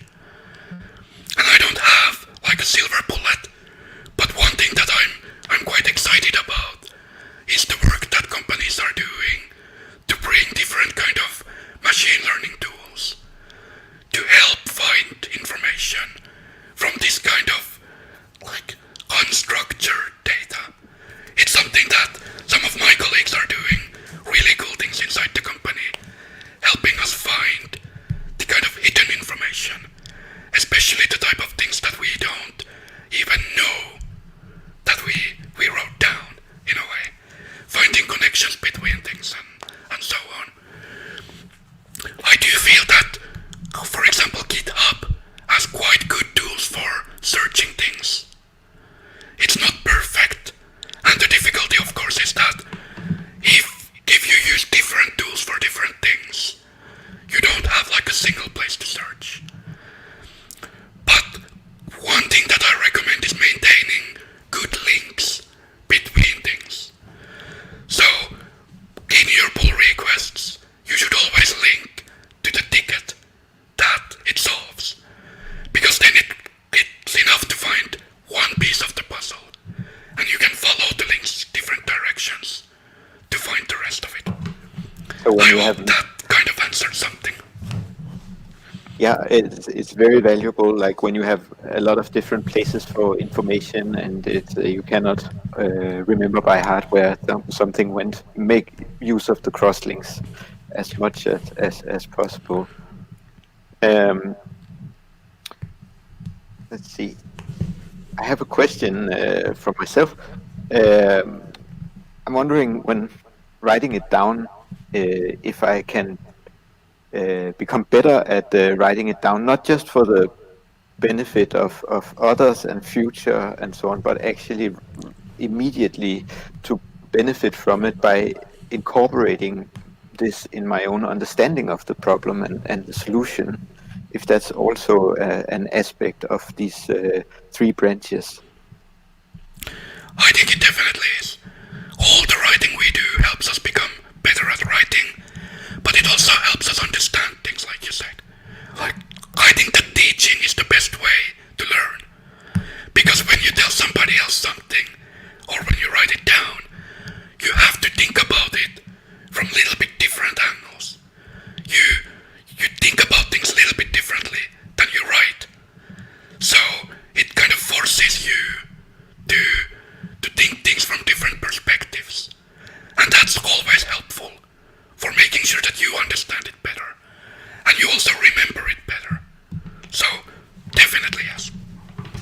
Write it down. I hope this echoes around to a lot of people, both people building stuff at companies for their colleagues, but certainly also those building reusable software who may never be in touch with the others that have to understand their decisions. And it's definitely something that kind of also needs the drive from the business side. In a way that, like, we need to understand as companies the value of documentation.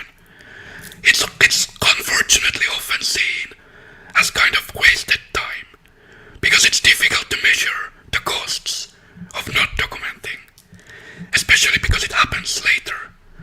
So I hope that it's also inspiring that those people can decide how to use the time in your software projects. Thank you so much for joining, Juris.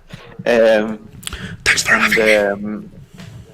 Yeah, we'll be in touch on Sulip, writing things down, writing questions down for you maybe. Let's give a big hand for Juris.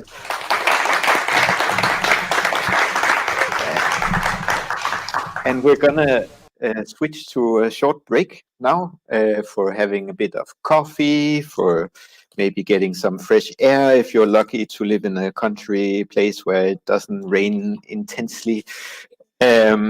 And we'll be back at 4 o'clock for the last two talks of the day.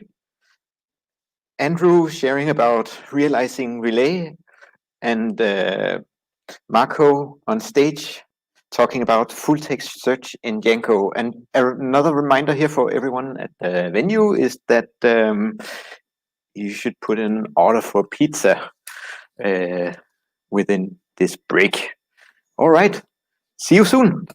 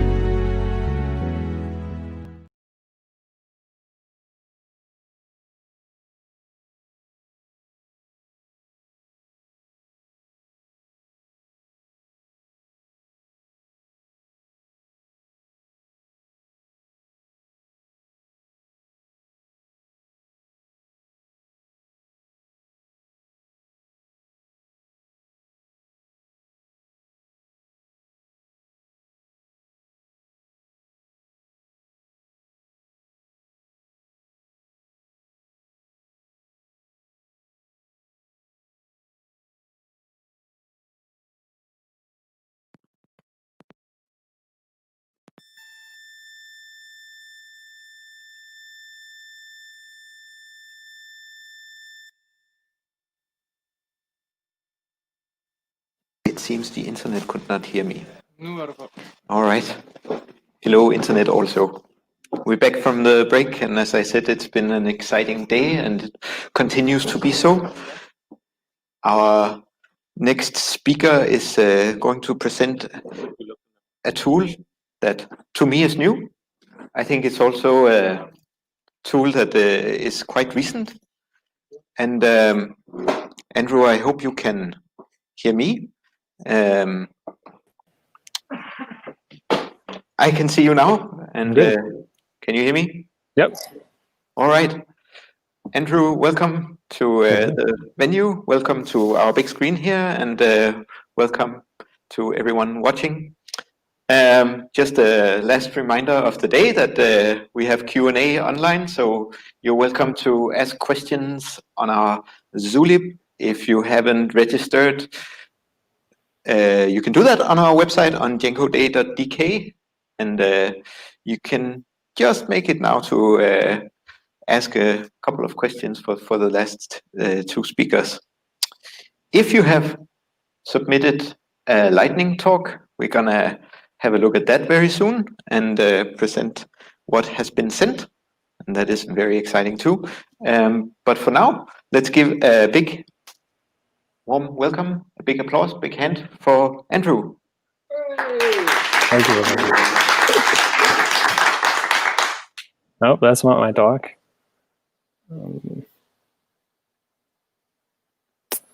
That's not mine. Mine's purple. There we go. Okay, cool.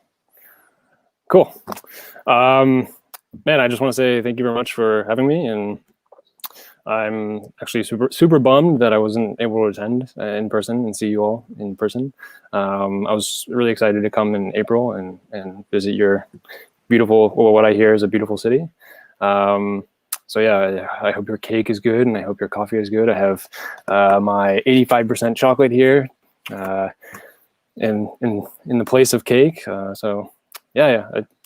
Well, anyways, I'm here to talk about what I'm calling realizing Relé. It's a story about Google PubSub, Python, and a bit of Power. I think everybody enjoys Power, so I thought that was cool. A bit about me. My name is Andrew Graham-Yooll. I'm a software engineer at Mercadona Tech.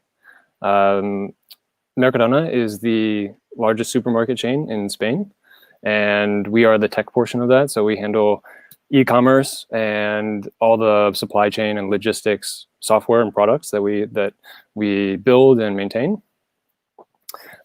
Just on the side, since this is a Django conference, I'm also a Django import-export maintainer. So if you have any questions about any of this or Django import-export, hit me up on Twitter, or I'm pretty active on GitHub as well. So yeah, I would like to talk to you guys about the problem that we had, the solution that we finally came up with, and at the end, if we're lucky, a release. So cross my fingers. But before we get started, I think it's important to kind of define what PubSub is. So this is something I took from the web, and basically, as defined, it's an asynchronous messaging service that decouples services that produce events from services that process events. Now that might sound crazy to you, or like not. You might not understand that fully, but that's okay. The kind of important things here are asynchronous, decoupling, and events. That's kind of just what we have to keep in mind when we go through this talk. And I hope by the end of this talk, you'll actually understand what PubSub is. So I'm just going to go through a problem that we had. This is the actual problem that we have, and why we came to the solution that we came up with. So since we're like an e-commerce platform, every e-commerce platform has a catalog of products. In our case, we have a catalog. It was an API. It had 7,000 products, and every day it ranges between 7,000 to 8,000, depending on the season, what's in stock, what's not in stock, etc. And then again, we have like different services. So we have a service-oriented architecture. In an e-commerce platform, we had a store API. And we also have a logistics API. And each of these services, they both need products. So they both need the 7,000 products every single day, and they need it very accurately. So we have an HTTP REST API, which would go and fetch all the products every single day to each of these services. Now, there are some problems with this. One of them is scalability, which we'll talk about in a second. Another is resiliency, and another is time to recovery. These were kind of like the three main points that we were feeling, pain points. So scalability. Now, okay, we take the same catalog API with 7,000 products. We do these GET requests for these 7,000 products in 2 different services. And in the end, you're going to have somewhere around 14,000 API calls. Now, that's not a lot. Like, we can handle that, no problem. But the problem becomes when you have like other services that pop up. So we have a supply service, which does another request for 7,000 products. And that's a total of 21,000 API calls in total. And then you add another service, let's say whatever service, multiply that by infinity basically, and you have like the number of API calls get out of hand very quickly. So that is one sticking point in scalability with this type of architecture. We also have the problem of resiliency.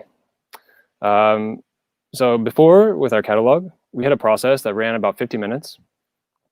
And what this would do is that the 50-minute process would import all the products to the shop. Now, what happens if at 49 minutes, you have like a timeout error and your entire process needs to be restarted? Well, what happens is that you have to restart the entire 50-minute process, and you've just wasted about an hour and a half of time. Now, okay, you might say like this is all right for, okay, you just push another button, you start the import process again, you may have to restart a cron job, whatever. But it actually becomes like a really serious issue for us since we're in the supermarket industry. Say, for instance, if we had like, I don't know, some recall on milk, and we unpublished in the catalog the recall of milk. Well, we want to see immediately in the shop that customers cannot add this milk anymore. And in order to wait 50 minutes to guarantee that they cannot see this milk is kind of unacceptable. So we really wanted to figure out a solution to this problem. And as a group of engineers, we kind of sat down and we brainstormed a bit, and we came up with the solution that we wanted, like an event-driven architecture, some sort of event-driven architecture in our system. And what that kind of looks like is that you have this catalog service, which publishes to a broker, which is in the middle here. And then in other services, they can like subscribe to this broker. So in our classic case of the product, it would publish some sort of product updated event, go to the broker, and then from their services, you can pull this information from your broker. And this can scale up to however many services you want. What is important to note about this is that you are decoupling the catalog from all the other services. So as a developer on the catalog API or catalog service, you only care about publishing to the broker. You don't care about how many services are actually using that data in their actual service. So for instance, like, yeah, like if you were to use like a classic API and you would have 28,000 API calls, you would have to worry about scaling at a certain time, or my pods like scaling to, you know, X amount. You have to worry about that kind of stuff. With publishing, you just care about publishing, and it's up to the services that are pulling that data from broker to they're the ones responsible for getting that data from the broker. So this broker, this famous broker, we kind of brainstormed a bit as well, like what technology should we use? We thought about Kafka, which is like the famous like event platform. We decided against it. There was also, Amazon has their own solution called SNS. There's also Redis PubSub, and there's also RabbitMQ. In the end, actually, though, we decided on Google PubSub. We decided on Google PubSub because it's super cheap, and highly scalable. When I say cheap, I mean like you can publish like 1 million messages for free every month, and then after the 1 million messages, you pay something like $40 or something like that per month. So it's really cheap and scalable and reliant and all these things that we were looking for. Yeah. So in the end, this is kind of what our ecosystem looks like with that broker. Now, before I continue, I just want to go over a couple concepts, which I think I've mentioned, but I didn't really define. One of these things is like, what is a topic? A topic is just basically a queue. It lives inside the broker and it houses all the messages. The publisher is the entity which pushes the data to the topic. So its responsibility is getting that data to the broker. And then the subscription is basically just a callback function, and its responsibility is pulling that data from the broker. From the broker that has been published from the publisher. These are quite important topics.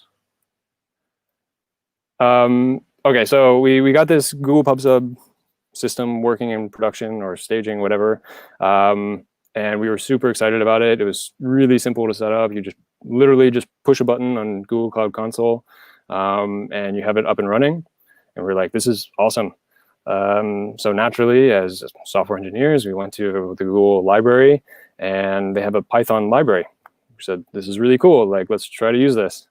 The only problem is that like we ran into some serious issues when we tried it out, and we were experimenting and doing spikes and seeing how it would perform in production. One of the biggest things that we saw was an issue of memory leaks and also thread management. The Google library does some like weird stuff with threads. They spawn like 10 threads for every process, for every subscription that you have, which caused like memory CPU to just skyrocket, and our pods were being killed, and our application was being killed, and yeah, it just was pretty nerve-wracking to see that happening. So we were like, oh, like what's going on here? Finally, there was also the issue of the database connections. So one thing we take for granted when using something like, let's say, Celery or Dramatic, is that those libraries are actually creating and cutting off connections to your database.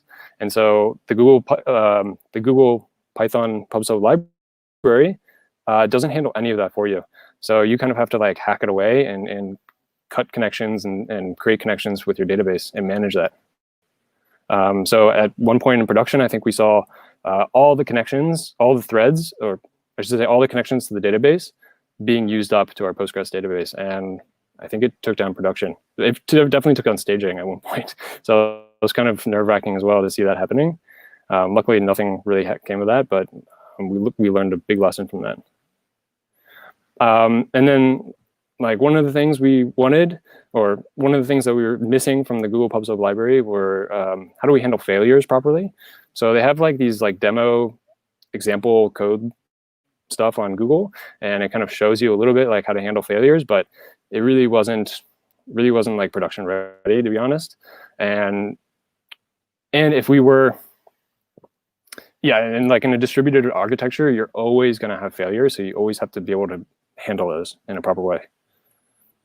And in the end, this all just boils down to like a terrible developer experience. I mean, we spent 2 or 3 weeks trying to figure out these problems and trying to fix them, and we realized that, okay, like we have this PubSub like system sitting there, ready to accept messages and subscriptions, but it really was not production ready. And especially if we have like many services that are going to use this thing, we don't want to have to reinvent the wheel every single time we deploy it to production. So that was like something that we really wanted to solve. It was very important to us. So in the end, we created a project. The project is called Relé. This Relé project is basically just like a collection of all of our learnings with Google PubSub. And yeah, we put it there. It's our first open source project as a tech team, and we're really excited to share it with the world. So I included this map. I don't expect you all to read this. It's pretty illegible to me, but basically what's interesting about this is that the top here, the top blue circle is basically the e-commerce site, and you can see all the arms stemming from it, like an octopus. And that's basically all the publications and subscriptions that are going to all the different services that we have in our ecosystem. Actually, this isn't all of them, it's just a subset of them, but you can kind of get the point that like all these threads, all these publications and subscriptions going to each one of the services is doing something. So it's super, it's a big project in our team, and lots of systems are using it. And again, just this is a bit more like zoomed in a bit. Basically, you would have like a shop, which when you click confirm on your order, it then publishes to a topic, and other services that are concerned with this order receive this order data. So like our last mile delivery team wants to know which orders to deliver. Our fraud team wants to know which orders, is this order a fraud or not, and mark it as fraud if so. And then supply, because they need to know how much they're going to sell tonight. So they're concerned with that as well. So Relé, I think, has some cool features that I want to point out. One of them is, well, we're at a Django conference, and Django, we are a Django team. All of our services basically run on Django or pure Python. And yeah, we developed Relé as a Django application first. Then later we added Flask support and then pure Python support. So yeah, Django was like like the first class citizen, if you will, of this project. Another thing that we introduced in this project, which I think is really powerful, is called middleware hooks. And basically what this allows you to do is plug into the entire lifecycle of Relé. We include Python logging out of the box, and we also include Prometheus metrics out of the box as well. And I think the Prometheus metrics are really powerful as well. It allows you to do cool things like show product, like what's going on in your system at any given time. So I pulled this yesterday from one of our Grafana graphs, and it's basically like just like showing you all the order arrived events that are being delivered at that moment. So it's kind of cool. You can see like how your system is performing and how events in real life are actually being used on your system. Yeah, so Relé API. So we came at this whole project from a developer experience point of view, because we knew that the Python pub/sub library from Google really was not good or production ready. So we really wanted to make the developer experience as good as possible. So we make publishing like super easy to do. You just tell it a topic and then you publish data in JSON valid form. So like a regular Python dictionary. And then to subscribe or to receive that data, you just decorate a function, which is your callback basically. And you just pass the decorator your topic name, and then you do whatever you want with that data. And that's it. It's super straightforward. And also we have been using a Celery in some of our services. So we wanted the API to be a bit like Celery. And we also took a lot of, we also were influenced heavily by Dramatic, another library. So yeah, if you're used to these two libraries, you'll be kind of used to Relé. And one question I get a lot is like, how production ready is Relé? Because if this is going to be an integral part of your architecture, you really want to know if it's production ready or not. I think it is. And for the past year, we've been managing 136 topics with Relé. Would be about like 300. Well, we have 317 subscriptions being managed by Relé as well. I checked yesterday, and over the past 30 days, we've published over 20 million messages successfully in our system. And we've consumed over 125 million messages successfully in the past 30 days. So I think it's quite production ready. And when I was writing this talk, I kind of came up with the name Realizing Relé, but then a couple of days ago, I was talking to a colleague, and I was like, "Oh man, we should really call it Releasing Relé." And I think that's because like during this talk, we actually released Relé 1.0 because we really believe that it's production ready. So yeah, I think on PyPy right now, you should be able to see that 1.0 is actually published. And that's Relé released. If you have any questions or comments or want to contribute somehow, you can always visit our repository at Mercadona Relé. And then I put Hacktoberfest in here because October is a couple days away. And we hope to be tagging some issues on the repository with Hacktoberfest. And that's so that the community can help contribute, or if they have any questions, you can find us on GitHub. And that's about it.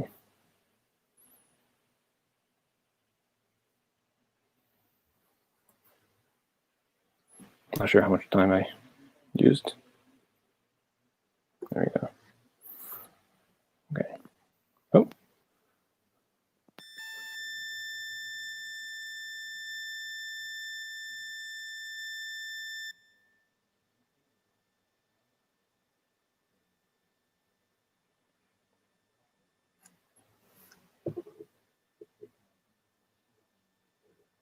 Nope.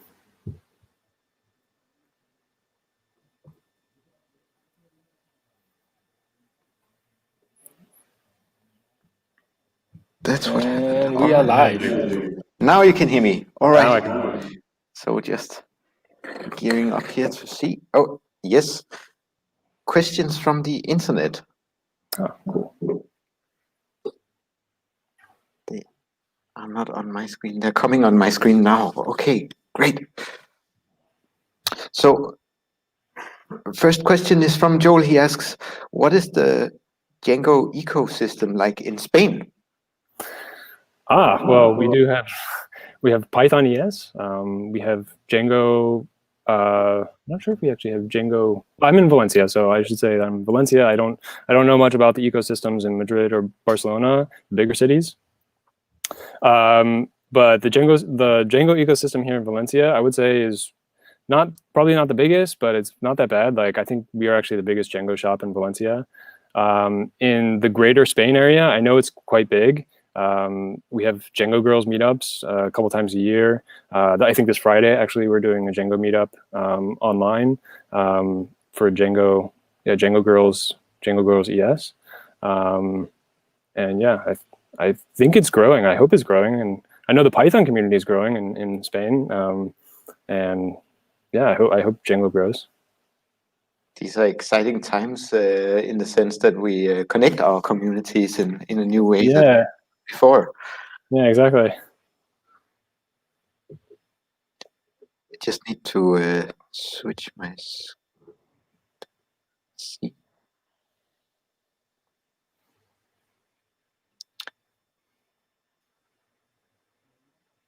There are no questions popping up here. Okay.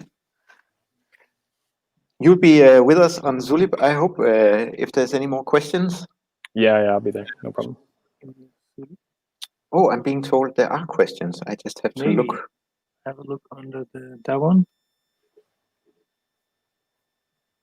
And maybe. All right. Cool. Yes, there are questions. So, do you know if there's any other providers of Subpub than Google Cloud, and if there is a particular reason why you picked Google Cloud for this? Yeah, so there are many like event streaming systems. Like Kafka is the biggest one. I think I said Amazon has its own provider. I'm sure there are a lot of cloud providers out there that provide their own managed solution. There's also open source, like Redis provides a PubSub system, and RabbitMQ is like your classic PubSub system. But yeah, we decided on Google because A, it was like the simplest to set up. Like we run on Google Cloud, so it's literally just a click of a button. But then also, again, like I said, it's super cheap to run. I have my own instance that I have personally, and I don't even come anywhere close to hitting the limits. And you can do really cool stuff with it, and it's really reliant. We haven't had any issues with it so far. Yeah, the service has been really good that we've had. Cool. And on a related note, like when is it good to start using Relé? Is it already in like the prototype hobby space, or is it when I have an enterprise system with thousands of items in the store? It depends. Like we had a full production system up and running with many services, and we introduced Relé only a year ago, and it's actually been very smooth to move from what we had before to what we have now, which is more of a PubSub based system. Of course, there's going to be like things that you're going to have to watch out for, but those things are just natural when you're migrating system from one to the other. I would point out though that like you could probably start using it pretty early on in a project. I'd be hesitant to like say, yes, you should start out with this early on in a project, because to use such like a big system in early project probably is not the most lean thing to do. But it actually is like, we've actually replaced Celery in some of our projects with PubSub, just publishing and then subscribing to the same topic and the same application. And it's actually worked out really well for us. So I would say if you have Celery in your project, you can probably replace it with Google PubSub. Yeah. Which is probably a setup that people are familiar with. Yeah, exactly. Easy to comprehend where to use it. Exactly. Any other questions? Yes, there is one. Do you monitor performance and health of PubSub? Should you do it separately? Can it receive data and is data sent out? So yeah, I guess the question is about monitoring the performance and health of PubSub. Is that? Yeah, so that's a good question. Yeah, we do monitor health and performance of PubSub. Google provides metrics to monitor PubSub and how many, let's say, like how many messages you're publishing to PubSub, how many messages you're acknowledging from PubSub, and it publishes those metrics publicly to us. And you can also monitor it not directly through Google, but you can monitor it through your application metrics as well. But the only thing, yeah, is like it's a managed service by Google, so we can't see exactly, you know, how many CPUs our Google PubSub instance is running on, or we can't scale it up or down really. We just kind of trust that Google does the right thing with our PubSub instance. All right. Yeah. Thanks so much. Yeah, your sound was brilliant. Your video is brilliant, and I can tell you that perhaps I haven't been so good at sharing this all day, but there's people sitting around on tables here in Copenhagen. Not so many because we can't be a giant event, but it's been exciting to have you here with us, and let's keep this up and connect in the future. Hey, thank you very much, and I hope to make it there someday. All right. Getting ready for the next speaker, but let's give Andrew a big warm hand.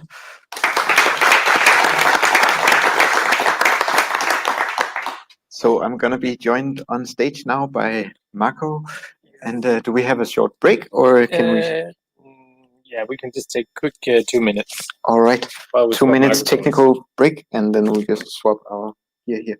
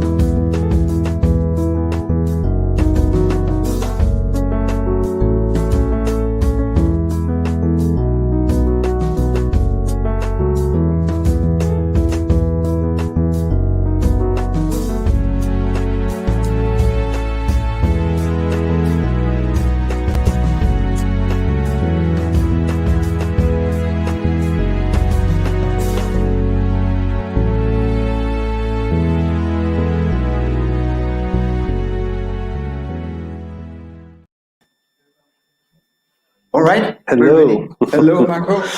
Thank you. And yes, hello from the stage for the last talk of the day, which is Marco's talk, Full Text Search in Django. It's a talk that, yeah, no spoilers. I have heard it before because you're from Django meetup in London, and you've indeed had a lot of experience hosting these online meetups during the pandemic, and we're lucky enough to join it when you had the talk. And I can say it's not trivial, full text search. It's really worth listening to this talk. And yes, please, Marco. This is a modified version of that one, so this one is new.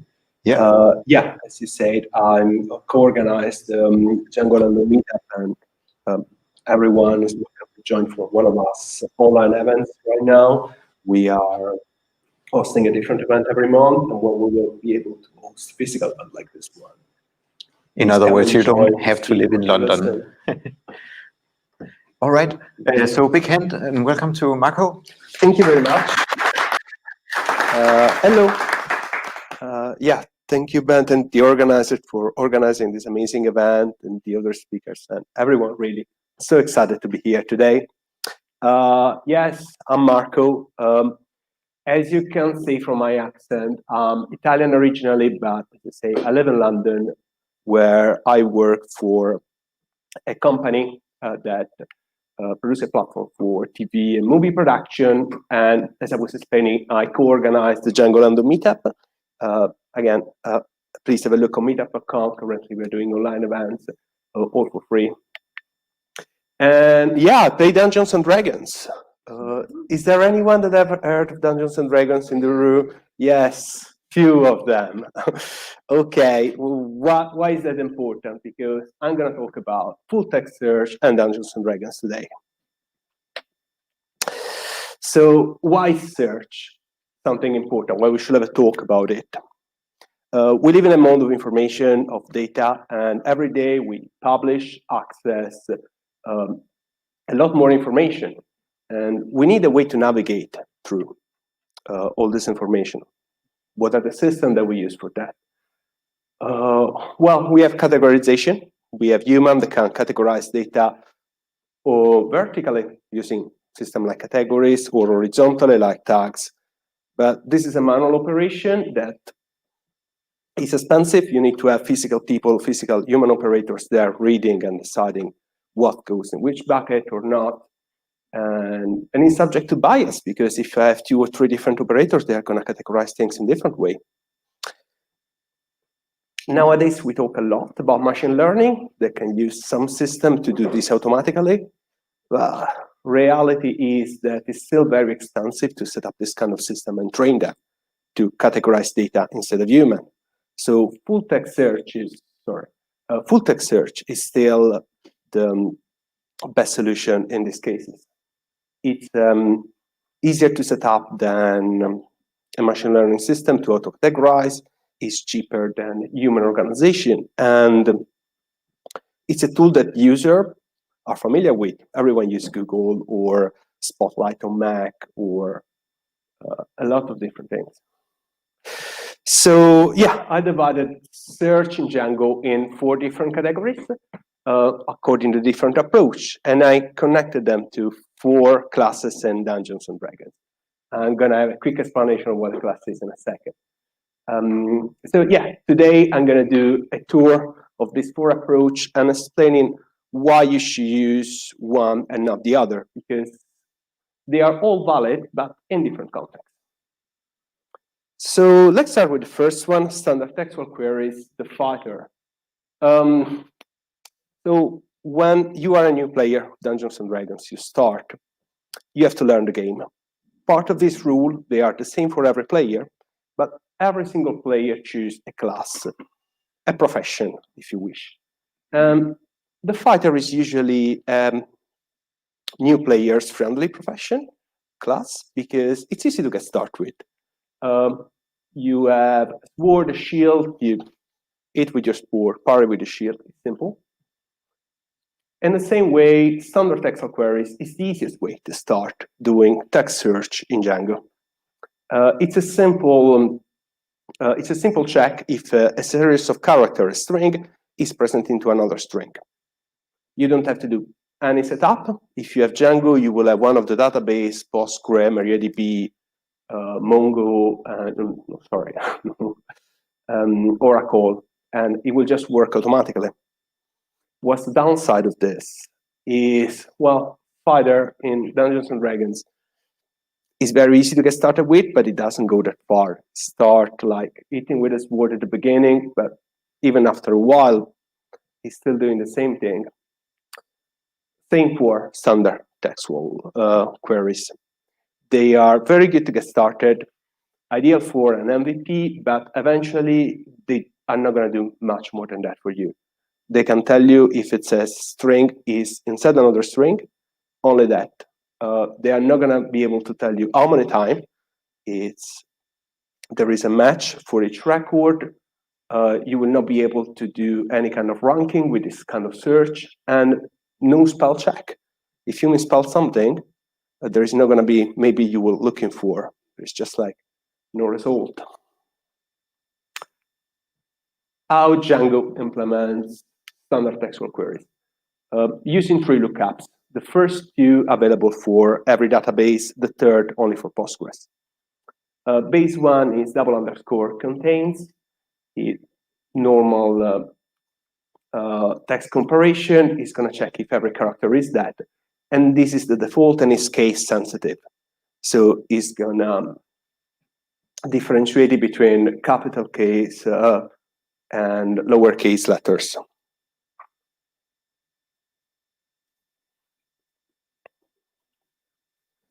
The second one, _ contains, is case insensitive. That's what the I stand for. And it's not going to make a difference between uppercase and lowercase. The third, an accent, is available only on Postgres, and it's going to do accent folding. So it's going to check letters regardless if they have accent or not. So, for instance, I have here in this example an N with a tilde, that is a Spanish and I think Portuguese also character. This is also going to match a normal N. So yeah, what's a good use case for standard textual queries? My opinion, filters in the admin interface is an excellent use case.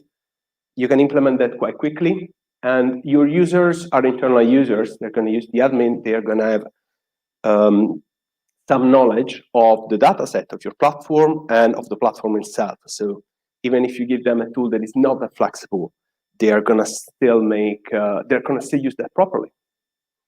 What's a bad use case for standard textual queries? If you need something more complex, if you want something for external user, for instance, if you have a website with a lot of articles and you want to allow users to search into these articles, this is not going to work quite well for them. So for the next one, we have the wizard. External services. Usually when you talk about search in Django, the first thing that you hear is Elasticsearch. I had a couple of conversations with people today in Copenhagen, and I say, oh, you're going to talk about Elasticsearch. Yes, but it's just one of the external services that you have. I put them all in one bucket, and I'm going to treat them as black boxes. So from Django point of view, you give them data, and you get the answer to your search queries. But yeah, I'm not going to make any differentiation on how they're working internally. Why I said that this is the wizard? Because for me, this is the exact opposite of the fighter. Wizard is very hard to get started with in Dungeons and Dragons. You have to learn the basic rule system, but also the magic system that is huge.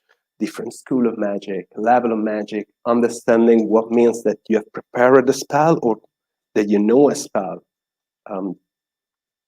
It's very convoluted. And external services also, they require an initial development. You have to connect that with your platform. You are increasing the complexity of the architecture. Now, all of a sudden, you have another piece. Beside your database and your application, you also have this search engine, and you have to manage different copy between production, development, and staging if you need to. it has to scale, maybe scale in a different way from the rest.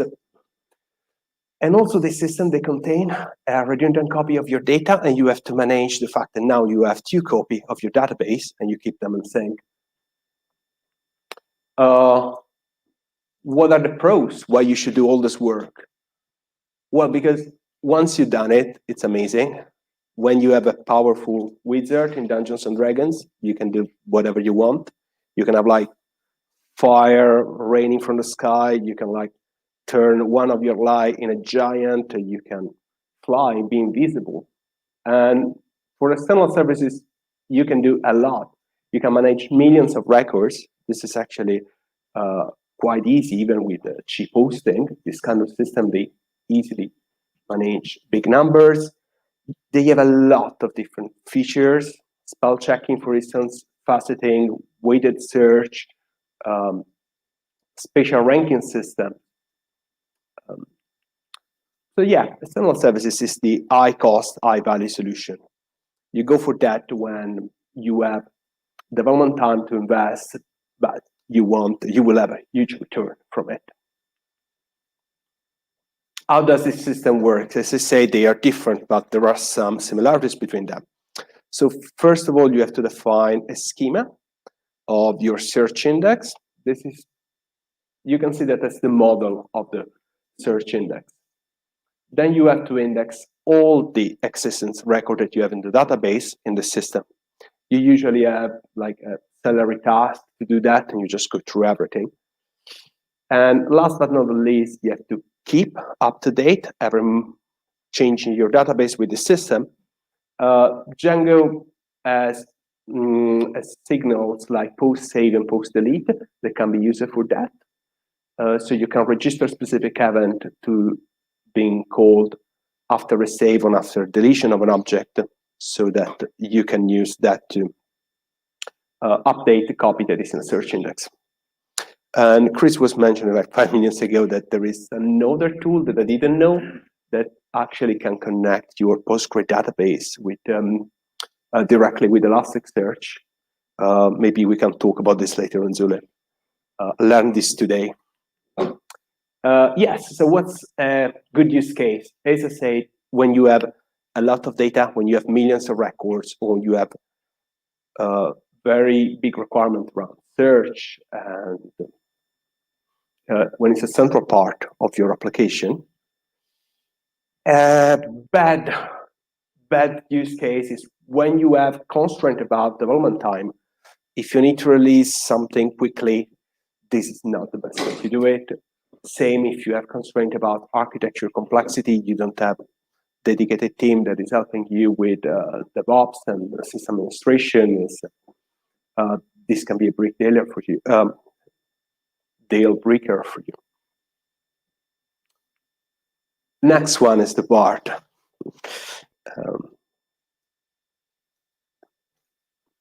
The Postgres full text search. As the name says, it is only available in Postgres. Who is a BART? A BART is one that sings and talks. They solve problems to diplomacy and deception. Yeah, they're talking guys. They go there and instead of fighting, they're trying to find a solution with words. What's their weakness? Well, you cannot really use words if the other person doesn't know the language that you're speaking. Same with the Postgres full text search. It's language dependent. It's language dependent. You use a series of dictionary built into Postgres, and they depend on a single language. So you will have a set of dictionary for English, a set for Danish, a set for Italian, and when you try to use the incorrect one, you will have terrible results. The advantage is that you have a kind of a semantic search, advanced ranking system. You can search in more than one field at the same time, giving different weight to each field that you're searching it, and it's extremely configurable. This is a solution that is almost at the same level as an external service. It doesn't have the same performance, but like most of the functionalities are there. So how does this work?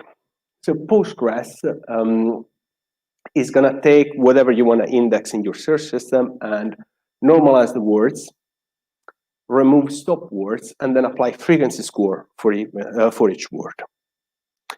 Let's make an example. Let's take the Django tagline, the web framework for perfectionists with the deadlines. If we ask Postgres to create a search vector for this, in our Django application, Django is going to do this for us, so don't worry, you don't have to write SQL. First, it's going to normalize it, so deadlines will become deadline. We have removed the final part. It will remove stop words, the, for, and with. They have no more meaning to the phrase, so they will be removed and ignored for the search, and then it will apply a frequency score to each word, using how frequent is that word in the English language. So deadline, for instance, is less frequent than web. As I say, this is language dependent. I'm specified that I want this process to be done for English, because if I ask the system to do, if I ask Postgres to do the same operation with the same string for 3 different languages, I'm going to have 3 completely different results. As you see, for English, you have what I just showed you. For Italian, it is not going to normalize the word deadline, because Italian has different rules about plurals. And as the word for is not a stop word in the Italian language. Same for Danish. In this case, I think I removed the for word, but he left the and with. So yeah, you have to specify which language are you using. On the other hand, you can get a lot of interesting things. For instance, you will have a better ranking if you have multiple matches in the same record. So if you have a long article that is talking about Django and you search for the word Django, Postgres is going to be able to tell you that it found the word that you were looking for more time in this record than in another record, and giving a different rank. It's going to match by proximity. If you're searching for website as 2 words, when these 2 words they come together, they are going to match higher if these 2 words come into different part of the sentence. And you can specify the importance of the field. All of this just configure in Django. And by the way, this doesn't require an external library. This is all built in Django. So what's a good use case?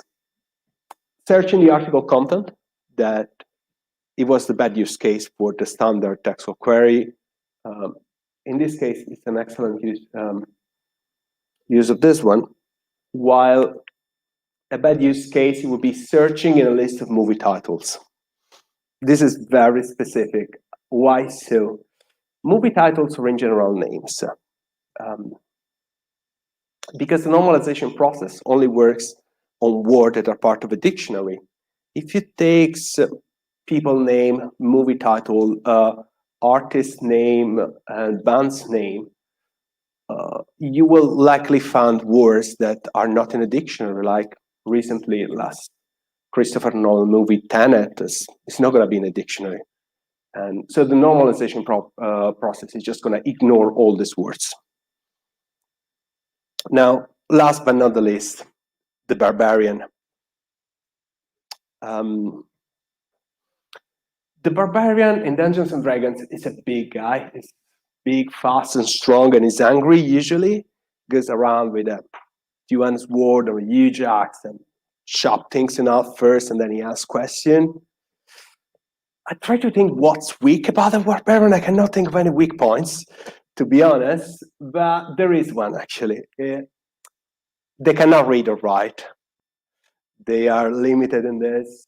You could argue that they don't really need to, but yeah, they can't. Postgres trigram, this is another feature that is specific of Postgres, and it works in a different way from the full text search, and is language independent. So it technically doesn't read. We consider each character as an independent entity.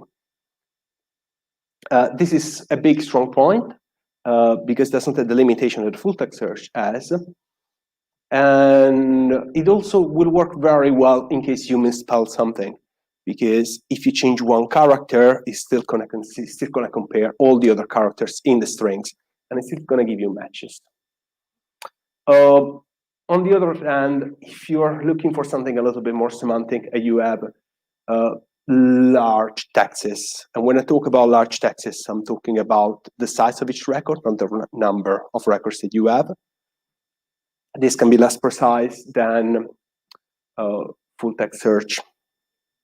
How does this work? It's very mechanical. It's 3 gram stands for 3 gram. We'll explain what that means in a second. So first, Postgre is going to prepend and append space to each string that you want to use in the search index. Then it's going to divide the string in group of 3 characters. The title are 3 grams. Then the list of 3 grams is going to be filtered for duplication and order it. And only at this point it would be used for comparison. It is a bit complicated, but let's make an example just to understand. The string Django, for instance, you have Postgres. It will take 2 spaces and prepend to Django, and then append another space. And then we start taking 3 characters from the total string. So the first 3 gram would be space, space, D. Second one would be single space, DJ, then DJA, and so on. This would be the entire list. At this point, it will order this list for, it will order this list and remove duplicates. So what you end up with is what you can see in the slide. It's quite unreadable, but that's the 3 gram version of the string Django. At this point, Postgres can use it to compare and search, and use the number of 3 gram that match between 2 strings to give a distance of the 2 strings. So let's make another example. If you search the string Django in the other string, Django is a web framework, Postgre is gonna apply the same transformation to both strings, and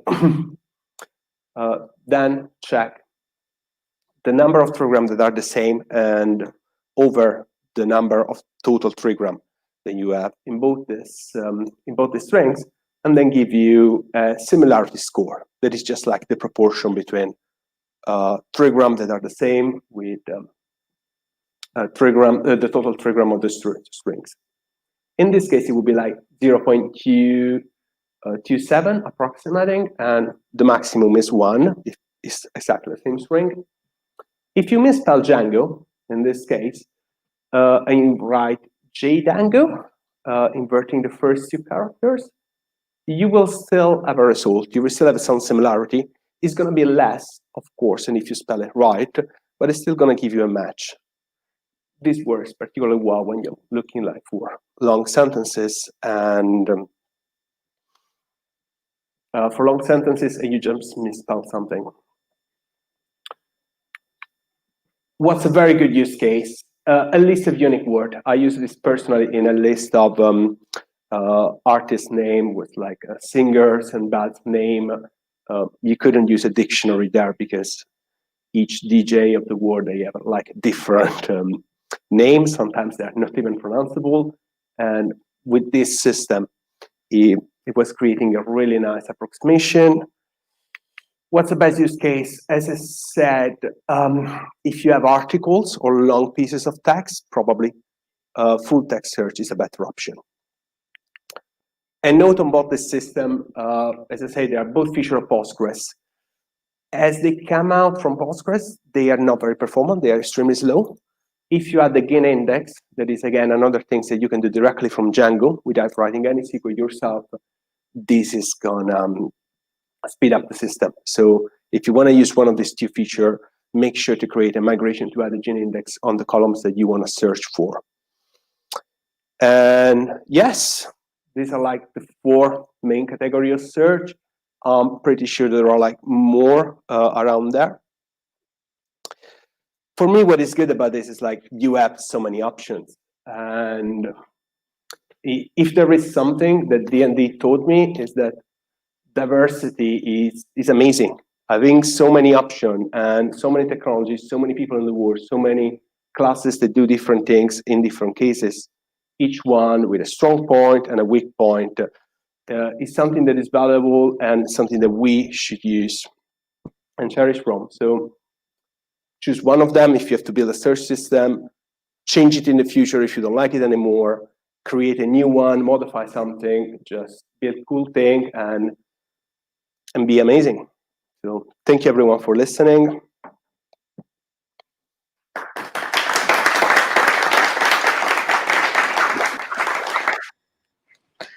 Thank you so much, Marco. So we've got some time for questions, Okay. and I do have a couple of questions. Oi, thank you. Now the internet can hear me better. Yeah, we do have a little bit of time for questions before we go to lightning talks. And I've been wondering if you just showed a slide with Danish on it.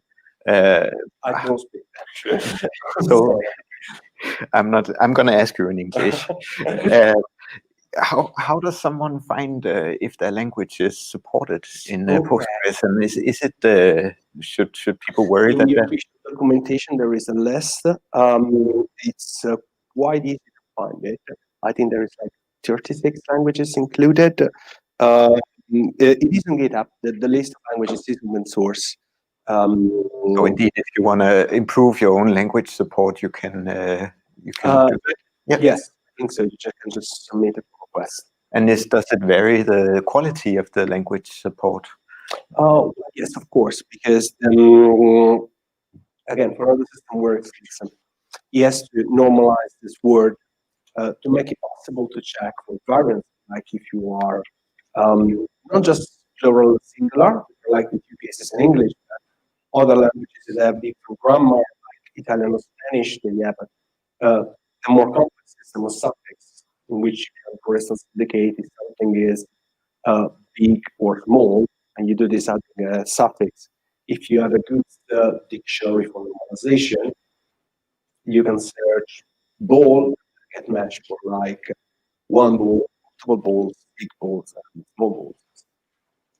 And to get started using full text search, is there some off-the-shelf solutions? For instance, it's common to need it for blogs and CMSs and so on. Perhaps with Wagtail or Django CMS. Yeah. So for if you have a blog, I would just use Postgres. If you're using Postgres, it's the database. I would use the Postgres full text search. Again, from Django, is the actual official documentation is very good. You can just add the right index to the word search from the field that you want to search in each different model, and create search factor to decide if one field is more important than the other to do search on multiple fields. But that's potentially even just an extra step. You could just apply the search on one field that is the content of the article. That's it. If you are not dealing with a huge amount of data, this is going to be the best option. Mm. And there's a question from the internet from Paolo, who asks, I developed the Django documentation search. I would appreciate if you can explain more about your opinion about that search so I can improve it. Okay. Thanks.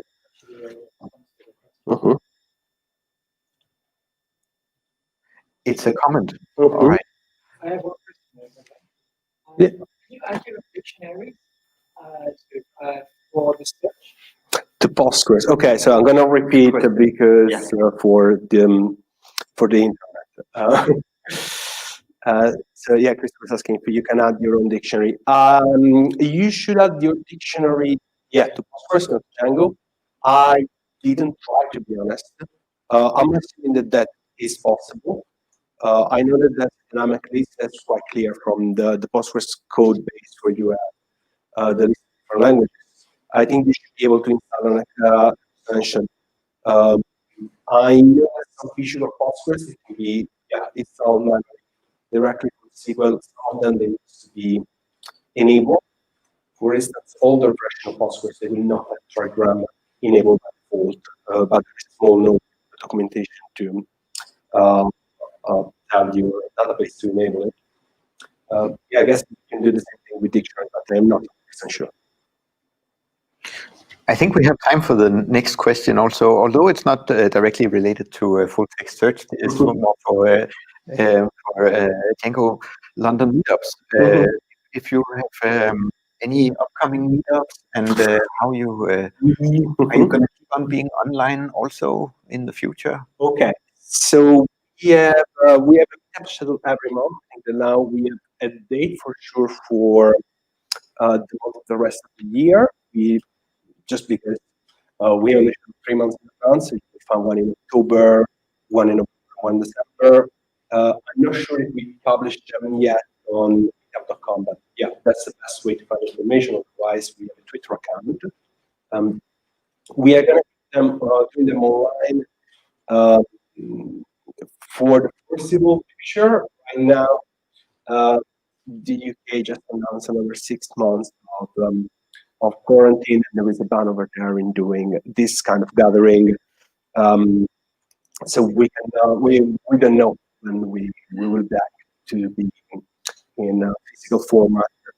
So yeah, it's in the future. In the meantime, we keep doing them once a month. Usually second Tuesday, but we may change.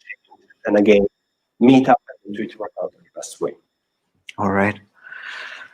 Thank you so much, Marco. Thank you. All right. Big hand for Marco. We're gonna take a short break just before we have a lightning talk or two, and then we'll have a few closing words. I just want to say before we go to the break, a big thank you to someone who's working really hard behind the scenes. It's Sarah Peters, who's sitting in Switzerland and doing sketch notes for all of the talks, which you can see on our Twitter account, and we're certainly watching your drawings, Sarah, and looking forward to the last one of them. All right. See you in a couple of minutes.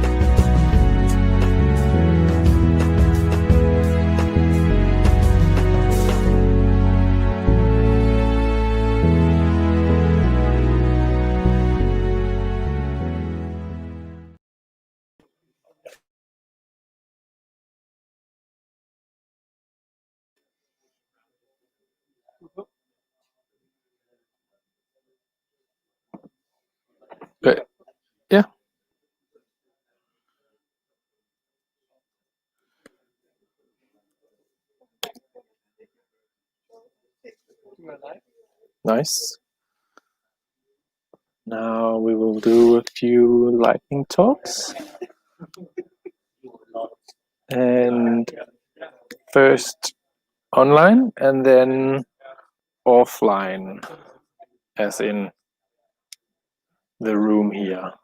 But tech team, would you please start the first lightning talk? Hello everybody, I'm Juhis, and last October I took the ferry from Helsinki to Stockholm to experience PyCon Sweden 2019. On that trip, I got to participate in a great panel discussion, learn from a lineup of great speakers, and most importantly, meet a lot of amazing people from the local and global developer community. And I would like to invite you all to participate in PyCon Sweden 2020. This year, we're going fully online. The event is going to be organized on November 12th and 13th. And more importantly maybe, the call for proposals ends at the end of this month. That's next Wednesday. And I would like to encourage you all to submit talks or to buy a ticket to join the great event and have an experience that I got to experience 1 year prior. So far, we have lined up 3 great keynotes by Alexander, Lucia, and Akos. And we have a lot more coming up. Maybe even your talk. So, if you're interested in joining a great Nordic Python conference, PyCon Sweden, please go to pycon.se and either buy a ticket or submit a talk. I hope to see you all there.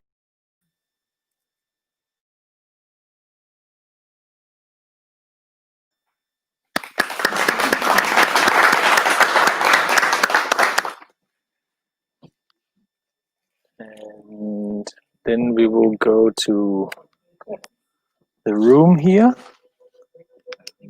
Favorite part of conferences. Yeah. But when you're an organizer and you don't get so many submissions, what can you do?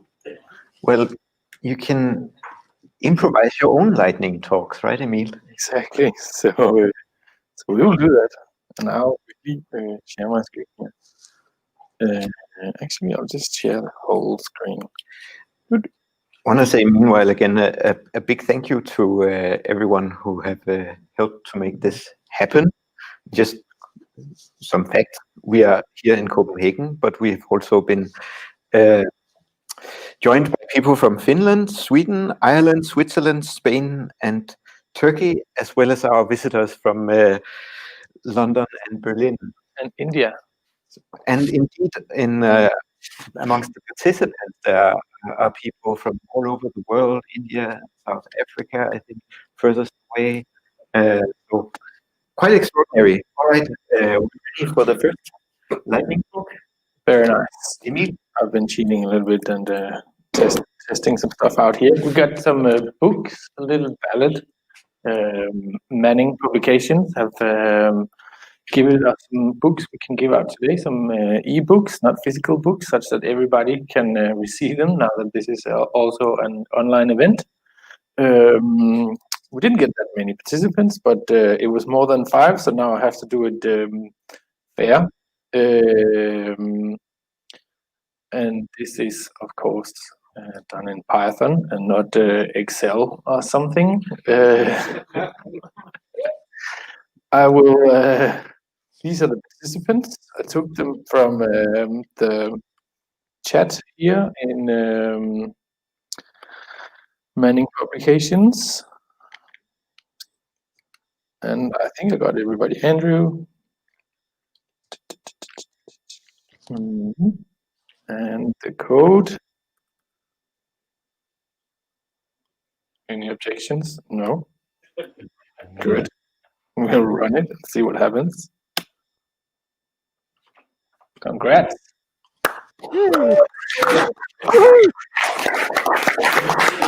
I will send them private message to everyone on Zulip how to get your books. So that's all for me. And now Ben is up with your lightning talk.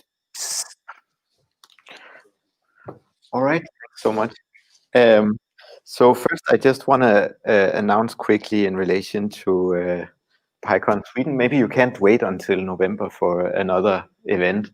There's actually one already tomorrow, and that's PyCon in Turkey. And they have a wonderful lineup, a full-day event online, and it's free to register. And yeah, go check that out. tr.pycon.org.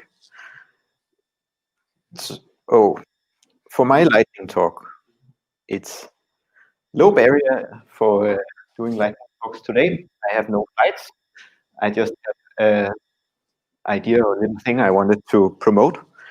And this is not something that's intended for large companies, shall we say. It's not something that is intended for organizations with a lot of data flow. So let's say this is for the common man person like me who has a little website, and the website has a form, and the form puts data in my database or sends an email to me, and then I get hit by something that maybe you've all tried, form post spam.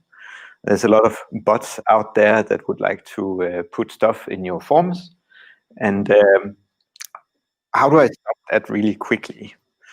Well, there is something called Stop Forum Spam, which is a free-to-use service that collects IP addresses of bots that are annoying. And to use this, I developed Django Stop Forum Spam a long time ago, and it works for my purposes, and it still works. It's a middleware for Django that will look at all your post requests, and then it's going to throw them out if they're in the list of in the deny list. This deny list is being kept up to date from the Stop Forum Spam API automatically if you use the SFS update command. And then it will fetch the latest list and put it into a model, and you can configure this as to how often you want to do it, and if there is some URLs that you want to ignore or specifically include. So that's how forum spam works. And in relation to that, you may also sometimes have issues with wanting to protect your forms from being brute forced or hit heavily from specific IP addresses, and that can also be a tough challenge. But Django rate limit is there to help you with that, and that's a decorator that you can add to your views. It's a wonderful project being maintained on this. I'll post the links, but that is very easy to include. And then you simply add a decorator to your views, and you can specify how often the same client is allowed to post to those views. So it's very easy that way to protect your login forms, for instance, against brute force attacks. And that's all I wanted to show. That was my lightning talk. That's how easy it is. And I think that's a wrap for today. That's a wrap. Pretty much. Just to say thank you to the sponsors who sponsored the event today. Thank you all for coming here, online, offline. And here offline, we will have some pizzas for the people who have ordered the pizzas. I think that's pretty much it for today. All the talks, we will cut them up and put them online. You will be able to find them on the website. That's what I got on my list. Do you have anything, Benjamin, on your list? Thanks. Well, I think it was awesome, and we should do it again. Yes. Next year.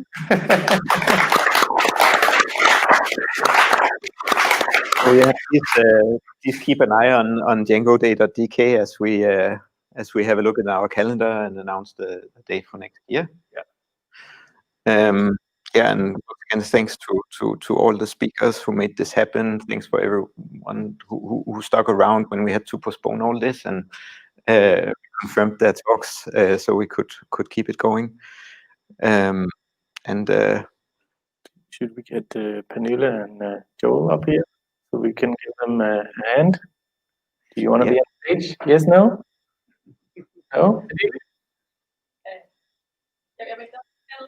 Okay. Pernille is waving to everybody and says it was a pleasure. Yes, we certainly couldn't have done this alone. So thanks to everyone and to Mads, who's been sitting and doing all of the streaming work here together with me. Yeah. So see you next year. Yes. And see you for pizzas.